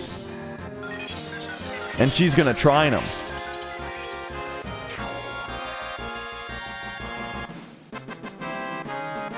Yeah. And now, remember when I said world map RNG gets seeded based on the IGT as the world map loads in? So that means that the end of that battle had to be well, just considering when that battle ended, that meant that the world map loaded back in with a certain RNG table. Then he goes back. We'll talk about that later. So now he's remanipulating another encounter that also has 6 battery caps. So this is chaining world map manips back to back, where he is manipulating getting this specific encounter as quickly as possible, which is nice that it's in a forest, over and over again. And now, one thing to consider also is that this game actually makes an effort to not give you the same battle twice in a row. So it's actually difficult to manipulate getting the same battle twice in a row. It's like, let's say that this battle has like a 40% chance to occur. after you get it one time, the chance to get it again sequentially is like a 20% chance or something like that, right? Because the reason is, well, it'll be, I think it would be the battle times the battle, right? It wouldn't be 40 to 20. It would be 40 to like 16 or something like that. Because it would be 40% of 40%, you know? Yeah. And so that's interesting. Because what it does is it rolls to see what battle you get, and then it checks it against the formation ID of your previous battle, and if it's the same, it re-rolls it one time, and then gives you whatever that is. So you have to roll the correct battle twice. Every time. Now, another thing that's going on here is, this game checks for a battle every time that you're on the world map. It checks for a battle every time that your fractions reach 17. What is a fraction? It is one frame of movement on the world map. Every frame that you move on the world map, your fractions go up by 1, and every time that they hit 17, they roll over to 0. So it counts up to 16, and then the next frame, boom, it goes to 0, and it's on that roll over to 0 that the game checks for, or it increments your danger, it checks for a battle and all that. Now, this is slightly different from Fields. You may be familiar with the 8 fraction thing. That's Fields. This is the world map. World map is every 17 frames, and it goes up by 1. Now, here's the thing, though, is when you get out of a battle or you come out of a town, your fractions are actually set to negative 140. So you get 140 frames of movement where your fractions aren't even positive yet, and there's never a danger incrementation or a battle check. Now, if you're trying not to get into fights, this is good. But if you're trying to get into fights, this is bad. It's a bunch of wasted time, wasted movement that you have to go through. However, every time that you exit a vehicle, your fractions are set to negative 30, and that will overwrite a greater negative value if it exists. So when he gets out of the battle, you notice that he gets out of the battle. Hang on. Oh, yeah. So you notice he gets out of the battle from the forest, and from the forest, he gets the battle as close to the Bronco as possible, so that when he gets out of the battle, he's running straight down to get into the Bronco and then get back out of it. And what that does is it overwrites the negative 140 with the negative 30, and that saves like 4 seconds every time. 3.5, something like that.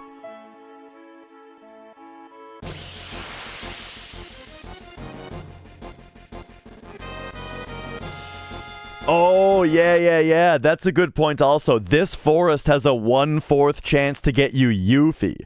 So every one of the... So the reason that the world map manipulation is so crazy here is because, yes, every battle has to be percentage chance to not get Yuffie, then the percentage chance to get 6 battery caps, then because of the reroll, because we already had battery caps, it's the percentage chance to get battery caps again. And so he's having to manipulate getting that RNG every time, and starting the battle on a frame that then he has to stop and get the battle on a frame that gets Aerith first turn ATB every time, so that he can get the trine off before they ever get a turn. So there's 6 enemies here that are also never getting turns.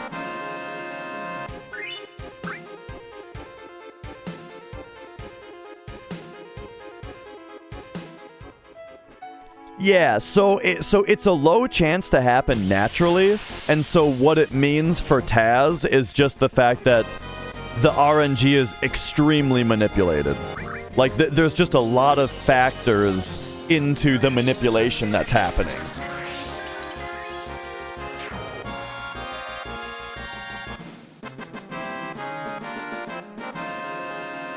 And so what this means is this means several things for the route. Firstly, it means he's getting these battles, I would say usually faster, probably on average faster than he would be getting them in the Mithril mines, because, you know, the forest has a really high danger incrementation. It's also 6 enemies per battle instead of the Mithril mines, which is either 5 or 4. These enemies are also worth more experience and AP than the Mithril Mines guys are. So the characters are getting more leveled up and the materia is getting more leveled up. Also getting more money. Yuffie's starting level is based on your party level. And I'm not sure if this is the only reason, but that's at least a reason that it's better to get her later.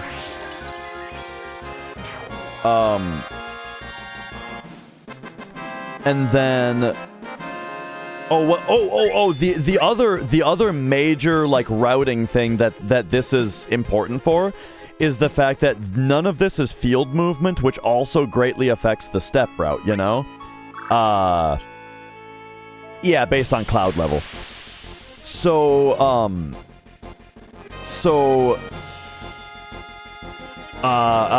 in RTA, the whole Aerith grind is step routed, while here, the whole Aerith grind is not part of the step route.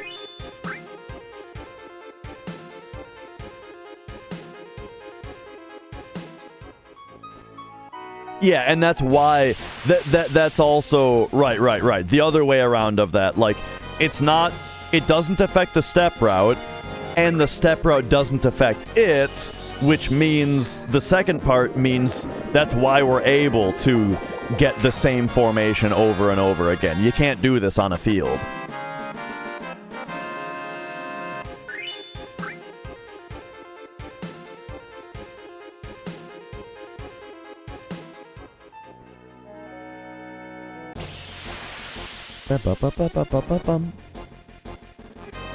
And so here we go. We're just gonna Trine and Aqualung. A whole bunch of dudes. Maybe Ace can enlighten what's the difference between Trine and Aqualung here? Why it's one sometimes and the other sometimes.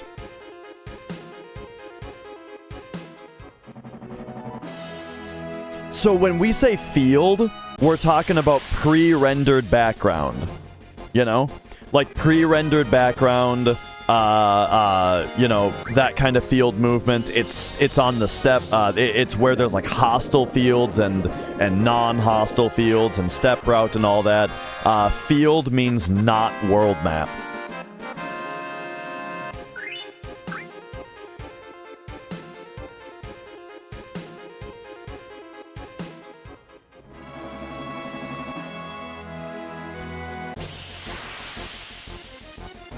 Trine has a slightly slower animation.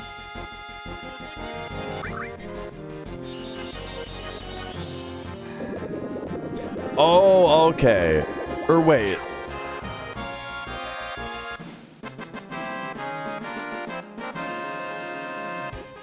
Is it that Aqualung can't kill at first?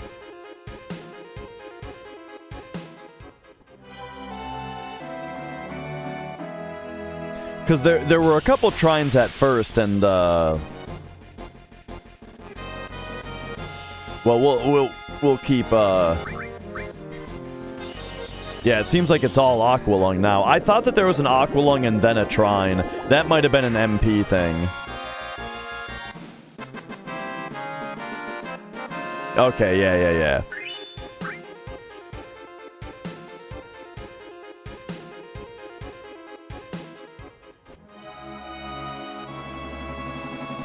Oh, I see. Trine, you... okay, before Trine had to have manipped rolls. I get it. Hey, preemptive. Ah, preemptive with this guy. And Tifa's in the party now. Wait, has Tifa... Tifa hasn't been in the party the whole time. Yeah, she has. For some reason I didn't notice that.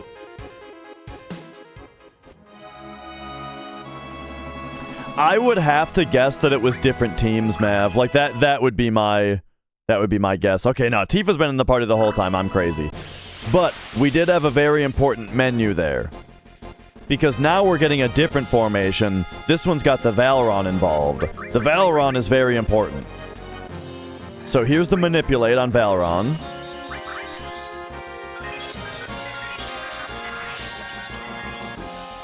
The Trine then gets rid of the caps. And now it's time for the Healing Wind grind. So RTA, we grind Healing Winds with Flamethrower, but Flamethrower is a much slower animation.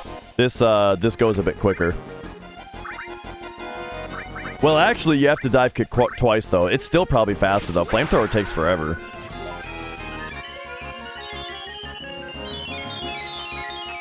But even if that's not true, I mean, it's just more convenient to do it here.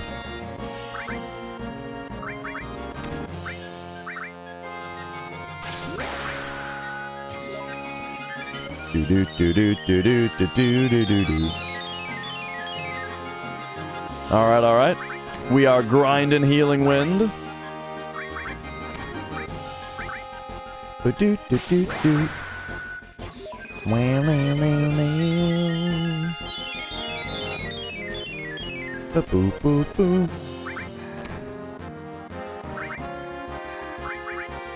And I'm guessing we're doing this now because I bet she's gonna learn Breath of the Earth from this fight. And so doing this grind now unlocks Seal Evil, so now she can switch to Limit Level 2.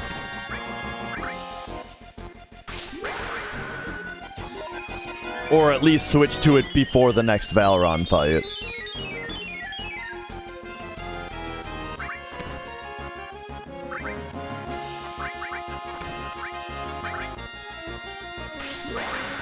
La da da da da da da da da.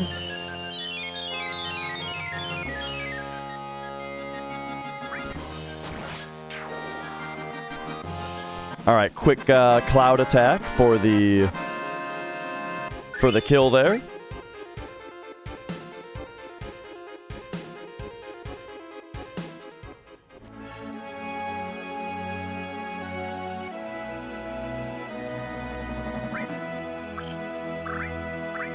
Indeed, yep. So Breath of the Earth was learned.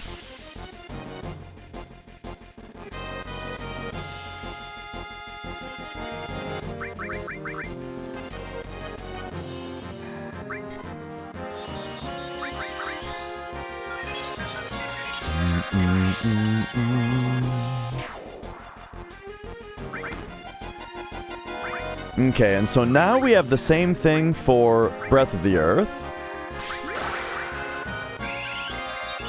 Which now means she needs to get hypered after every one of these.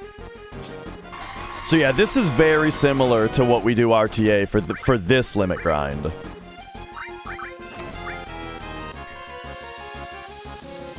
Dive kick is really convenient because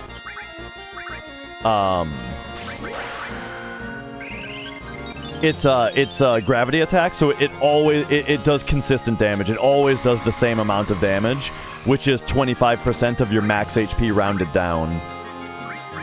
So the fact that her HP is not a multiple of 4 means that always rounding down 25%, 4 dive kicks will leave her with between 1 and 3 HP.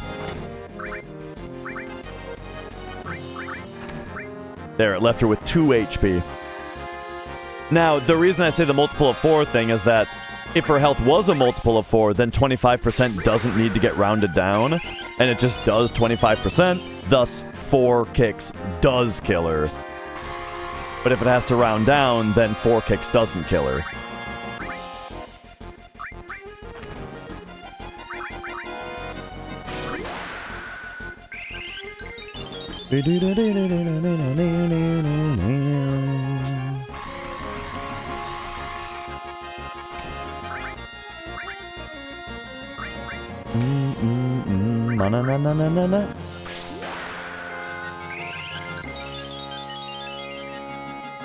La da da da da da da da da da da.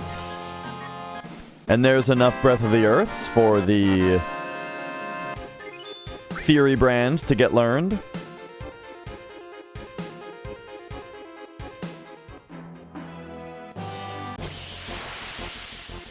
And now I don't think Planet Protector was learned yet. So yeah, now we're fighting battery caps again until we get Planet Protector.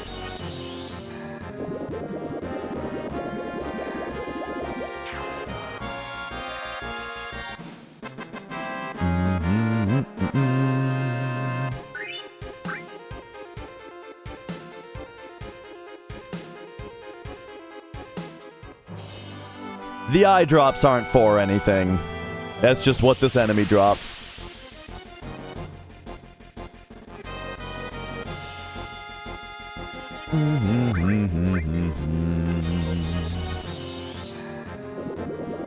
Funny that he ordered her to the top of the, to the top? Oh, I guess that's so that if it's a preemptive, her menu comes up and not Cloud and... Yeah, that makes sense. If it's a preemptive, her menu comes up first.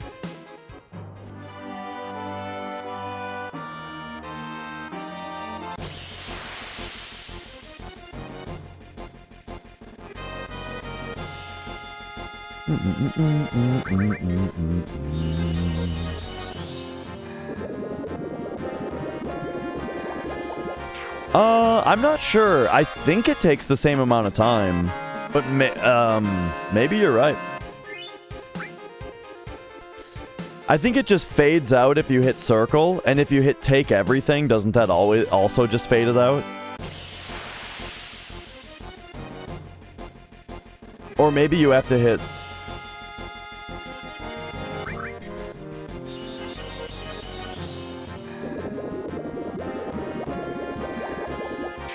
Yeah, that's what I'm thinking is at most it takes one extra frame, which then means that if you have to wait one frame to manipulate not getting the drop, then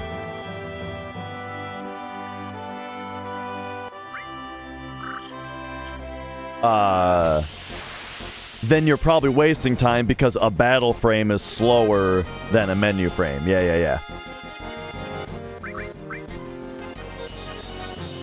Usually.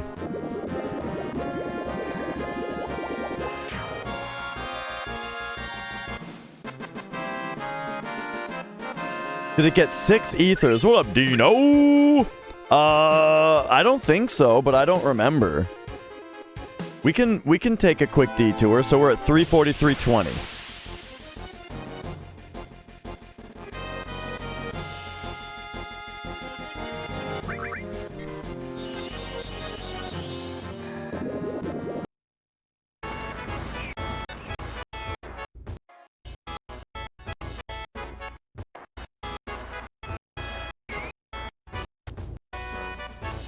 Nope.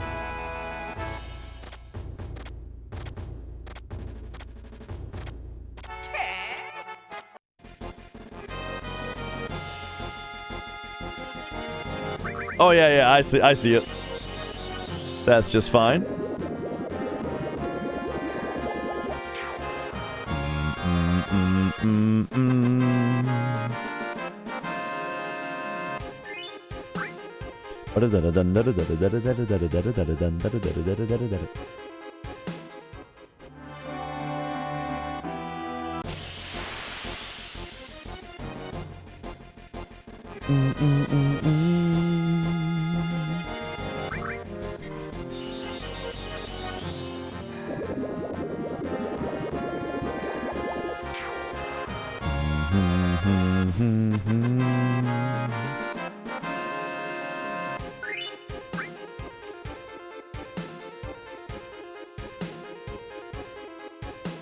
Without the 5,000 though, would you have enough money for the time materia?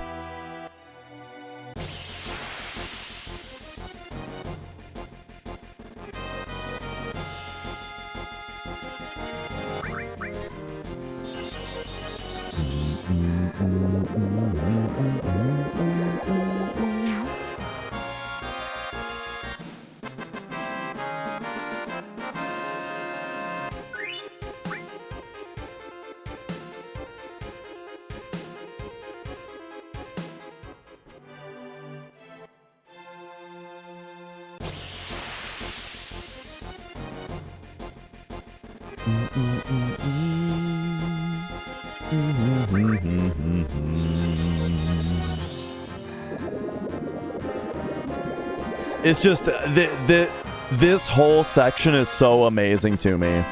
And now, as far as like a common question with all this, right?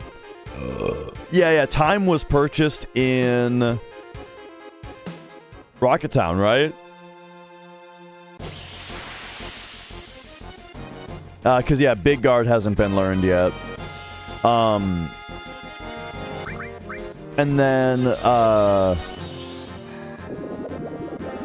yeah, and so as far as, like, RTA viability of different strats and stuff, doing battery cap farming is something that is being talked about. The way that it's RTA, the way that it's done RTA is, not this fast. It's not this fast, I'll tell you that.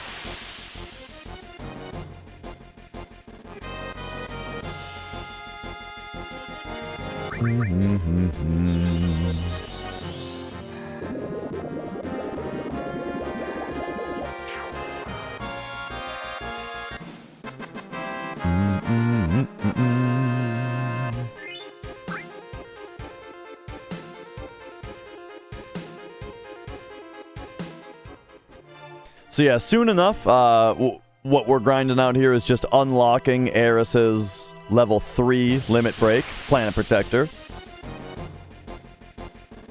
And then there will be some Planet Protector uses, probably, in order to get ready for Demon's Gate.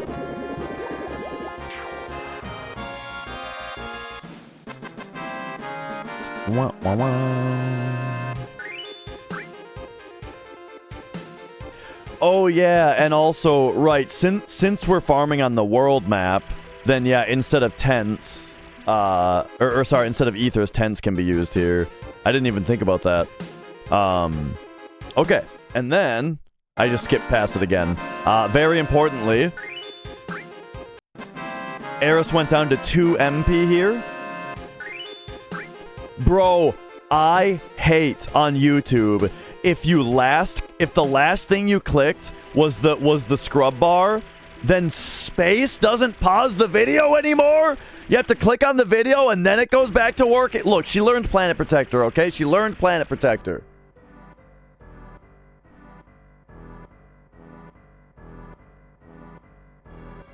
Does the K button also do it if the bar? Okay, maybe I can just teach myself to always use K.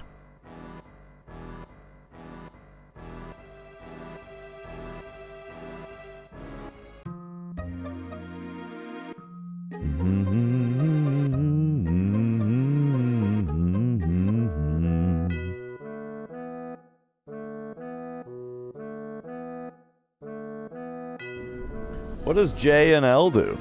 Oh, okay.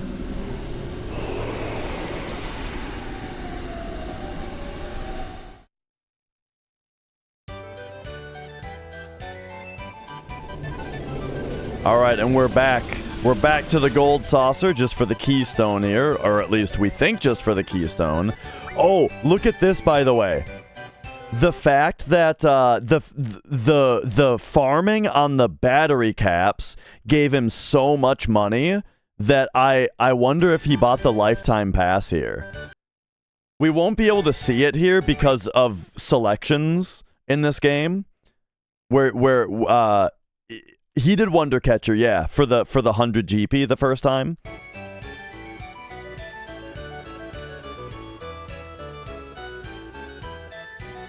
I wonder if he bought the 30,000 ticket on that one. Wait, does it tell you? Do you get it as like a key item? I'm not sure. Did she say that still? Oh, okay, gotcha.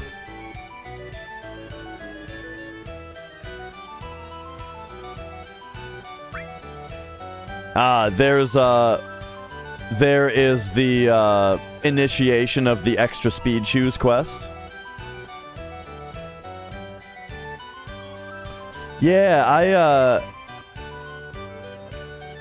I'm curious about that. Oh, so there was some RNG manipulation you saw back there when he stopped in the battle square and then went. Probably partly for this battle coming up, but also maybe for something else. Yeah, if you just choose, it'll make that sound. Or if you press down and circle on the same frame, it will choose the second option also while making the sound. And you can do it all before the hand cursor even shows, if you do it on the right frame. So yeah, there's no way to tell, just from looking at that. Oh, there's the TS bomb! Now we know what part of that RNG manipulation was for. Steal the TS bomb as you run.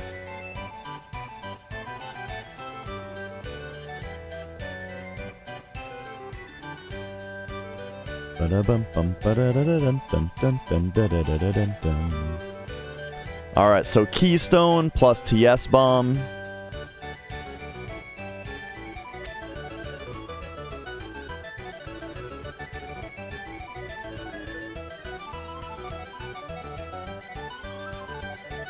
Steal a TS bomb from Battle Square? You'd have to manipulate getting that battle in Battle Square.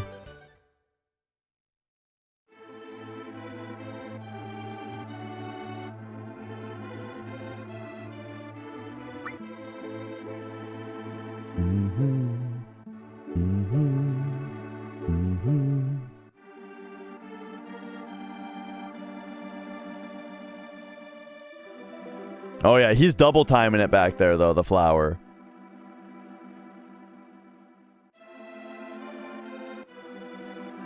I'd have to look at my notes, Dino.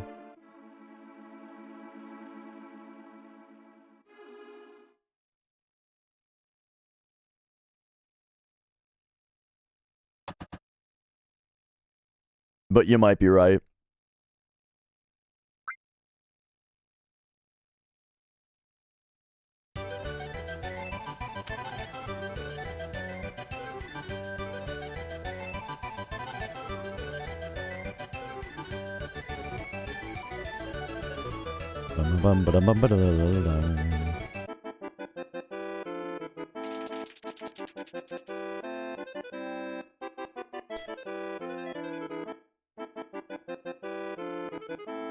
Yeah, I'm trying to think of what Cloud's materia is at that point. Alright, here's the wizard talk. Save a couple of frames there.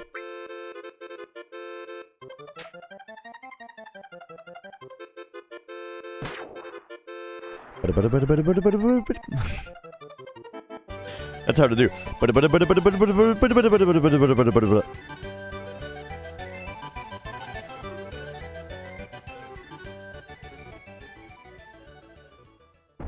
Yeah, so the battle you get is based on field RNG, right? So it would be a good old-fashioned field RNG manipulation to choose what battle you get.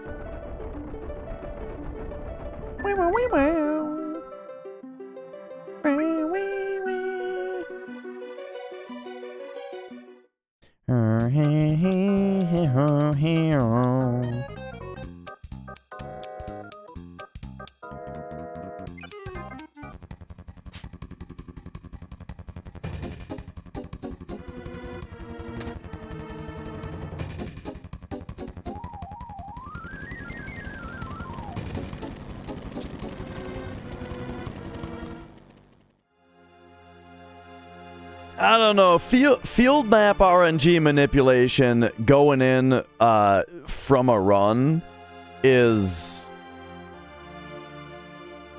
always a huge pain in the ass. Like, except for the weather vane, right? The weather vane is a fucking gift from God. And besides that, field map RNG, oh man.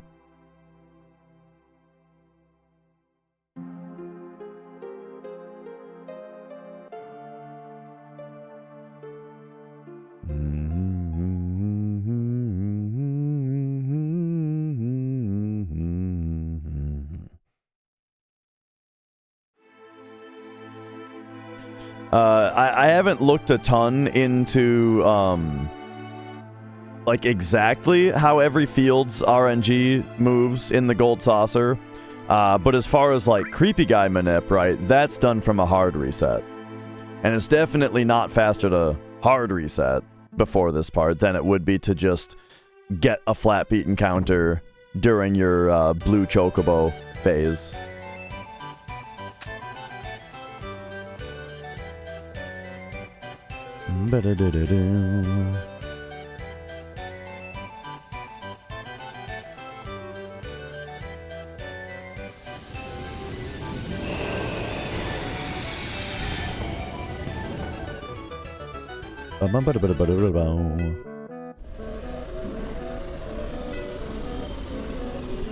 Okay, alright, we're almost back out there. So we got the Keystone. Turtles was also looked at. I didn't point it out, but that happened. And so now here we go, our diagonal movement.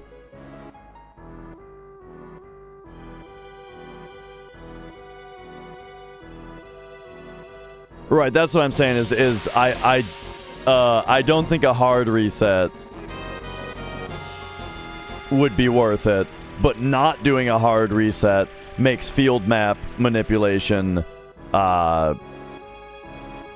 pretty unviable most of the time, you know? Because you need to find a way to establish what field RNG you're on, then you need a way to manipulate it. And I don't know if that's worth it, if that's possible in that area, or worth it just to save the one encounter later of trying to steal one during the blue Chocobo segment. Now, of course, it does suck when you're when you don't get a flat beat encounter.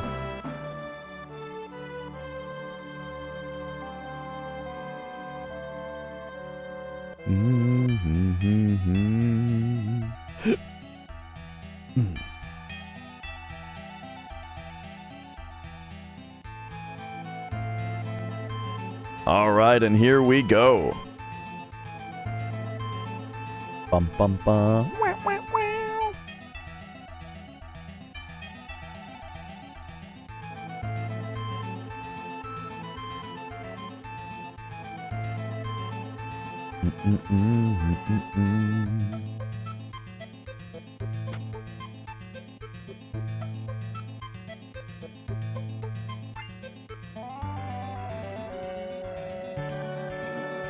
Now, stealing one during the regular battle arena, though, when you just do battle arena later, it's pretty likely that you'll see one at that point, right? And maybe it would be good to steal one then.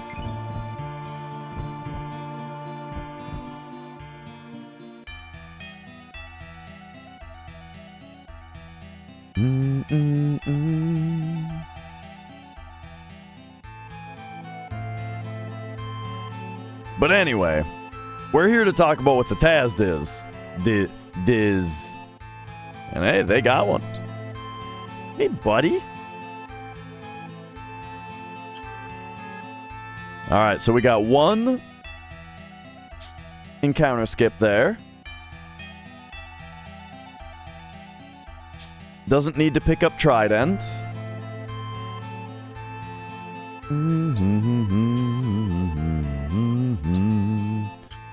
Two more battle skips. Runs right around the turbo ether there, doesn't need it. And then Luck Plus you can grab from up there, which is nice. That was probably also another battle skip, but one that was also used to Fury Aerith, and I'm noticing that she hasn't used any planet protectors yet. So here we have a battle forced right at the end of this screen.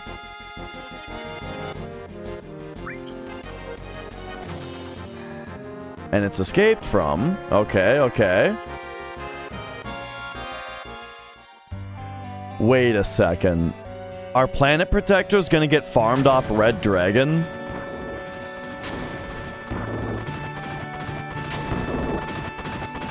This seems familiar. I feel like the last TAS, that the low TAD might have also done this, and I was just as surprised and then forgot.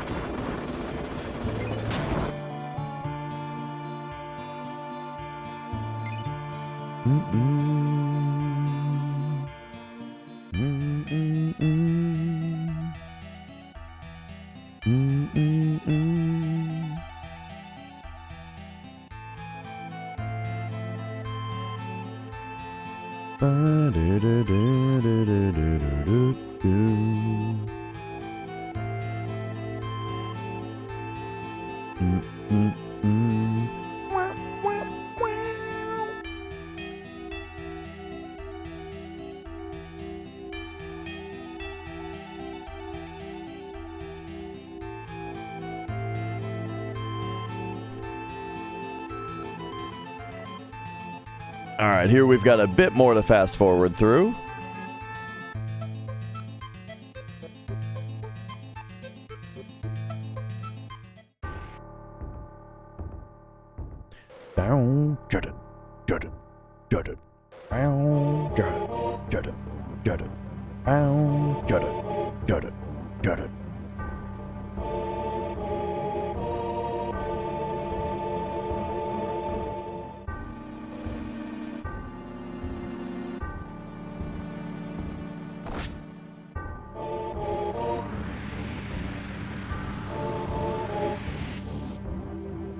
I've got my legs up here. I don't know if Magic knows if he can figure out how to cuddle. I don't know. He's perched on the oh wait, he's fallen. All right, so there's the morph materia. Gotta grab it from right there.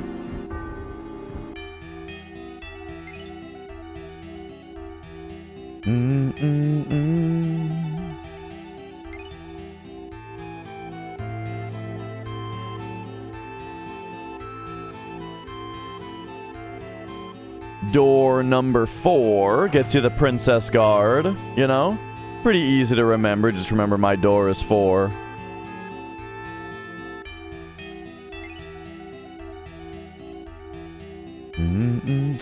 The spin strats? Oh, man. Spin strats. Yeah, we've talked about that. It's a thing with clocks, specifically, where clocks with Roman numerals have 4 eyes instead of IV, because IV, it has something to do with IV meaning Jupiter, and like putting IV upside down like it is on a clock, or maybe even just, I don't know if it's the upside down thing specifically with the clock, but it's something to do with in some way it was deemed disrespectful to Jupiter to have IV on clocks specifically. And so it's proper to have a Roman numeral clock have 4 eyes for the 4.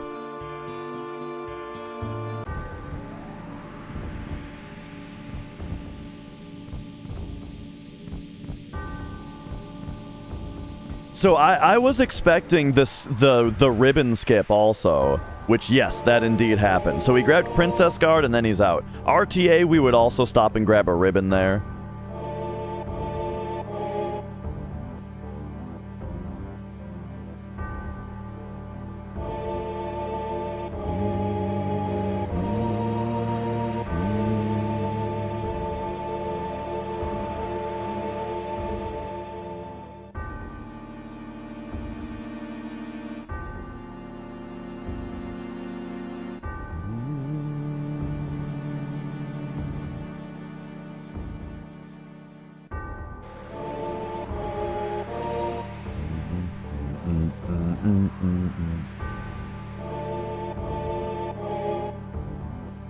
Oh, Magic is loving the face pets.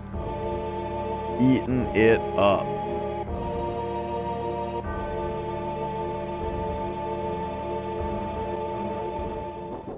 Alright, hang on though. What up, Sparrowgrass? Hang on though a minute. We just gotta blast through here and let's see this. I think that the Planet Protectors are gonna get farmed out on Red Dragon, which is insane.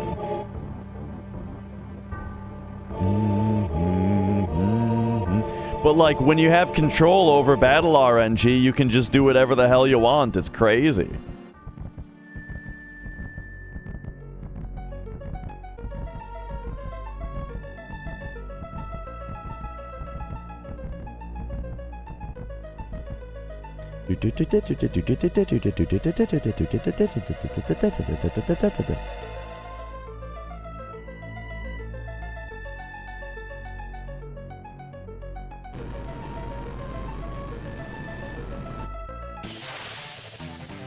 Alright, here we go. Let's see this Red Dragon fight.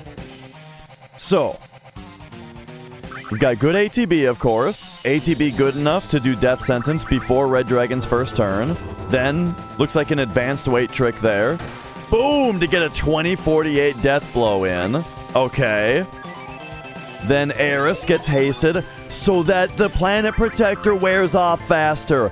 Aerith hastes herself to get rid of Planet Protector faster. There is the...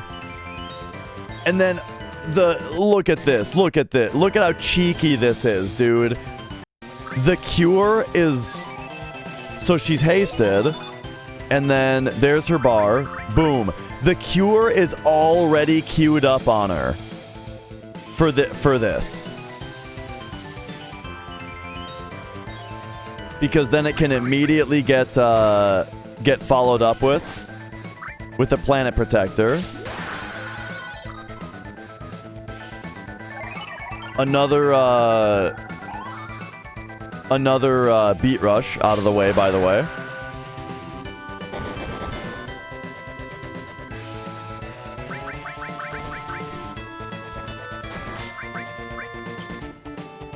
Alright. Little RNG manipulation to get another Red Dragon Breath on Aerith here.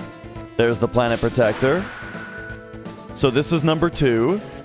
So yeah, Aerith's is it already had worn off while the other 2 didn't. Because of the haste. And now he's not actually waiting for to get 2 more in. Because 3 are gonna get used on Demon's Gate, or there's gonna be another encounter in here.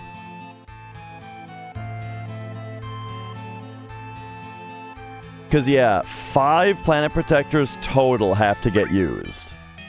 And we're at 2 right now. And they have to get used on Demon's Gate at the very latest.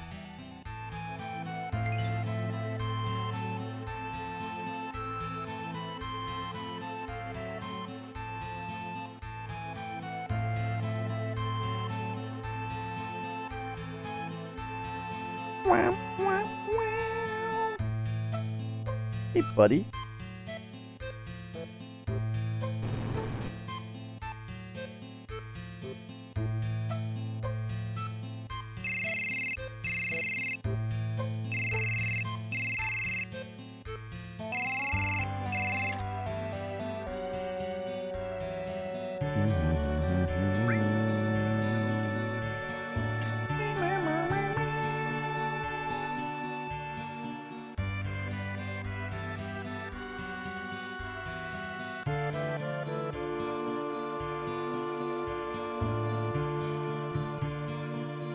Okay. So indeed, it looks like we're gonna see 3 Planet Protectors on Demon's Gate. We gotta, right? I mean, Aerith is still in Fury. She's been front rowed now.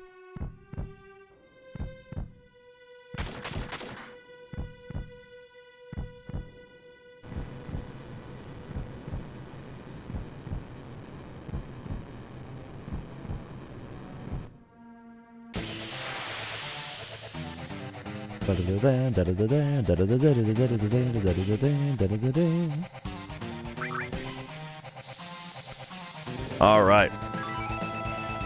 So just like before, Aerith alone gets hasted.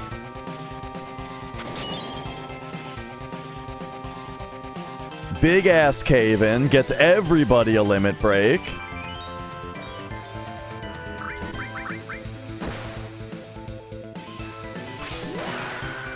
Nice 1000 damage death blow there. And then limit ATB allows the weight tricking of the Planet Protector in there.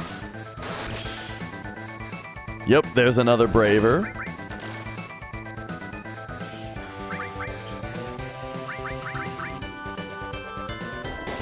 Alright, so Aerith's invincibility wears off. She gets another limit break, so there's the cure. Weight tricked into a Planet Protector. Here's Death Sentence on Tifa. Because we're almost ready to finish him. Just need one more Planet Protector to get used.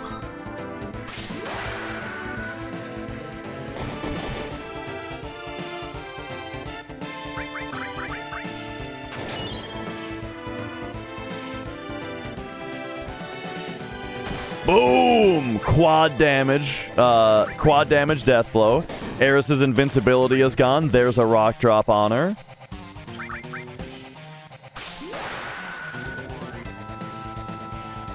Notice, also something to notice, he did a death blow before the death sentence so that it would not do enough damage to put him into Demon Rush. Because once he goes into Demon Rush, he has to come forward, and that takes forever. I doubt he's ever going to get to Demon Rush. It's way too slow, you know? So instead, he set him up with max damage to not Demon Rush so that he could hit Aerith for the third Planet Protector, and now I bet it's just going to be death blows until he's dead. Oh, yeah, well, there it is, right there.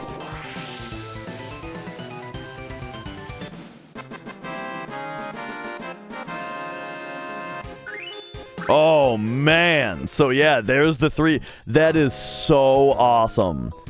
Farming out your 5 Planet Protectors between the Red Dragon and Demon's Gate boss fights. Crazy. That's so cool.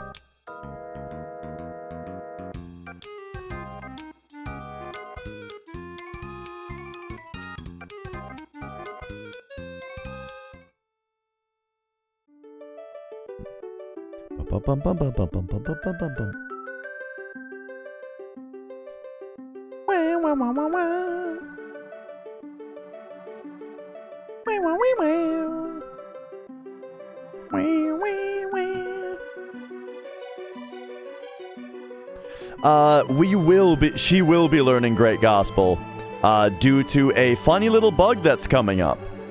Because, so she just learned Pulse of Life, and we have Great Gospel in the inventory. So she's ready to learn Great Gospel.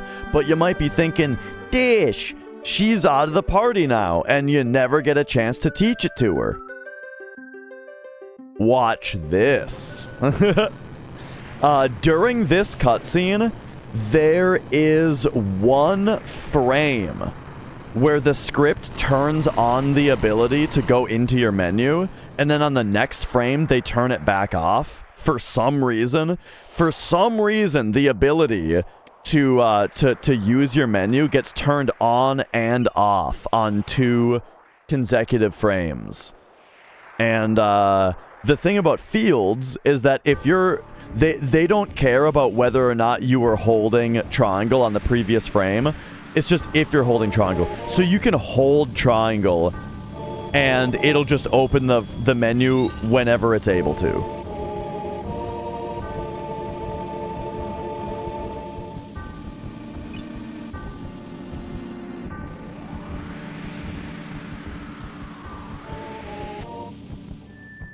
So yeah, it is fastest to, you know, if you're going to use Planet Protector on Demon's Gate, then it's fastest to not have Pulse of Life learned yet, so that you can, right here, boom, Great Gospel learned.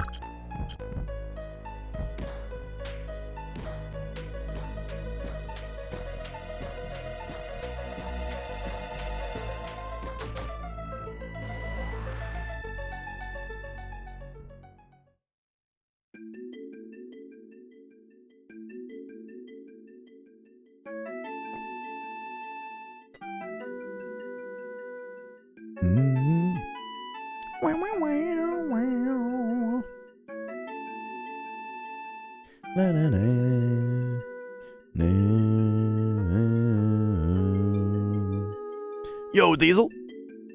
It's been alright. It's been tough because of the hands. I haven't really been able to speedrun, you know? So I've been real self-conscious about the quality of the stream lately. But we're getting better, though, you know? And hopefully I'll be back to it soon.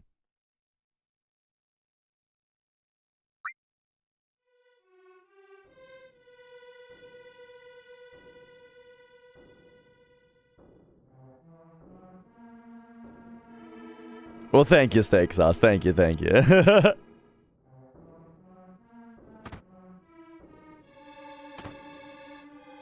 Yeah, it's part of the reason I'm very thankful for this TAS to exist, so we can talk about it.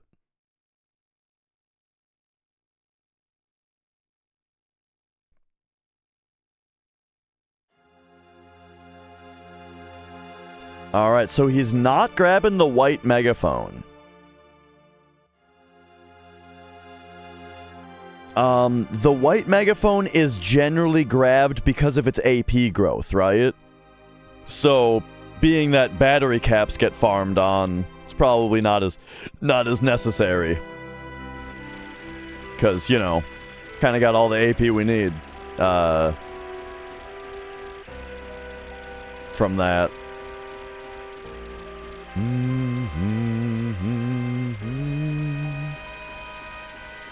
Yeah,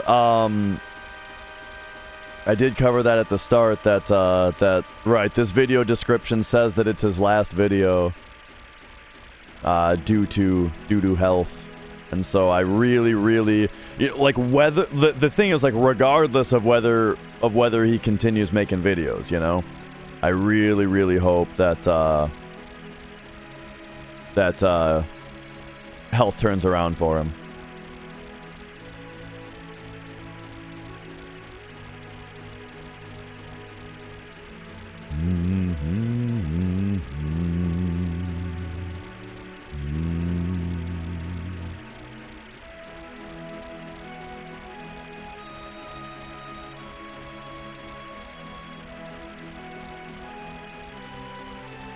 Yeah, the AP on steel is one of the major differences between this run and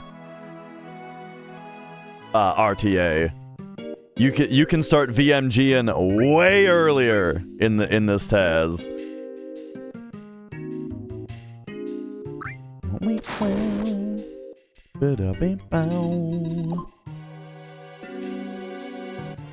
All right, you know what's coming. You guys know what's coming. Lid skip. It's time for limp lid skip. We know he's gonna get it. Oh yeah.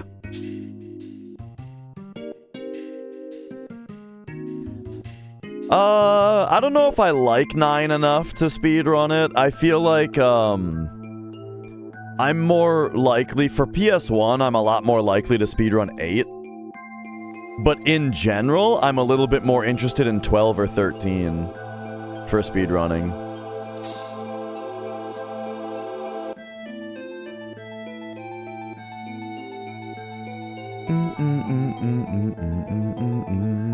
No watering also. Of course.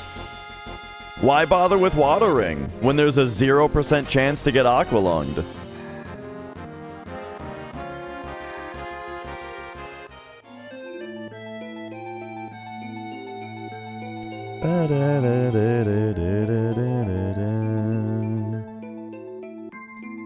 I say that, but oh, wait a second. I'm guessing there's actually 100% chance to get aqualunged, and we're gonna survive it.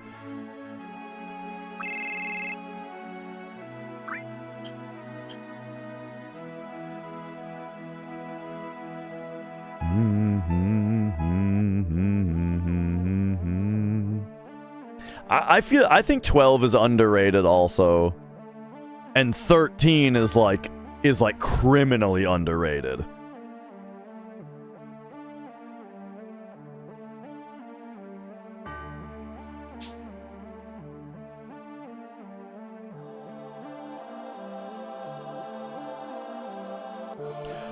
Oh yeah, Aqualung is gonna set Tifa's HP up into critical. This is gonna be like... This is gonna be... this whole fight is just gonna be like... Death sentence Tifa, get Aqualung's death sentence death blow, and then use... and then maybe even use limit ATB to get an extra death blow in.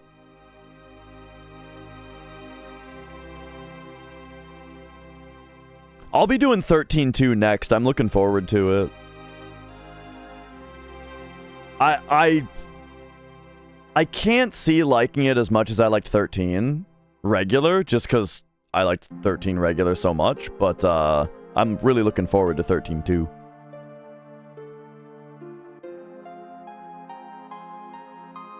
Speaking of which, I don't think I have it, but it's probably really cheap.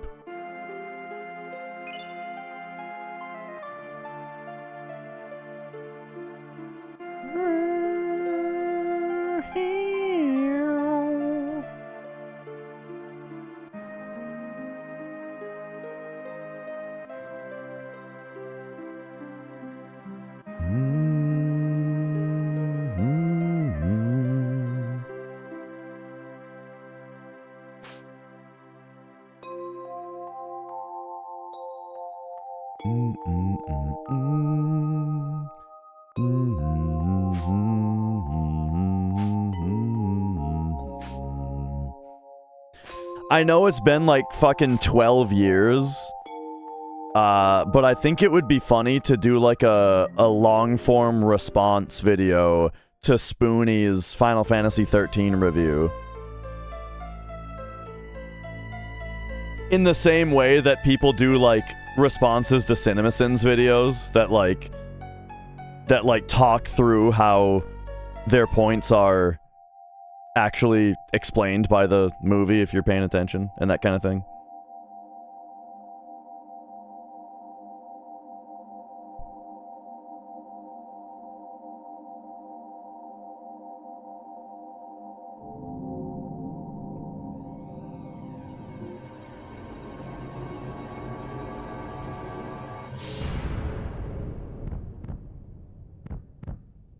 Hey, why aren't we fast forwarding this? I was thinking about 13.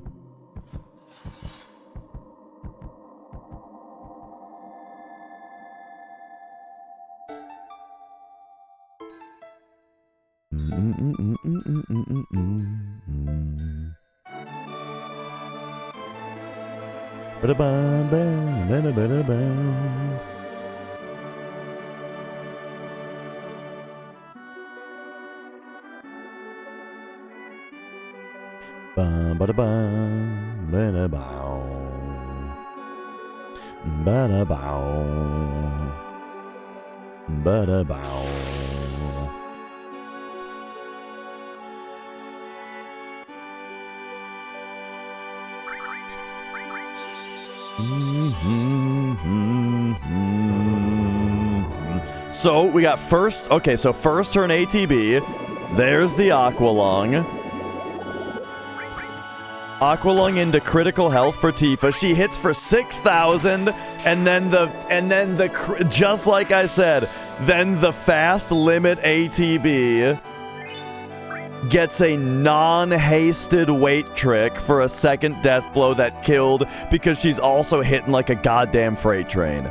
That is insane.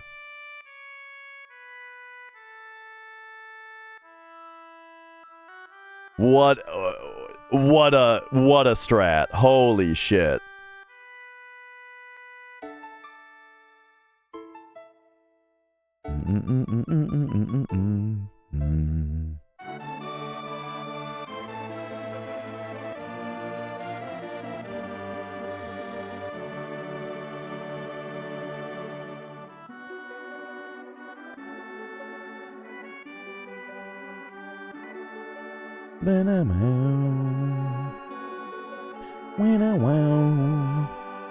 Yeah, I think part of the explanation for the 6,000 death blows is not only manipulating stat ups from levels, but yeah, battery caps are very good.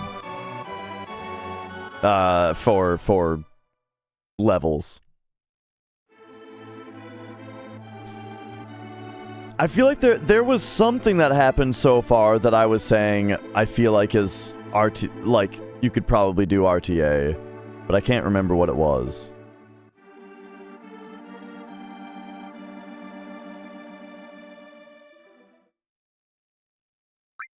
Yeah, I don't remember.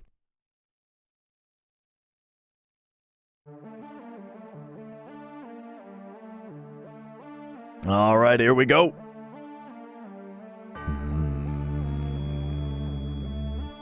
Yeah, I think he's still looking into so Blink wants to route battery caps into RTA, yeah. Which I was talking about, that like RTA battery caps is something that is being talked about. And Blink is the one who's really working on it.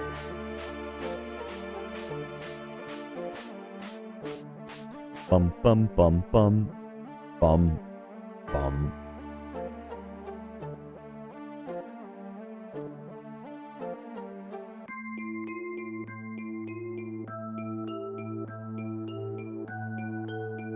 Alright, here we go. Probably doesn't need the bolt armlet. I can't remember if there's another place to get that. Oh no, he's grabbing it, okay. I can't remember where else you can get bolt armlet if you don't get it here.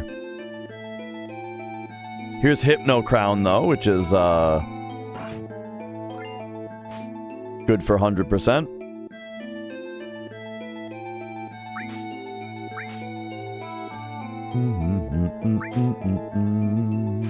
No need for the Mega Elixir, though.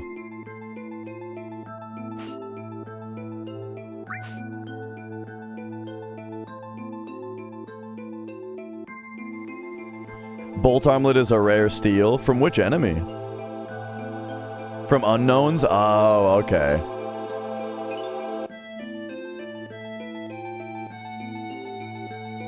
Do do do do do do do do do.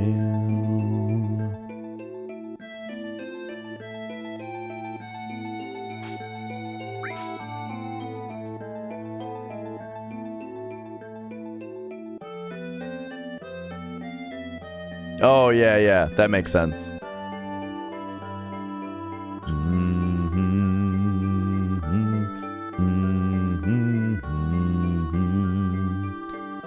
All right, one battle skip there, and now we're into some nice RNG manipulated world map traversal.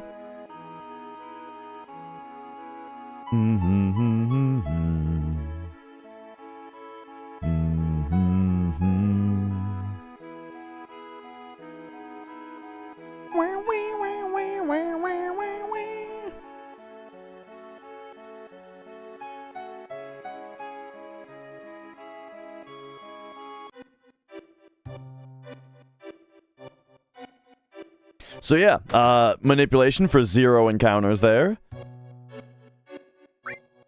And then here, I'm guessing the Lotad probably didn't do the Kuma skip here, right? I'm not sure what order those things happened in.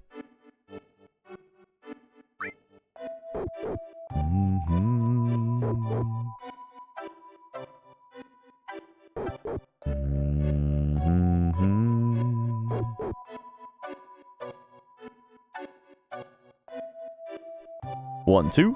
1, 2, 3, 4, 5. That, yep, that's right, Mooncake. I feel like that was something I didn't know until speedrunning also. Like, I saw Zeal do it, and I was like, what the fuck?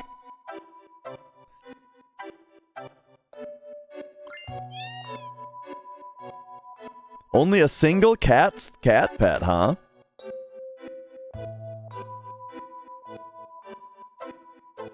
Alright, here we go. Are you guys ready?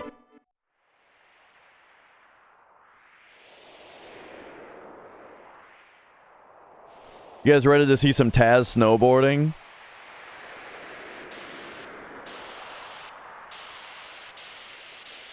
these frame perfect wall hugs. Oh my god.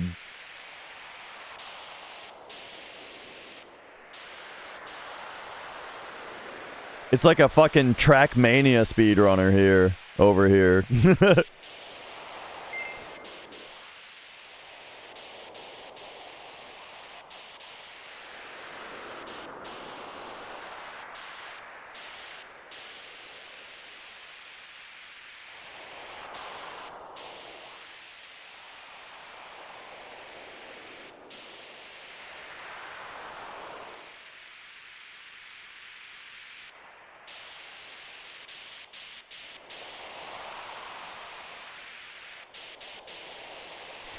But it's funny stuff like this, like, look, this part, love that. The jump off the one jump onto the top of this one and stuff. I do love this stuff. I feel like the very most impressive stuff of this, yo, Mad Scotsman, of this run, though, isn't necessarily stuff like this. Like, this is impressive, sure, but the goal here is just to be as fast as possible with no other requirements, you know, on just this isolated section. And that's the part that's interesting, is the fact that this section, or that's the part that's less interesting, is that this is isolated from the rest of the game. The stuff that I find so fascinating with the TAS in general is how everything is setting up something later. You know what I mean? The way that everything has a reason that if you don't get it right now, you'll get it later. You know what I mean? And there's so many considerations of when to do this and when to do that. And how everything comes together in the end. You know what I mean?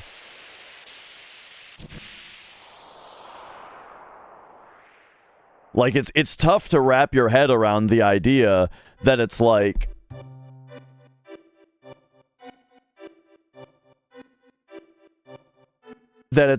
you wanted, there might be one thing that's faster, but it sets up in a way that loses you a couple frames later. So you gotta actually then go back and redo this other thing earlier so that it sets up for this other thing later, you know?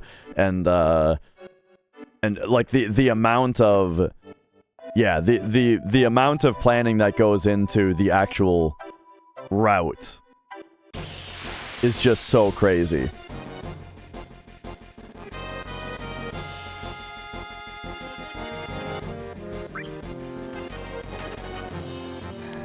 There's a good old-fashioned instant escape there.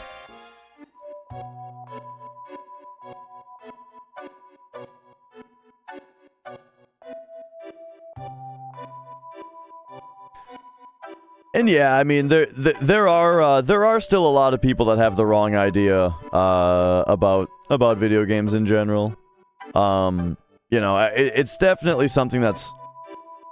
It feels like it's something that's less of a thing now than it used to be, but still, yeah. I mean, that's the thing, though, is just that if someone has big opinions about big anti-video game opinions about laziness and whatnot, then they probably have big opinions about a lot of things that they actually don't know shit about.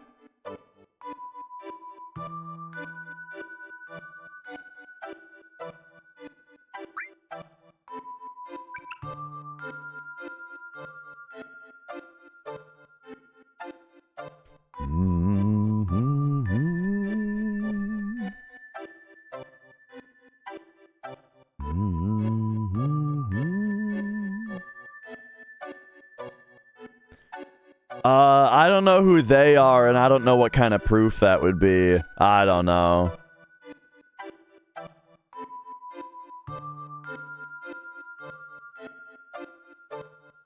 Like, I feel like intelligence is a nebulous enough subject that you can't really make a statement like that.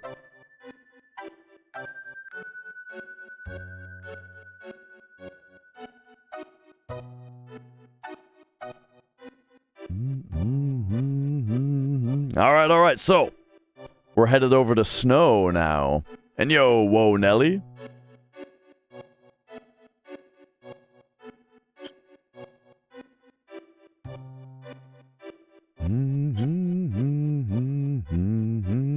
So we're getting some battle skips here, but there's a scripted encounter coming up, so we're expecting to see a real encounter here.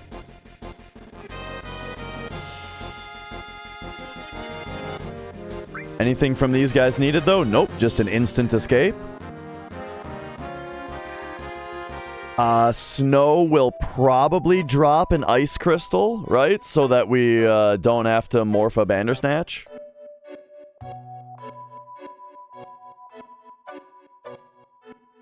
Which, you know, that'll be a manipulated drop.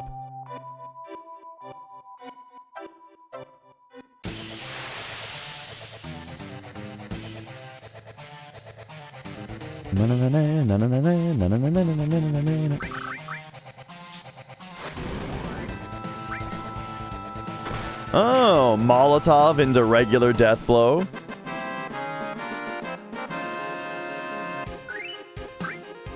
And there's that ice crystal drop, just like I said.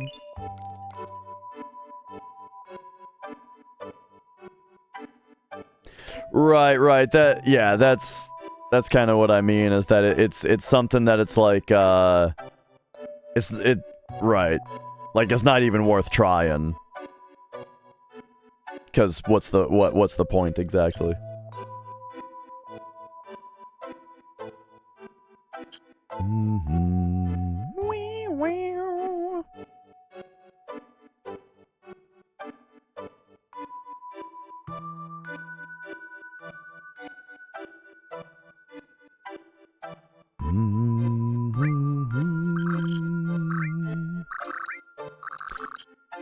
Okay, so bunch of materia business. No cure on Cloud.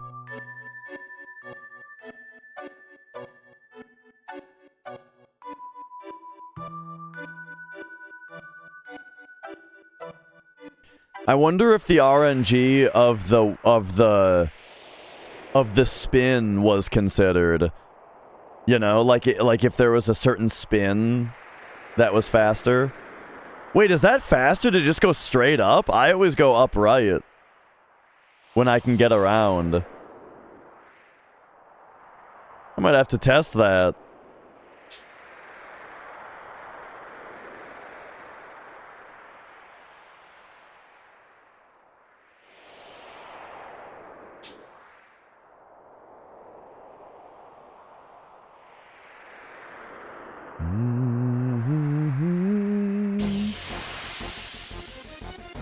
A little break here for some battle RNG. So what's that gonna be for? Just for good ATB. Gotcha.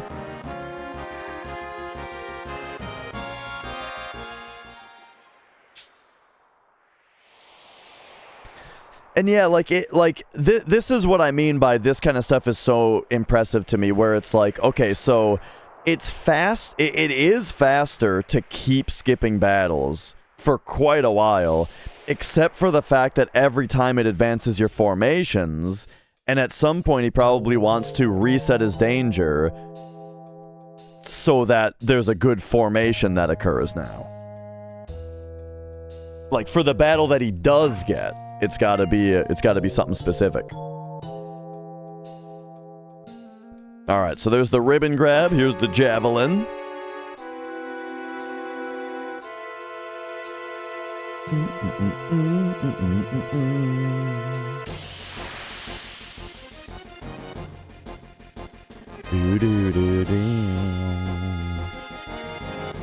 The Stilva back attack.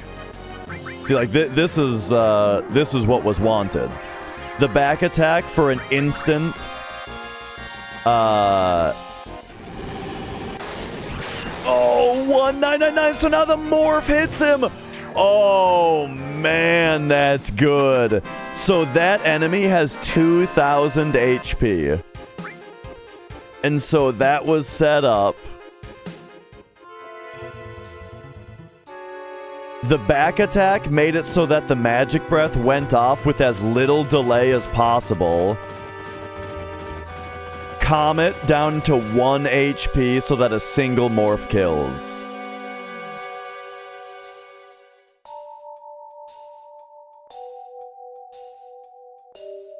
The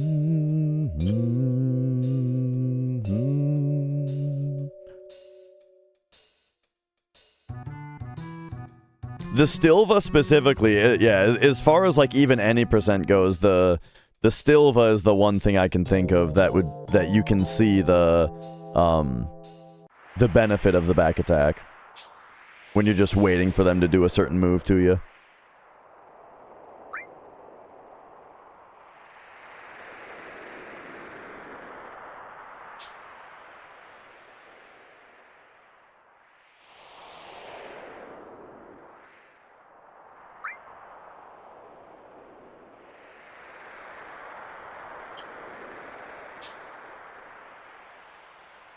All right. Another battle skip there. So the next scripted encounter is Icicles.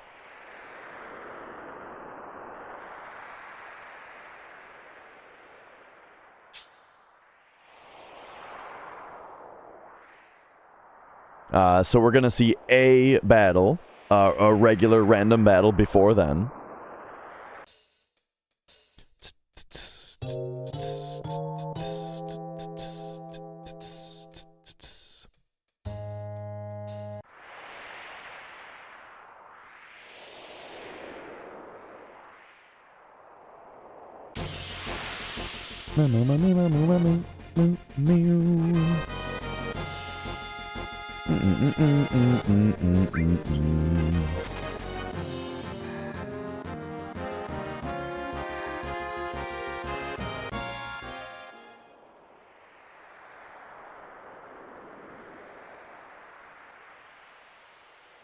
And so, I kind of spaced out there for a second. I was thinking about music. But yeah, so there we saw he took the intentional actual battle instead of a battle skip, setting up for being able to do the scripted battle without incurring the double boss glitch.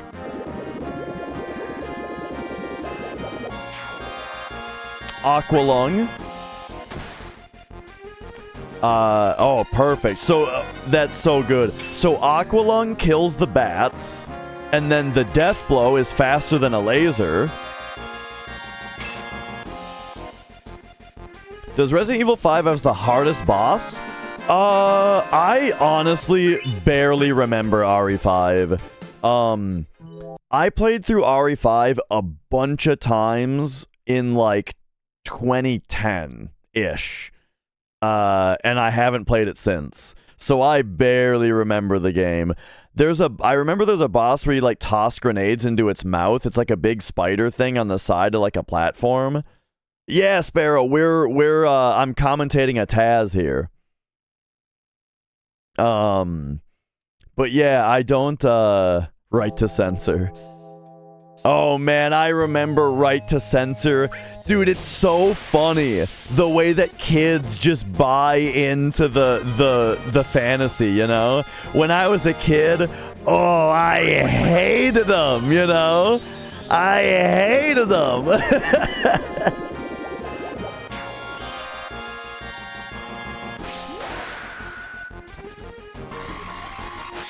All right, this time Sled Fang Beat Rush. Which, once again, reminder that limit breaks take effectively 0 time because we need to use them anyway, just to unlock the later limits.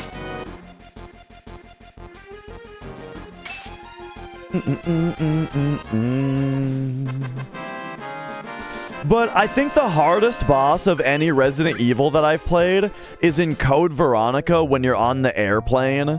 You know, when you're on, like, the cargo airplane, and you're in the back of it, and there's, like, the guy chasing you, and you have to, like, release the box, and the box, like, pushes him, and you gotta get him down to a certain amount of health, and then get the box to push him out of the back. That's the hardest fucking boss I've ever played in a Resident Evil game.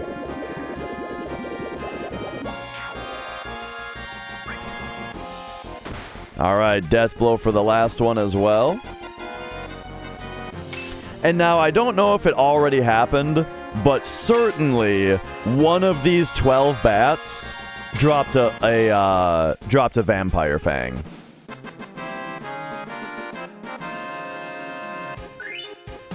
Hey, there it is. At least that one.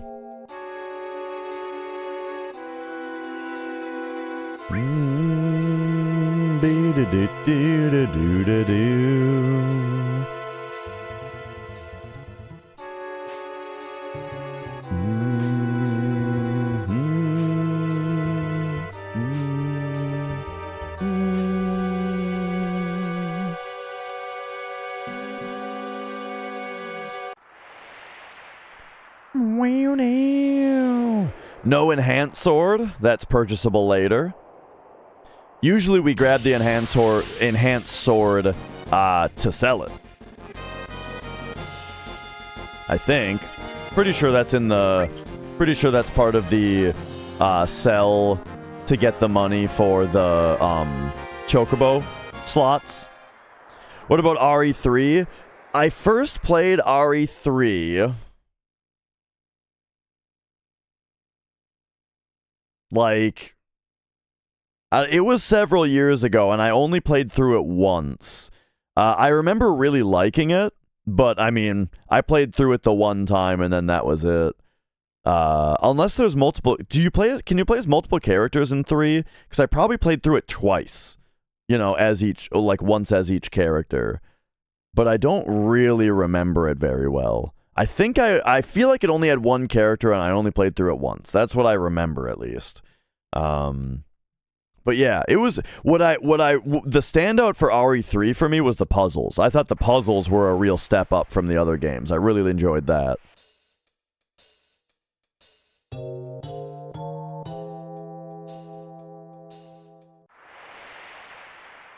There's like that one where you have to like put the 3 waveforms together to like match the beeping. That puzzle was awesome.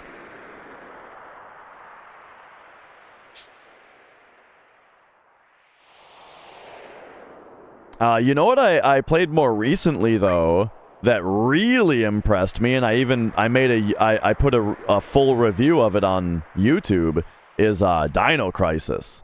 Oh man, I never knew just how good that game was until I played it, and it's like, holy shit, this game is incredible.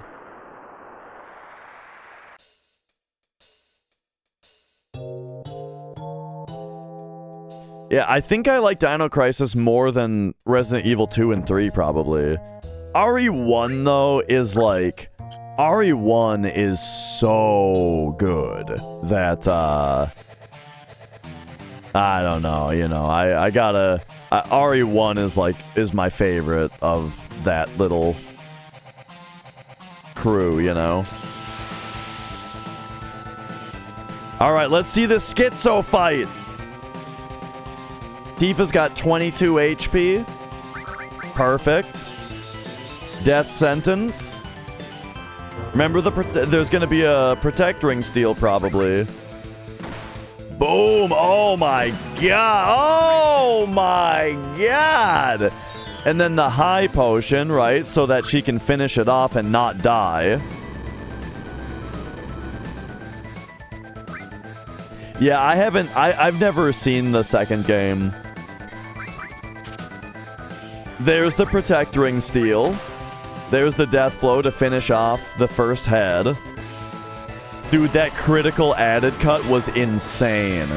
And the one thing to mention is that getting a critical hit on this boss at all is also, I believe, a product of farming on battery caps. Because in any percent, or I think generally in Hundo as well, in the RTA route Hundo, you're not a high enough level to crit this boss. Like, Tifa will never crit this boss in an any percent run.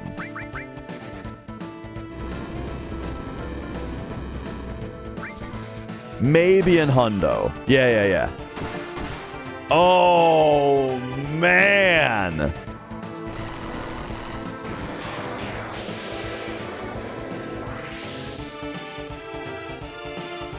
Insane.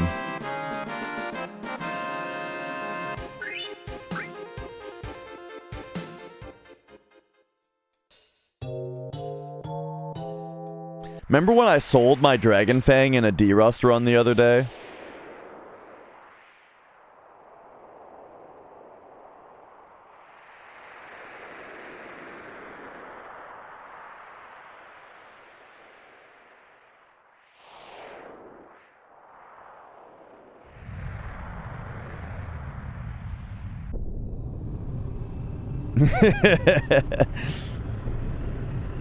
The reason it happened was I forgot to sort my inventory by type before Jenova death. So when I got to Mediel for the super shot, my inventory was all fucked up. And it made me screw up my sales.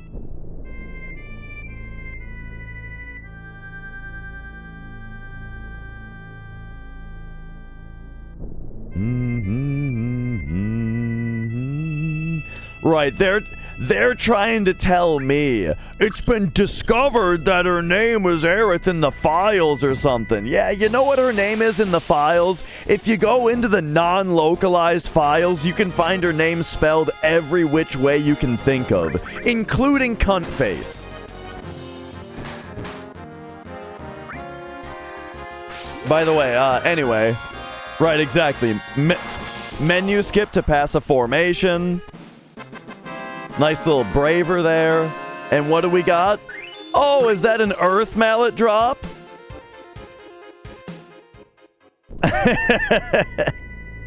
Well, in any percent, we don't get to name her, but maybe in Hundo. So there's your Earth Mallet drop also. As we've been talking about, drops are based on battle RNG, and so maybe we can showcase this just a little bit. So here, he's holding time on this braver, and he waits to put in the braver. Did you see that? Did you see that pause, that hesitation before the braver? That was manipulating battle RNG. So that he gets the Earth Mallet drop, and there it is.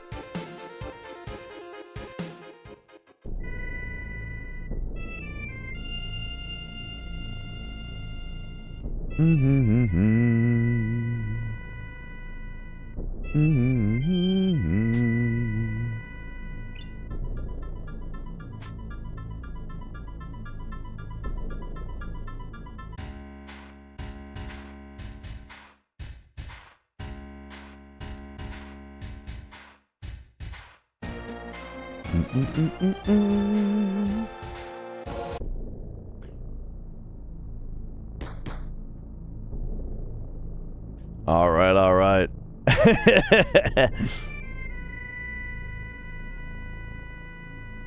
And now if we go here, certainly no need for the Kaiser Knuckle. Yup.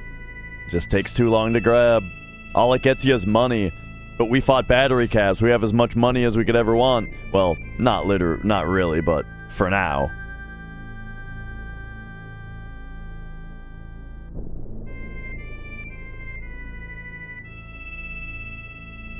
The fast run around the side. Here's this part.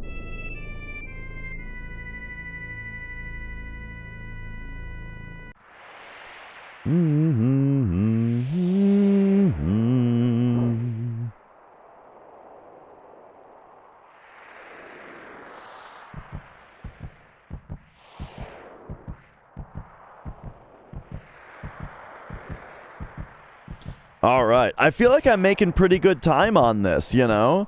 Like, I was worried that my commentary was going to stretch this out way too long, but I'm making pretty good time here. We've got an hour left of part 1 here.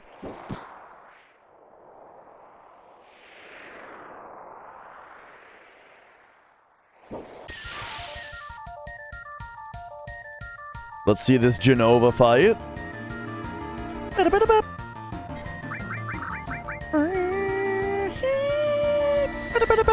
Silence opener is perfect. Now she skips her next turn.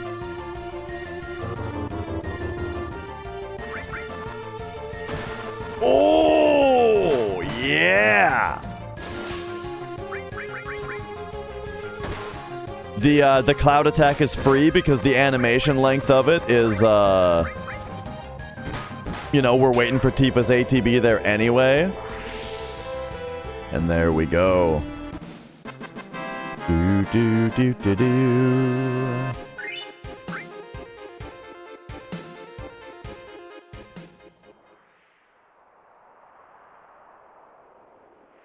All right.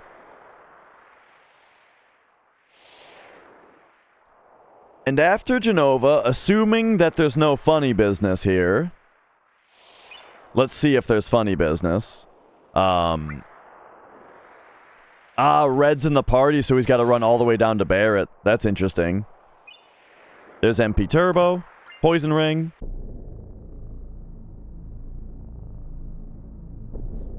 Hang on, let me look at this.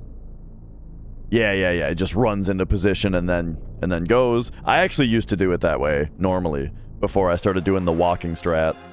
But all right, so now we have a whole bunch of cutscenes.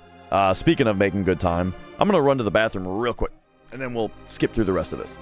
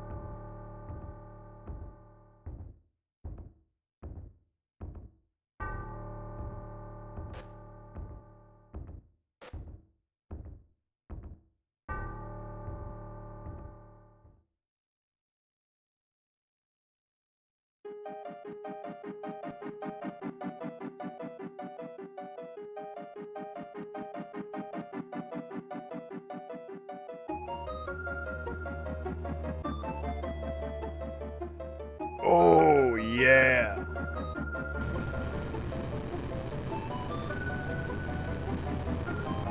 Okay.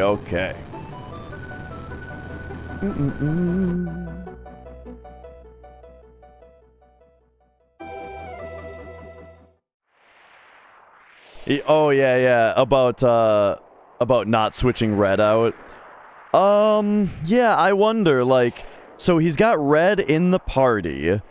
I guess you'd have to consider all of the animations that Red does and when was the last opportunity to put Red in the party where you didn't have to go to the PHS menu, you know what I mean? Oh, you better believe it, Clark. I mean, just today even, whew!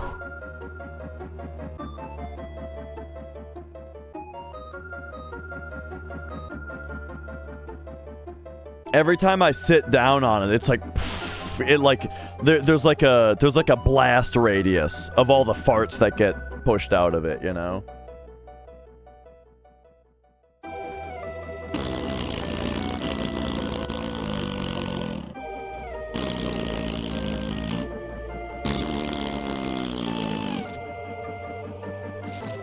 Oh, yeah. The funniest thing about that clip is the reload, you know, the halfway through when he has to reload it.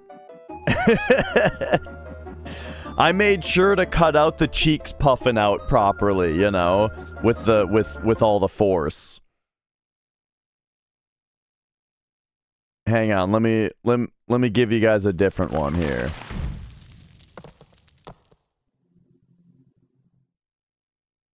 How about this one?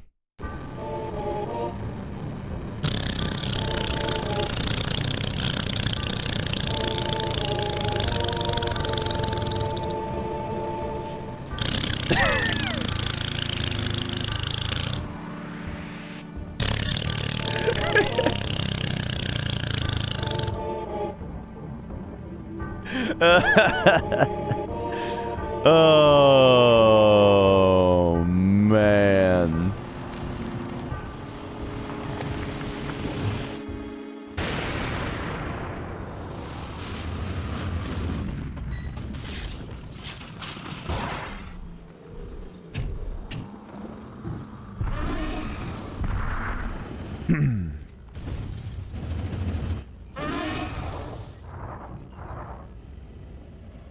So anyway, let's blast through this a little bit. I skipped everybody's favorite part.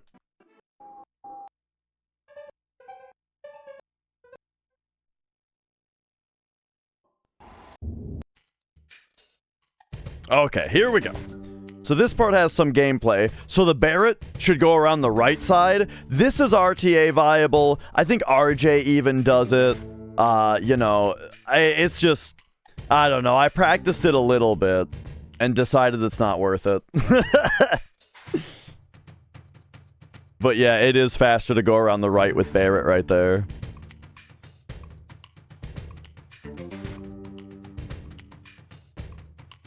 Mia, you better not be thinking about going down there. I've had enough power outages this week. I don't need you stepping on the power strip.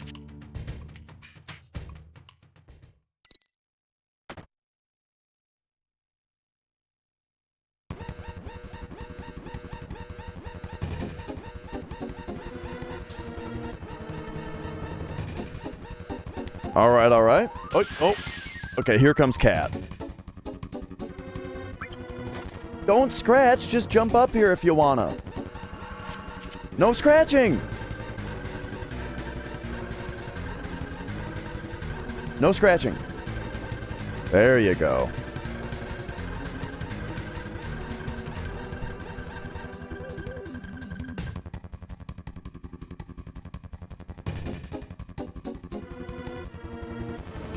Do I have this camera within reach? Kinda. Alright, cat break.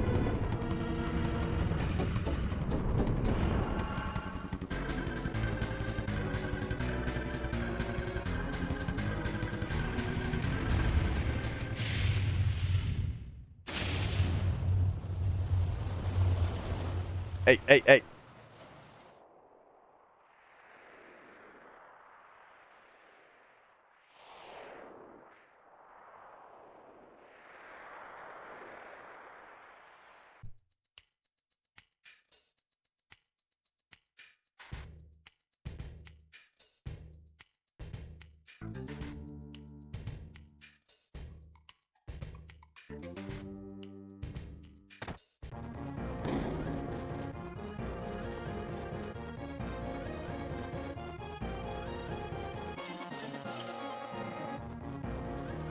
This is Mia.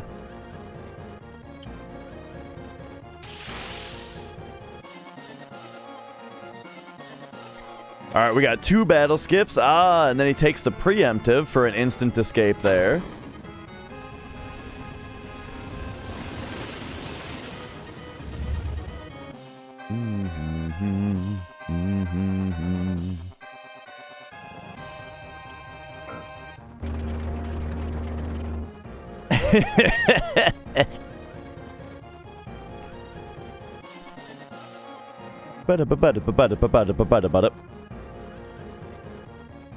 All right. Here we got the Tifa escape here, as we can expect. No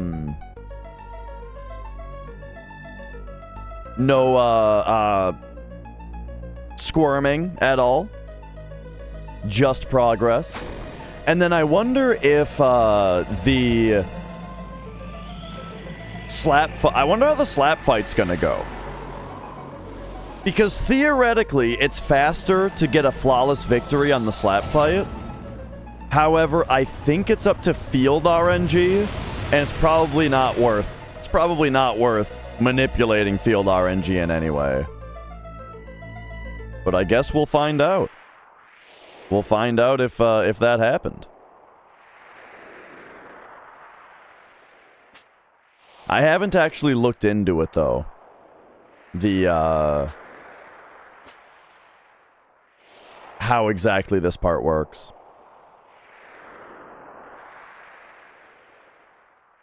Because the thing is, it doesn't really matter. But for a TAS, it does.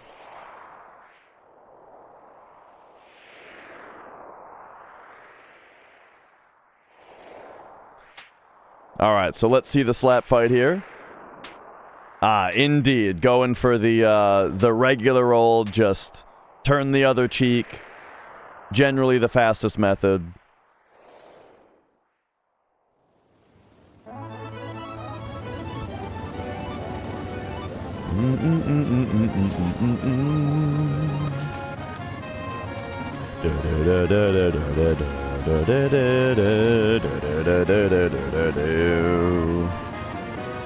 Man, by the end of this stream, you guys are all gonna have double speed FF7 stuck in your head.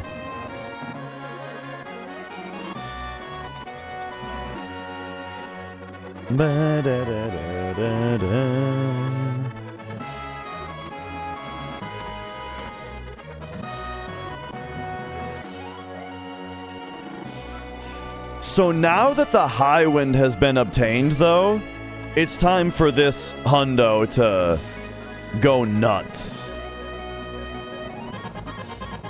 It's time to get nutty. It's time for the hundo to probably stop resembling the RTA run in any way.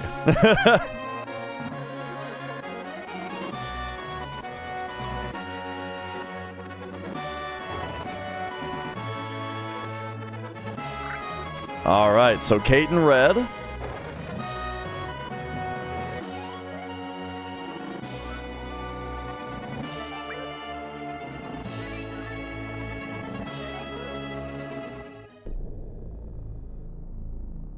And here we go. It's gameplay time. So normally what we would do is go learn level 4 we would go get the 4th enemy skill, learn level 4 suicide, learn or get the carob nuts. And then we would come over here and do this. But nah, here we go. TAS run is going straight for the Choco Ranch.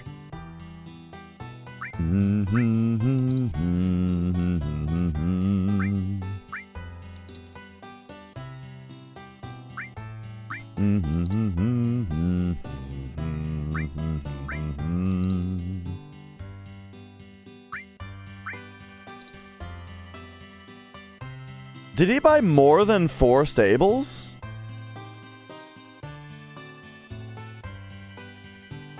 Am I crazy?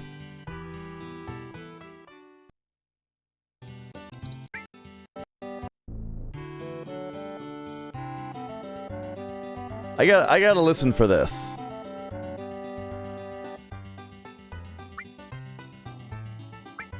One, 2, 3, 4, 5, 6. He buys all. Whoa.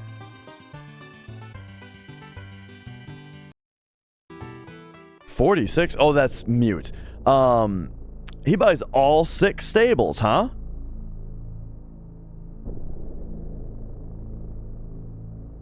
I suppose the strat of releasing them might not be necessary, since there's going to be like manips happening, like with the Choco manips and all that. There's going to be time to choose the gold Chocobo every time without having to release the other ones.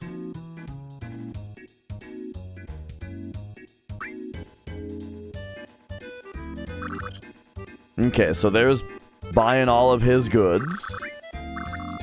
All that happened. There we go.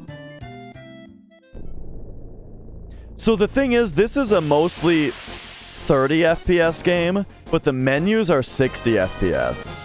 And boy, oh boy, can you get going. Alright, carob nut, excellent. So now this is the same thing as far as multiple steals goes, or as far as multiple world map battles goes. Gets into the high wind and back out, resetting fractions to -30 instead of -140, saving about 4 seconds, and then manipulating RNG to not just get the Vlak encounter, but getting the Vlak encounter twice, because it's going to get the Vlak encounter, see that you just got a Vlak encounter, and re-roll it, and then you have to get one again, essentially, with the RNG. So manipulating that to happen, and then also getting it on the frame that has Tifa with maximum ATB. Tifa will get the steal with the ATB weight, RNG manipulation, and they'll also get the escape right away. So boom, boom, boom. Incredibly fast nut steals there.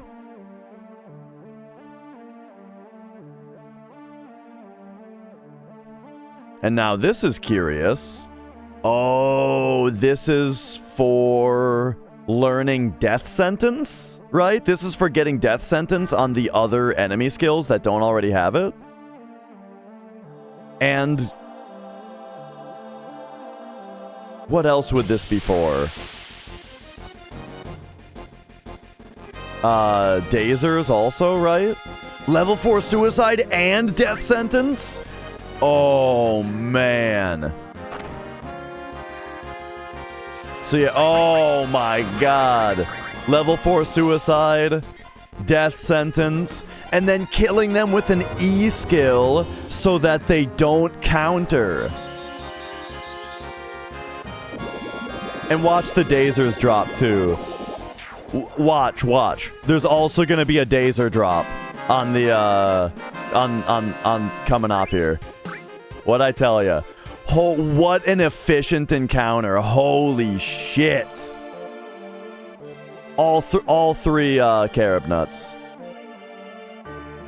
No wonder that's worth going all the way into the temple for. That accomplished so much.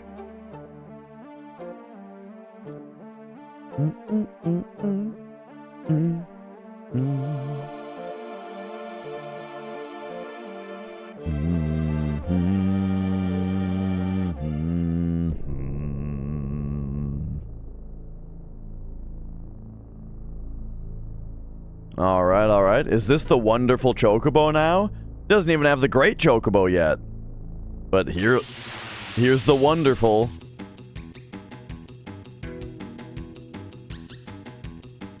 With the single jumping, so here's the... Oh, the beat rush, which will hit the little guy. Don't need to morph for the Antarctic wind. He'll probably win an Antarctic... If he didn't already get the Antarctic wind, and I just didn't notice it, he'll probably win it from Chocobo Racing later.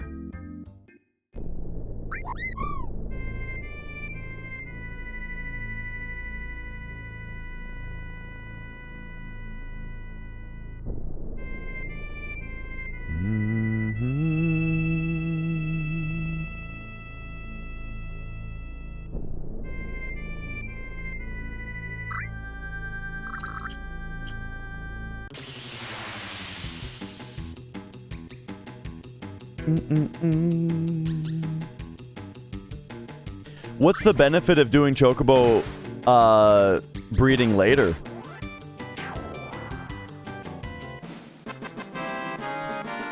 Because doing it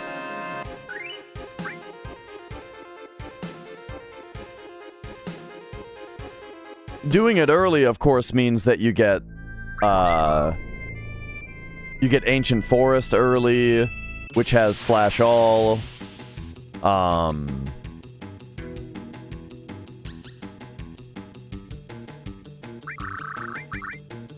Wait a second, I think I missed something just now. Mia, are you gonna be a Squirmy Pants, or can you just lay here nicely?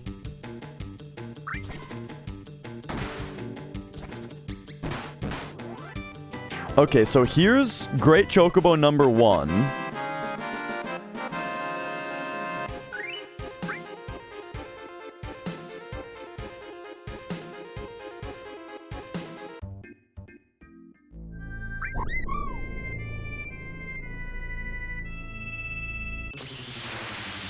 Hi, Mia.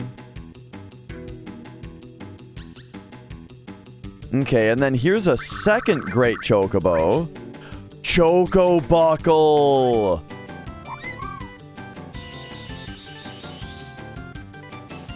Yeah, yeah. Because this one's gonna run away, of course. Okay, okay, so learning Choco Buckle right away here. Then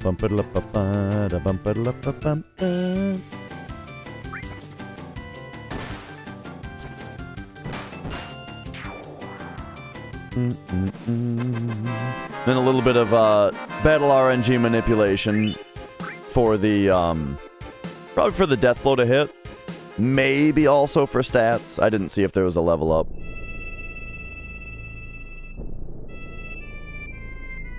Mia, you are being squirmy.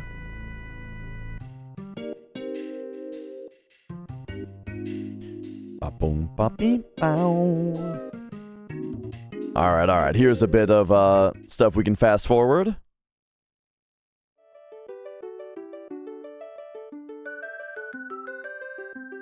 Mia.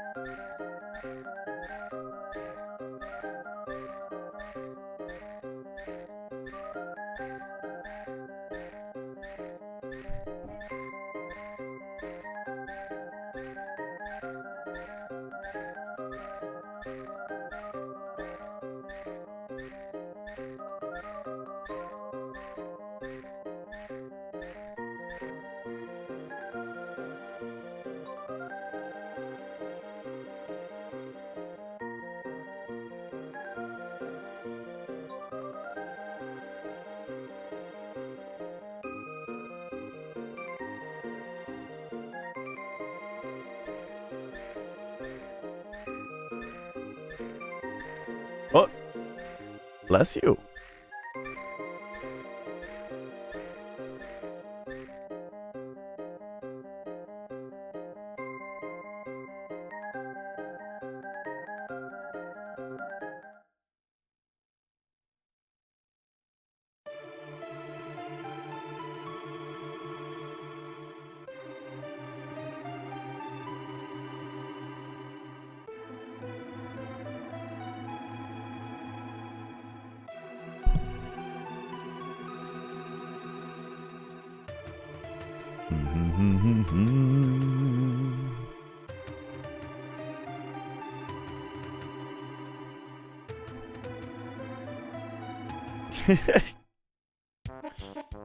All right.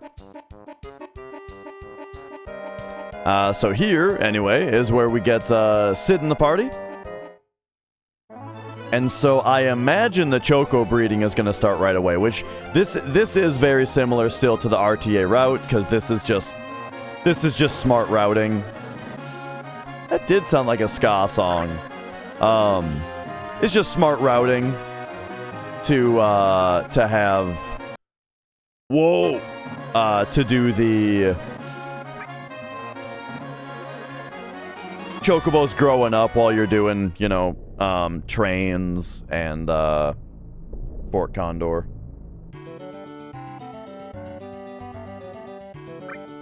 Hang on, let me fix the camera real quick. Okay, and then I'm also gonna... Okay, let's slow this back down to regular speed, since we got gameplay going on.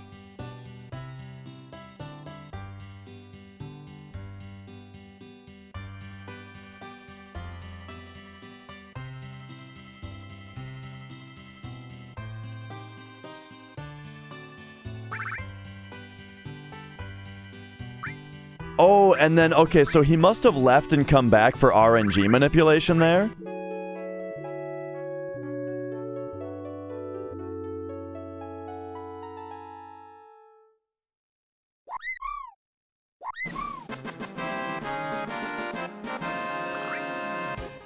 So the earliest you can get Slash All is when you have the green Chocobo, yeah? I think so. Yeah. Alright, she's out of here.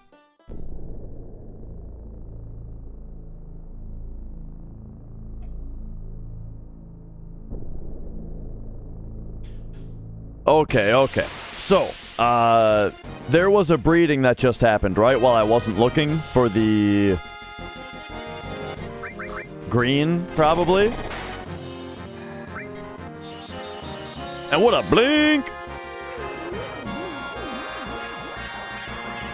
Okay, hang on. So I missed something just now. But, so we got 2 Z-Nuts. Was there a Goblin Punch in that also? Are all the E-skills on one character right now? So, there's the Goblin Punch on red. He must have all 4 E-skills on him. And then he Magic Breaths. And they drop 2 Z-Nuts. 2 Z-Nuts is really important because one of them gets used for breeding. Probably. You know, this route is different, but probably. And then the other... Because I'm not sure if a Z-Nut is required for Gold Chocobo. But anyway, the other one is for completion. For your inventory completion.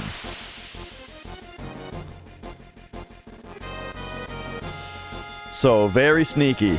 Getting 2 nuts. The thing is, their drop rate on those is pretty low, also. Nice, more for the speed drink. So that's also for completion. The thing about this part of the game is that we need a certain number of battles just to grow the Chocobo up to be able to breed it. You know? You can't breed a Chocobo right after it's born. And the way that the game determines the amount of time before you can breed it is the number of encounters. So here's a bunch of like cleanup encounters for things like getting the Zeonut for later, learning White Wind is what we just did, getting that speed drink, and there's going to be a couple others here as well. These are just like miscellaneous things that need to be done. I mean, White Wind is really good, and that's going to get used, but you know, in general. This, going into... I wonder if this is just for RNG. Yeah, so the reason he's going to Costa del Sol here is just to move field RNG, in order for the next step of the breeding to work.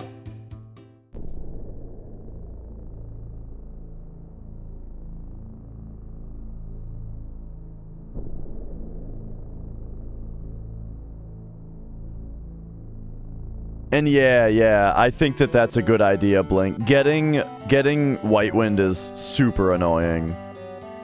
So getting it out of Fort Condor is a good idea.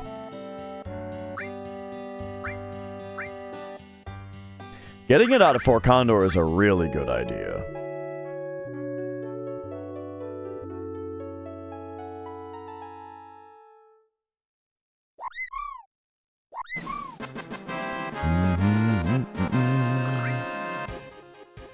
Alright, so here's green Chocobo then.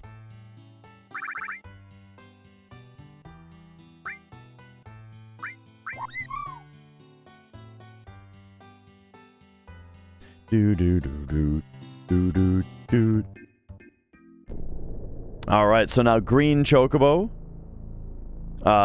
in the plane means that we can see Ancient Forest. And that gets us the slash all materia, as well as some other good stuff, such as... It's probably not Minerva Band, that's faster. If you can manipulate battle RNG, it's faster to steal that.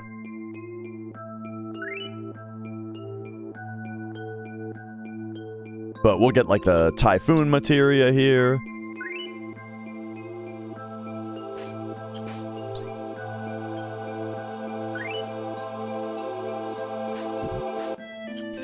So, at least the way that I do it, getting huge materia takes, like, all the time of the Diamond Weapon Walk anyway.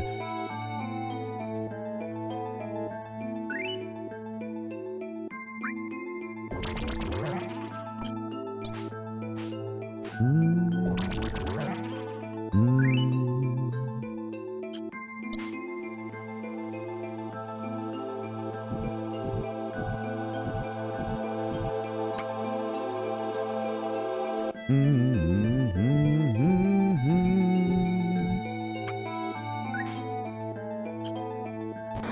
right, boom, there it is, slash all materia.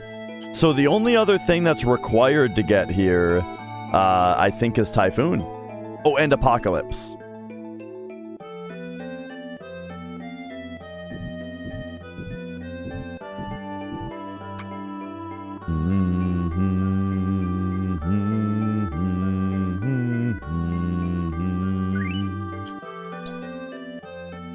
You can throw these from a little farther away than I thought.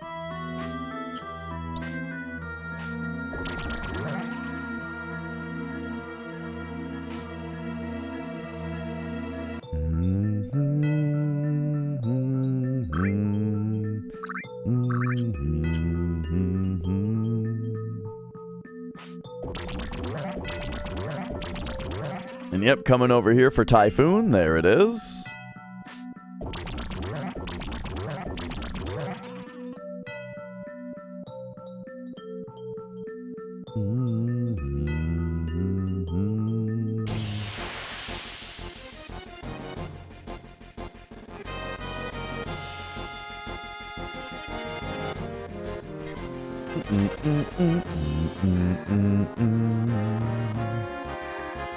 So yeah, these encounters are also counting towards the necessary encounters for Chocobo breeding.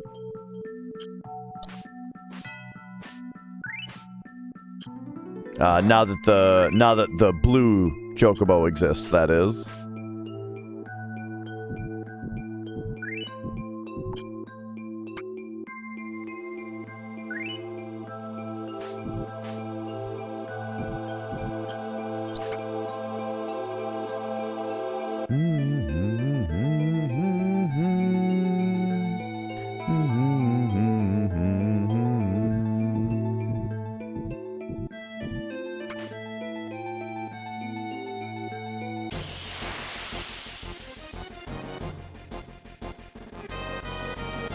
Alright, very nice. The other instant escape there. Just a battle for the Chocobo breeding. And then here's Apocalypse. And there you go, that's Ancient Forest. So now RTA, we do this with the black Chocobo, and then we're able to buzz around and get the Quadramagic and HP MP swap as well.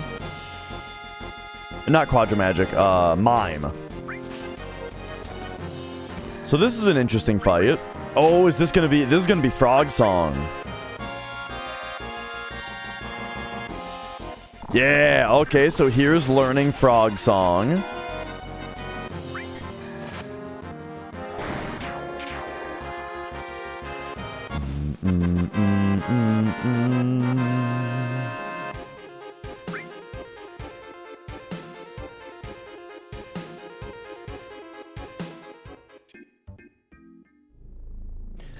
So Blink, you're saying that instead of Shriveled Cloud limiting,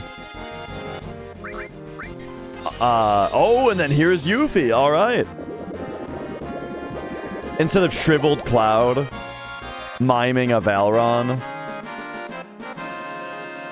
it'll be doing damage to Diamond Weapon.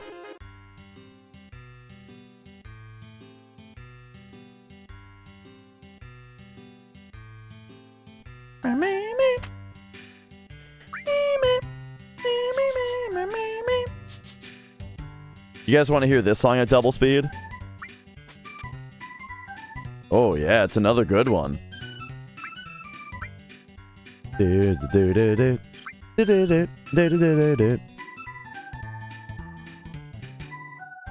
Oh yeah.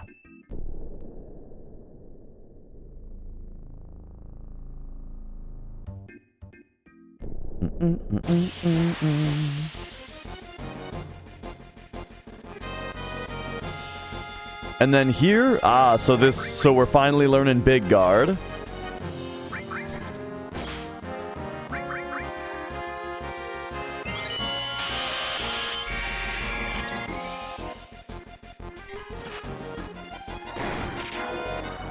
And there's Slash All. Slash All already being put to good use. Very nice.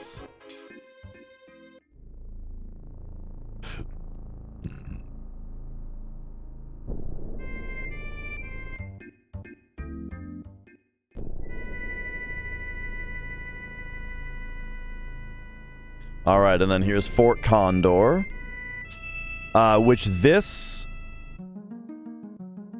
part, we actually do the faster strat RTA now. It costs a lot of money. Or wait. I always forget how exactly it works. Yes, it costs a bunch of money to do it this way. Because you don't fight the guy.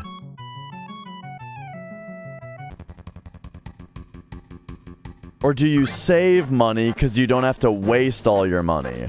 I can never remember exactly.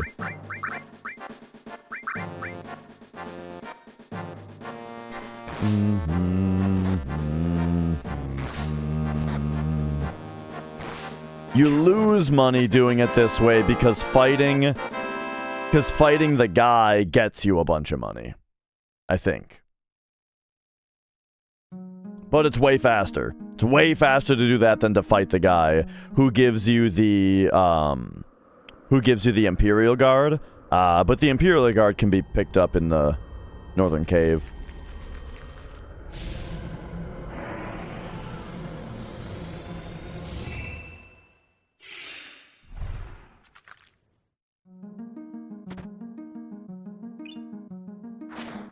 And there's the Phoenix Materia.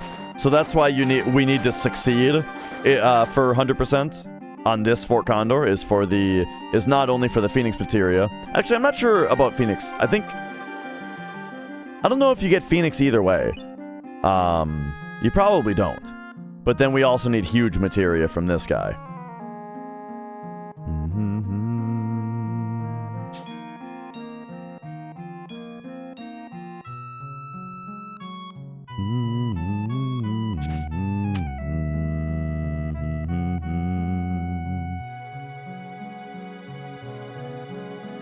Oh, you can get Phoenix from Bone Village? I see.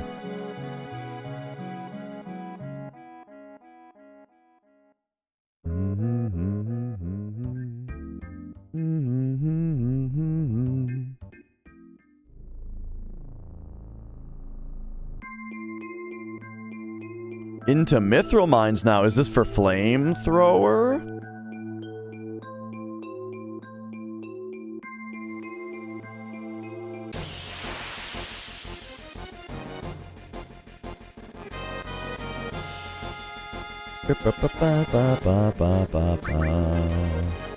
Yes, indeed. Okay, there's Flamethrower learned.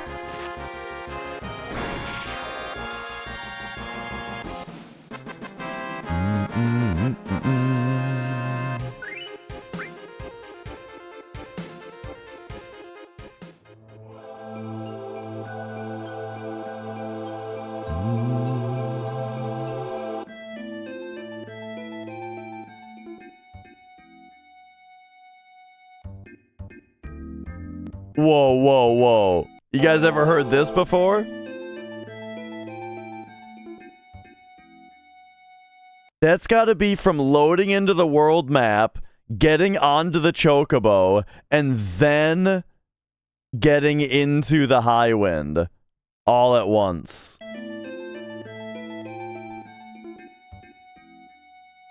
That's funny.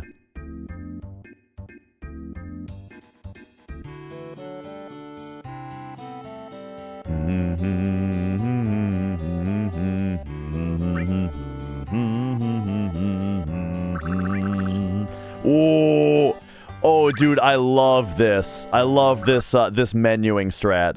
So he goes down the list buying one of everything.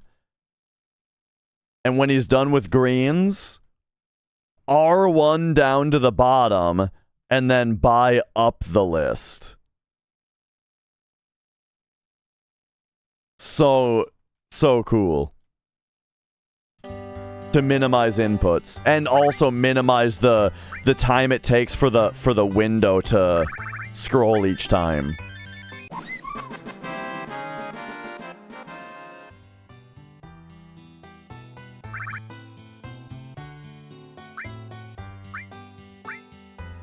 Ba da da da da da da.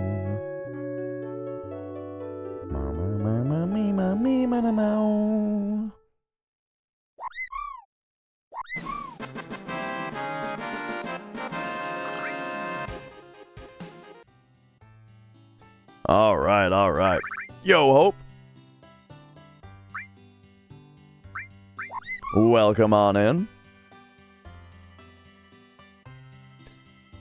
We've got, we do only have a few more minutes left, though. I think I'm gonna split this up the same way that the 2 episodes are split up.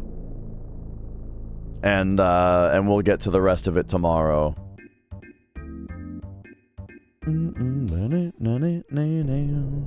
But it's great, this run. Alright, so now with Black Chocobo, we're able to get Mime.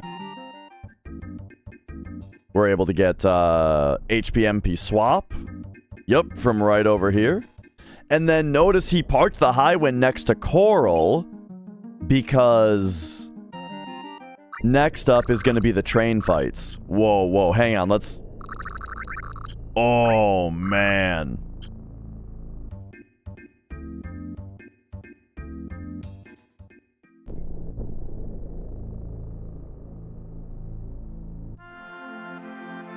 Alright, so yeah, so anyway, like I was saying, so he parked the Highwind outside Coral on the way, and then the Chocobo is outside the mountain, so that now, because after this train segment, you respawn in Coral, you end up in Coral, so then he's got the Highwind right there to bring over the mountain, grab the Chocobo, same strat as RTA, to use the Highwind and the Chocobo that way.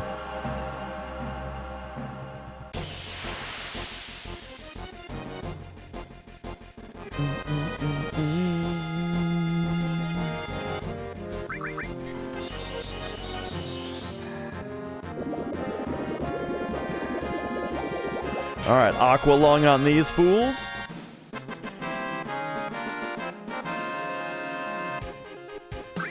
S-Mine drop.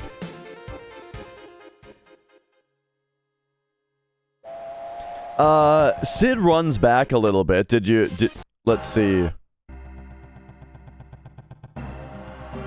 Yeah, you kind of run in there and then he wiggles back.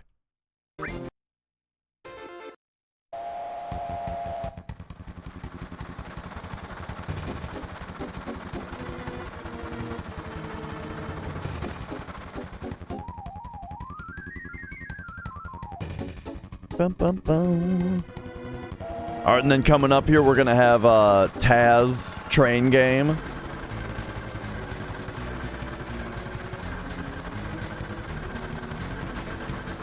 Ready for this? I got another 956 the other day. 57 though. 57, dog. So are these gonna... Hey.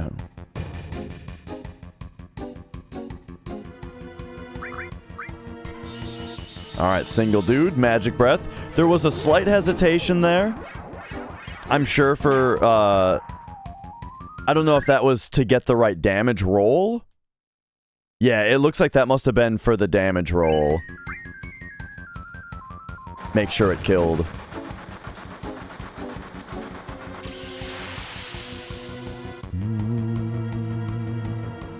Little break before initiating this to make sure of good ATB here again.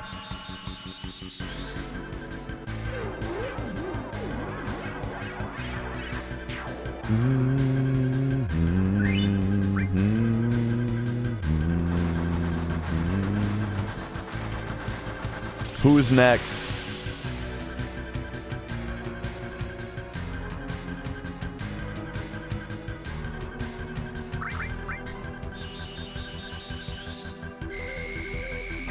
A laser, huh? You know, 5,000 is pretty... Double laser Aqualung is the TAS strat here, huh? So this guy's weak to water. So yeah, Aqualung is very good against him.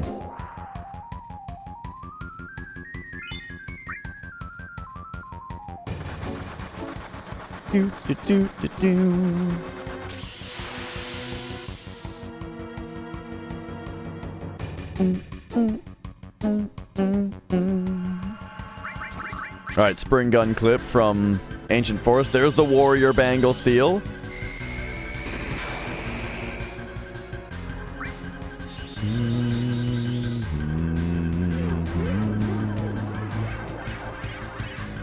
Oh man, so that guy is weak to electric, right?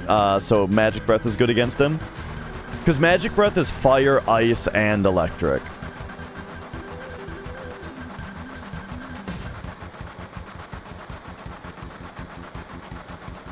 And so since he's...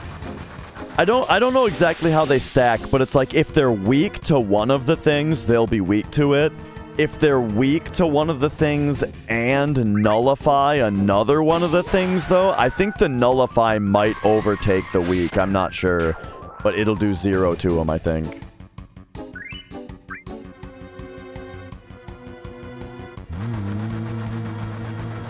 But I guess I'm not positive how that works.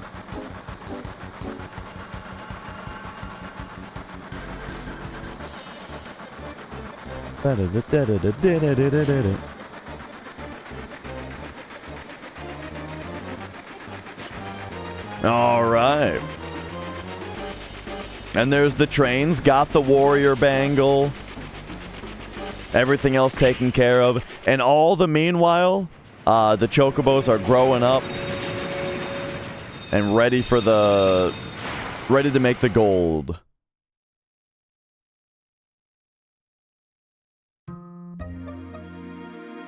I'm not sure.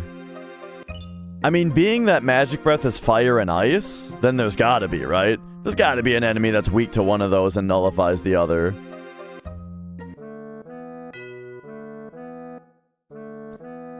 This was a good part 1, yes. I am thoroughly enjoying this. And really look forward to doing the other half of it tomorrow.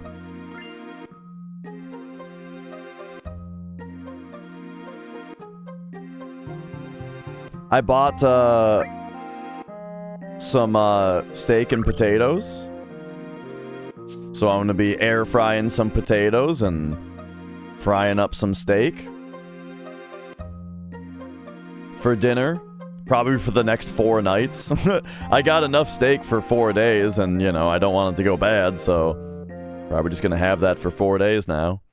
And there it is. All right. So, we saw there the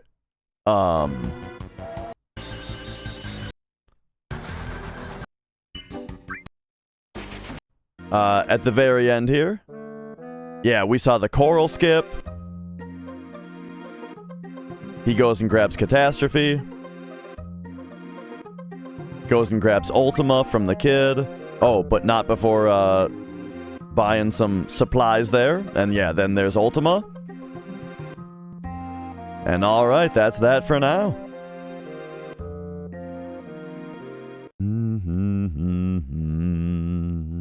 Alright. Have you guys seen this video? I'm gonna leave you with something. I'm gonna leave you with something here. This guy does these animations. You gotta see him. Oh. Hey, oh. Okay, it's a little loud. You ever seen these? It's called safe mode. This is cavalry. Hand over the fossil fuels.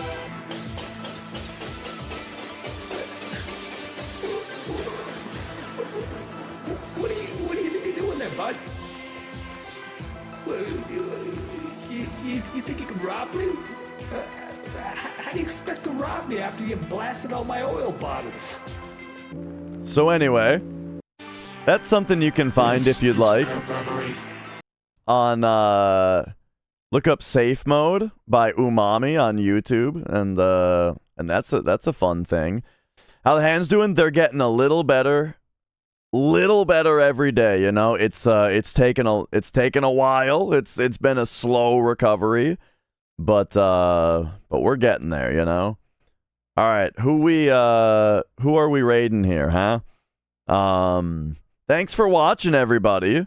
By the way, that was a very fun part 1, and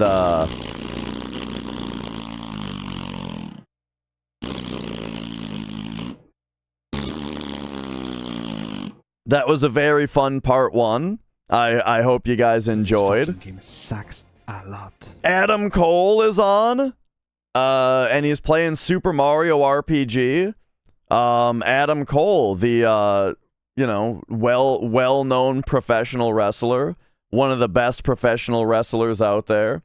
However, he also streams on Twitch, and he's great. And he rated me once, so yeah, go say hi to him. Be good.